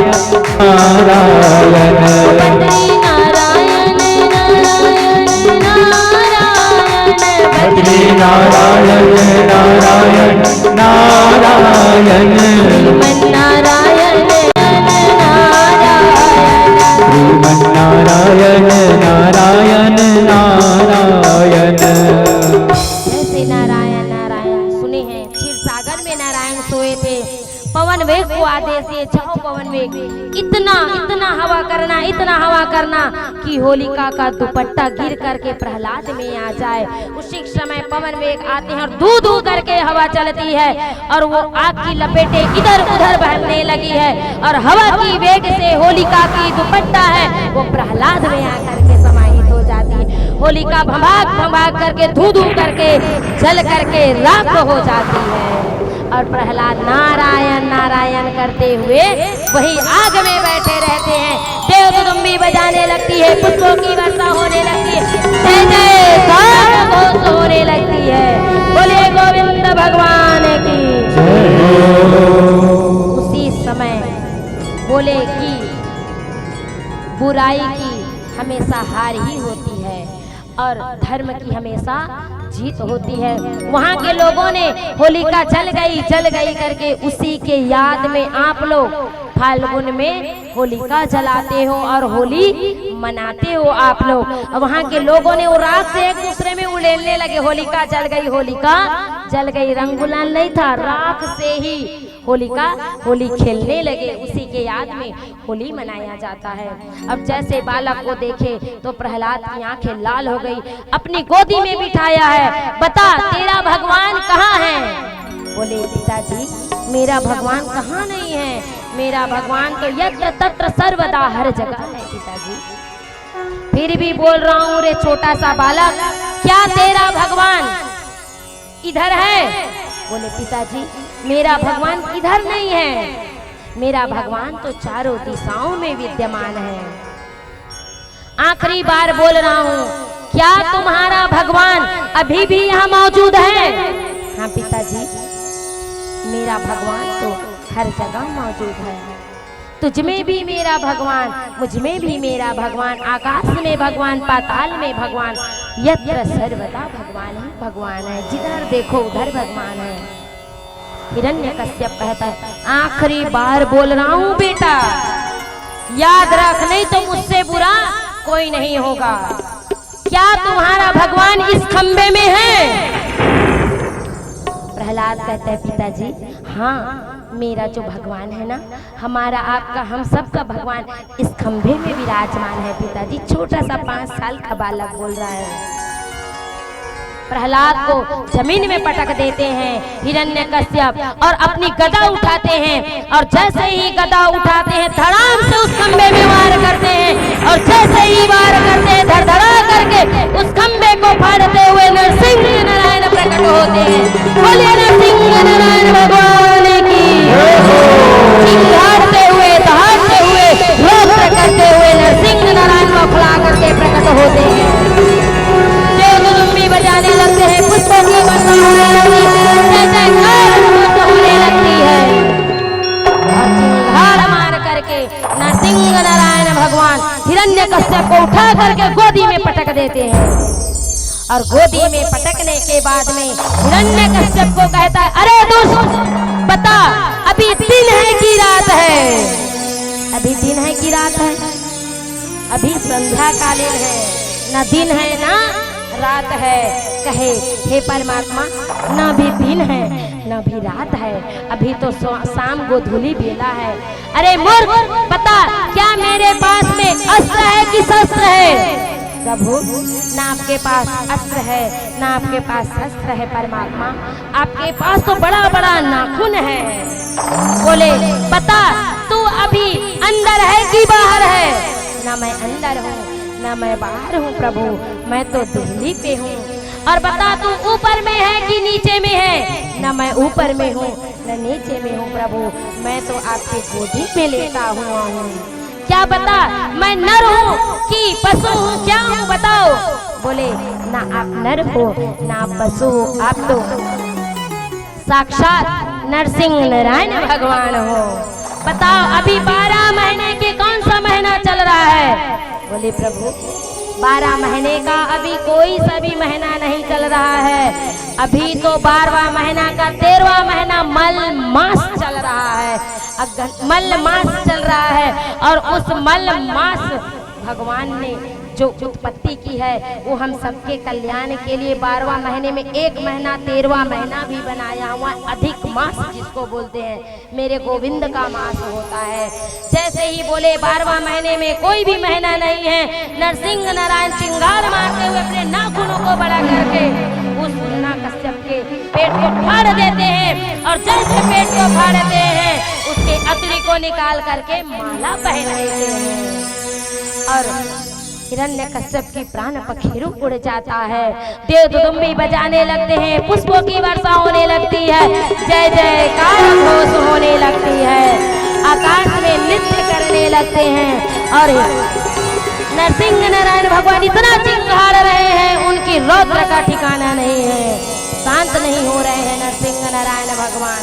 तब जैसे ही नरसिंह नारायण के शांत के लिए माता लक्ष्मी को बुलाए गए हैं, माता लक्ष्मी को कहे, हे देवी तुम ही अपने पति को शांत कर सकते हो। माता लक्ष्मी वैकुंठ को छोड़कर आई है और जैसे नरसिंह नारायण को देखे हैं डर गए, अरे राम राम, ना ये मेरा पति नहीं है, मेरा पति तो शांत है, ये तो पता नहीं शेर जैसा दिव्य स्वरूप नरसिंह भगवान है, मेरा पति नहीं है, मेरा पति तो शांताकारम भुजगशयनम पद्मनाभम सुरेशम, मेरा पति शांत वाले हैं, ये नहीं है मेरे पति।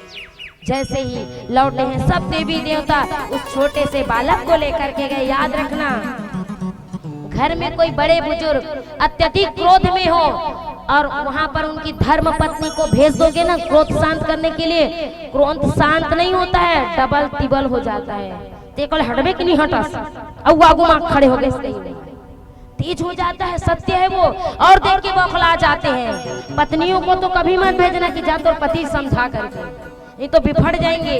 किसको भेजना है? उस घर के सबसे छोटे बालक को भेजना, क्योंकि बालक को सब प्रेम करते हैं। और वहां पर सबसे छोटे में कौन थे? भक्त प्रहलाद थे। सब देवताओं ने कहा, हे भक्त आप जाओ बेटा, नरसिंह नारायण की गुस्सा को शांत करो। नरसिंह नारायण के पास डर डर के गए हैं प्रहलाद जी महाराज, और डर करके नरसिंह नारायण चिंगारते हुए गोदी में उठा लेते हैं और बैठा देते हैं। और बैठाने के बाद नरसिंह नारायण की क्रोध शांत हो जाता है और उनको प्रेम से प्रहलाद को चाटने लगता है। जैसे गौ माता अपने बछड़े को जन्म देकर के कैसे प्रेम से चाटती है, उसी तरह नरसिंह नारायण भगवान प्रहलाद को चाटने लगे और कहे, लाला मुझे क्षमा कर दे रे, देर भई मुझे आने में लाला, लेकिन मुझे माफ कर दे प्रहलाद। आज से तुम्हारा नाम प्रहलाद नहीं, भक्त प्रहलाद के रूप में माना जाएगा और तुम्हें अचल शक्ति का वरदान देते हैं।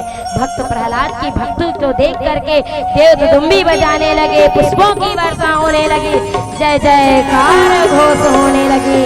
इसीलिए कहते हैं मारने वाला भी है भगवान और बचाने वाला है भगवान।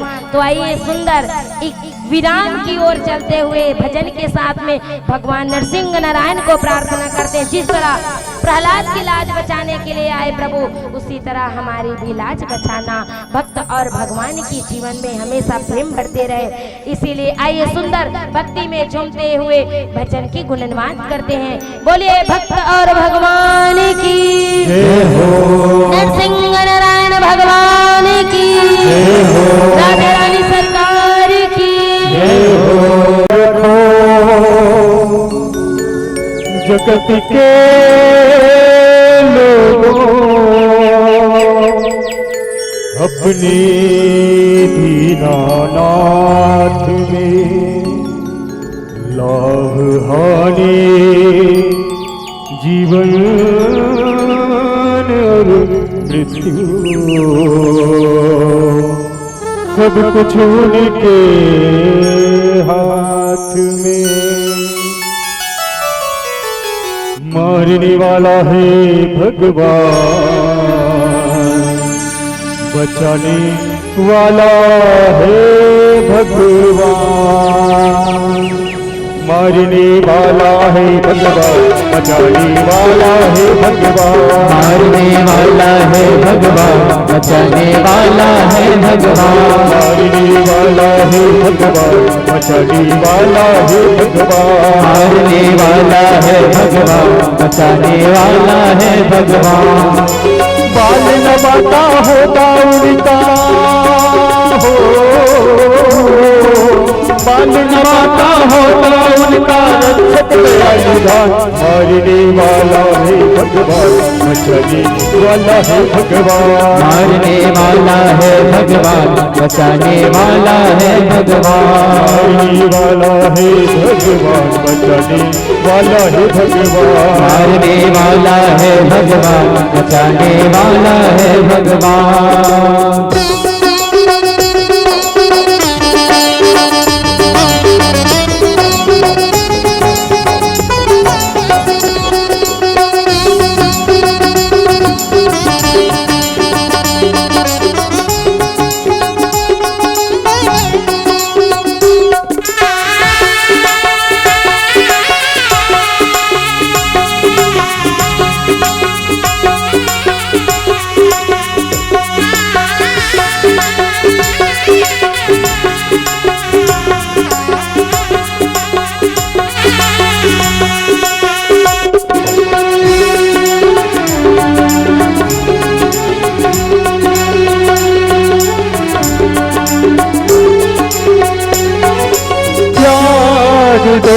भाई हल्की आशा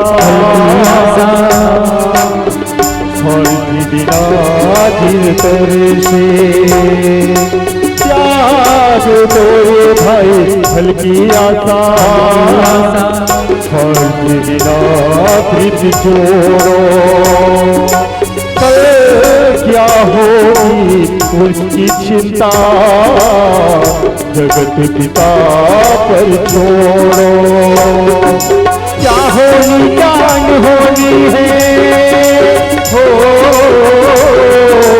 क्या होनी जान होनी है सबको मारने वाला है भगवान, बचाने वाला है भगवान। मारने वाला है भगवान, बचाने वाला है भगवान। मारने वाला है भगवान, बचाने वाला है भगवान। मारने वाला है भगवान, बचाने वाला है भगवान।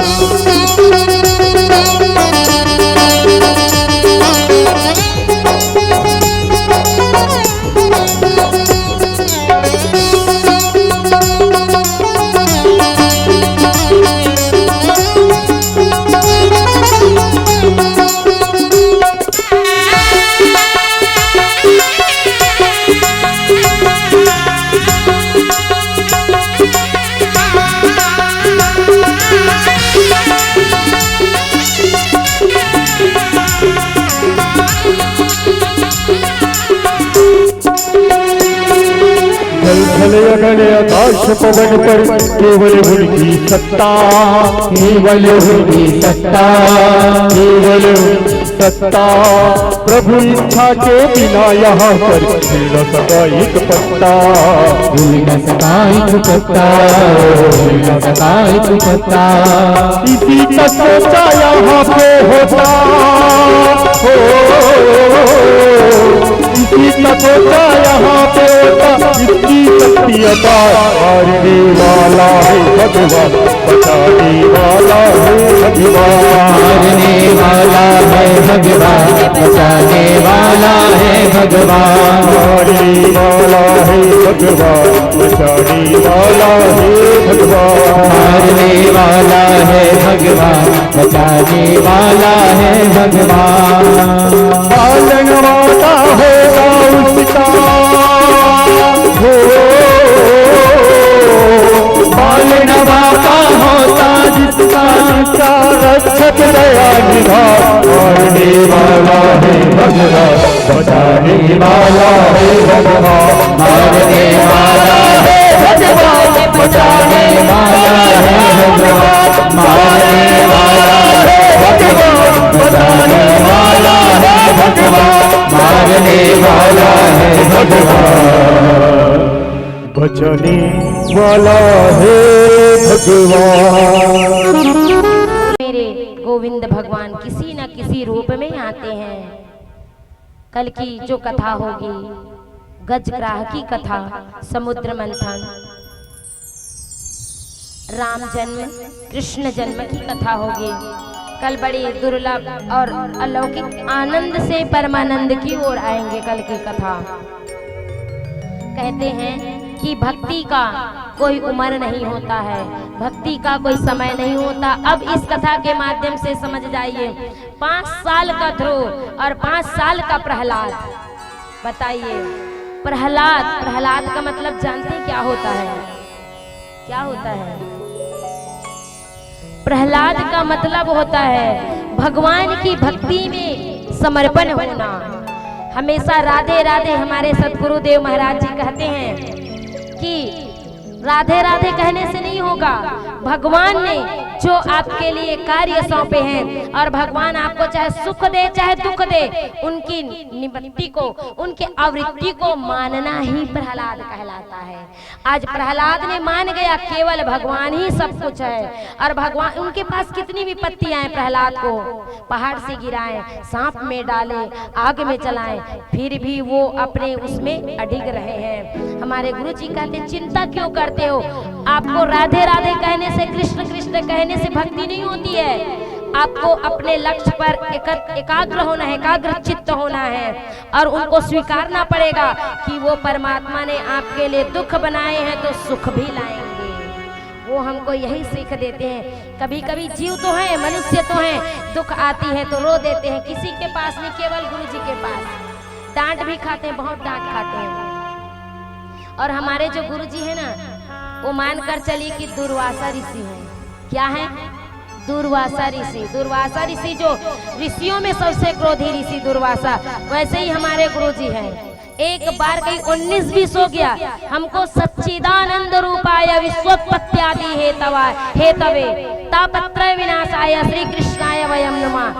इस श्लोक को याद करने के लिए 1 महीना दिए थे। 1 महीना हम बोलते थे सच्चिदा, सच्चिदा बोलोगी, सच्चिदा बोलो। अब बताइए, कभी कभी तो रो डालते थे, हे भगवान उससे अच्छा तो मंत्र ही ना बोले, ऐसा लगता। लेकिन नहीं, वो क्या करते थे, हमको पक्का बनाना चाहते थे। मानकर चलिए, अगर हमको कोई प्रेशर दे रहे हैं कि ये नहीं करना, ऐसे करना है, तो मानकर चलिए कि आपको वो अच्छा गति में लेके जाएंगे। हमारे गुरुजी वही कहते थे कि हमको प्रहलाद के जैसे होना चाहिए, हमको प्रहलाद के जैसे अडिग रहना चाहिए। अगर दुख भी आता है तो उस दुख में भी हम हंसते हंसते झेलना चाहिए। तो हमारे बीच में हमारे छोटे भाई आचार्य के रूप में जो विद्यमान है अभी, वो बहुत सुंदर अपनी मीठी वाणी में कृष्ण की सुंदर भक्ति करेंगे। वो उसने कहा था, दीदी एक आध बार हमको मौका दो ना। भैया, मौका सबको मिलनी चाहिए। अगर इस परमात्मा के द्वार पे मौका नहीं मिला तो कब मिला बताइए? सही है कि नहीं है? मौका सबको मिलना चाहिए भक्ति करने का। तो आइए उनकी सुमधुर आवाज में सुंदर नाचते हुए थिरकते हुए भक्ति का आनंद लेते हैं। उसके बाद आरती के लिए आरती की थाल तैयार करेंगे, उसके पश्चात आरती होनी है। और कल आप लोग ठीक 1 बजे आनंद रूपाय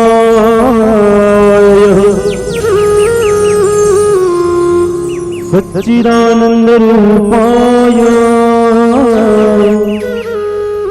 विश्वोत्पत्त्यादि हेतवे तापत्रे विनाशाय श्री कृष्णाय वयं नमः। प्रेम से बोलो श्री कृष्णचंद्र भगवान की जय। प्रेम से बोलो वृंदावन बाग भगवान की जय। भाव के साथ में एक बार हाथ उठाइए, है ना। और कौन कौन किसकी नींद हो जो है चुराते हैं? कान्हा जी। काकर काकर नींद चुराते हैं? कान्हा जी। राधे राधे। चलिए बड़ा भाव के साथ में ताली की सेवा करते हुए कान्हा जी के प्यारा सा भजन है। ओ कान्हा तेरी बांसुरी नींद चुराए, नींद चुरा की मोहे अपना बना ले, नींद चुरा के मोहे अपना बना ले। ओ कान्हा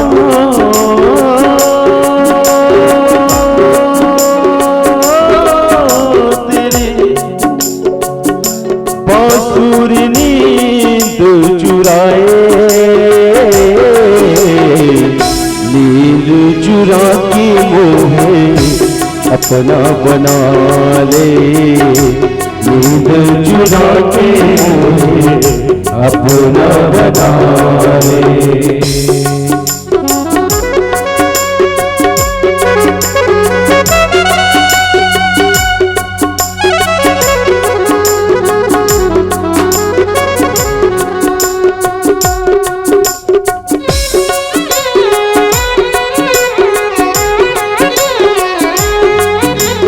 राधे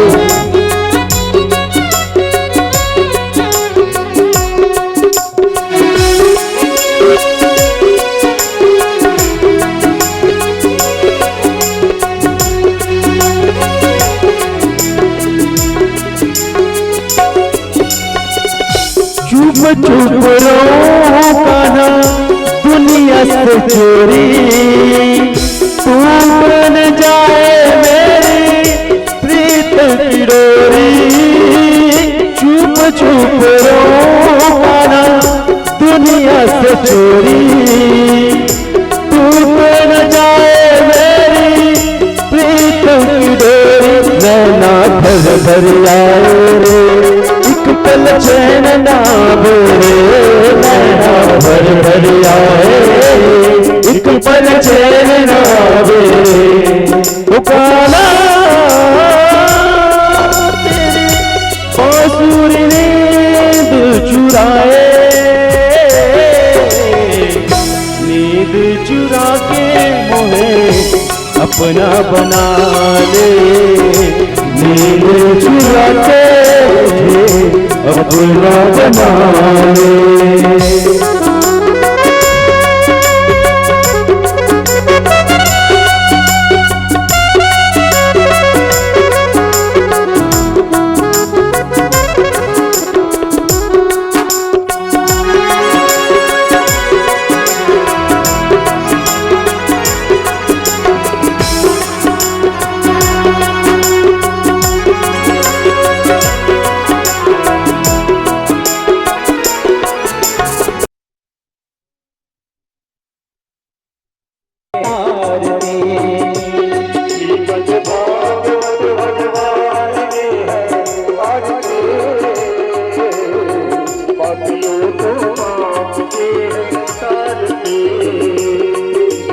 मधुर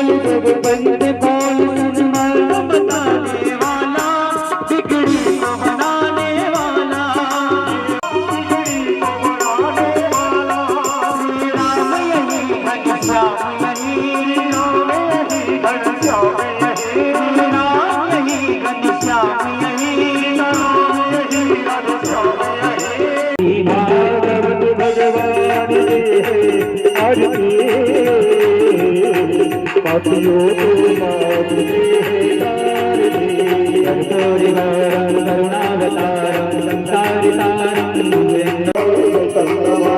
तमेव माता पिता तमेव तमेव बन्धुः सखा तमेव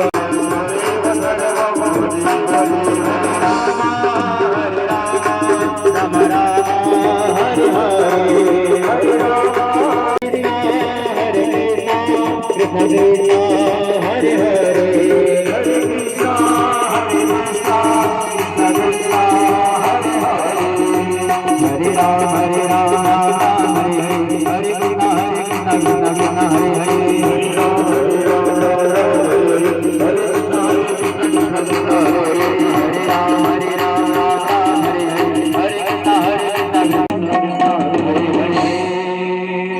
जैसे आचमन कीजिए। मोरे बंधु मोहम्मद स्वामी अपने स्थान में परिक्रमा कर लें, क्योंकि जो है भगवान जी की कृपा ऊपर से प्रारंभ हो गई है ना। अरे तानि सर्वाणि वेद पुण्यम प्रदक्षिणाय प्रदे प्रदे पीला चावल अक्षत जो है पुष्प पकड़ ले, जिनके पास जुड़े हैं मन को सुमन बना करके बड़ा भाव के साथ में अर्पित कर लें। हरि ओम नारायणाय च विद्महे वासुदेवाय च धीमहि तन्नो विष्णु प्रचोदयात्। हरि ओम श्री माल्यदेनी शुभदेनी माल्यदेनी वै प्रभो मायंतानि पुष्पाणि श्री चरण कमलेभ्यो नमो नमः अर्पित कर दीजिए। सुमन सुगंधित सुमन युता सुमन सुभक्ति अपार पुष्पांजलि अर्पण करो, हे गोविंद करो स्वीकार, हे मेरे नाथ करो स्वीकार। प्रेम से बोलो विश्व का कल्याण हो, गौ माता की जय हो, गौ माता की रक्षा हो। प्रेम से बोलो वैदिक सत्य सनातन धर्म की जय। ओम नमः पार्वती पतये हर हर हर महादेव शंभो।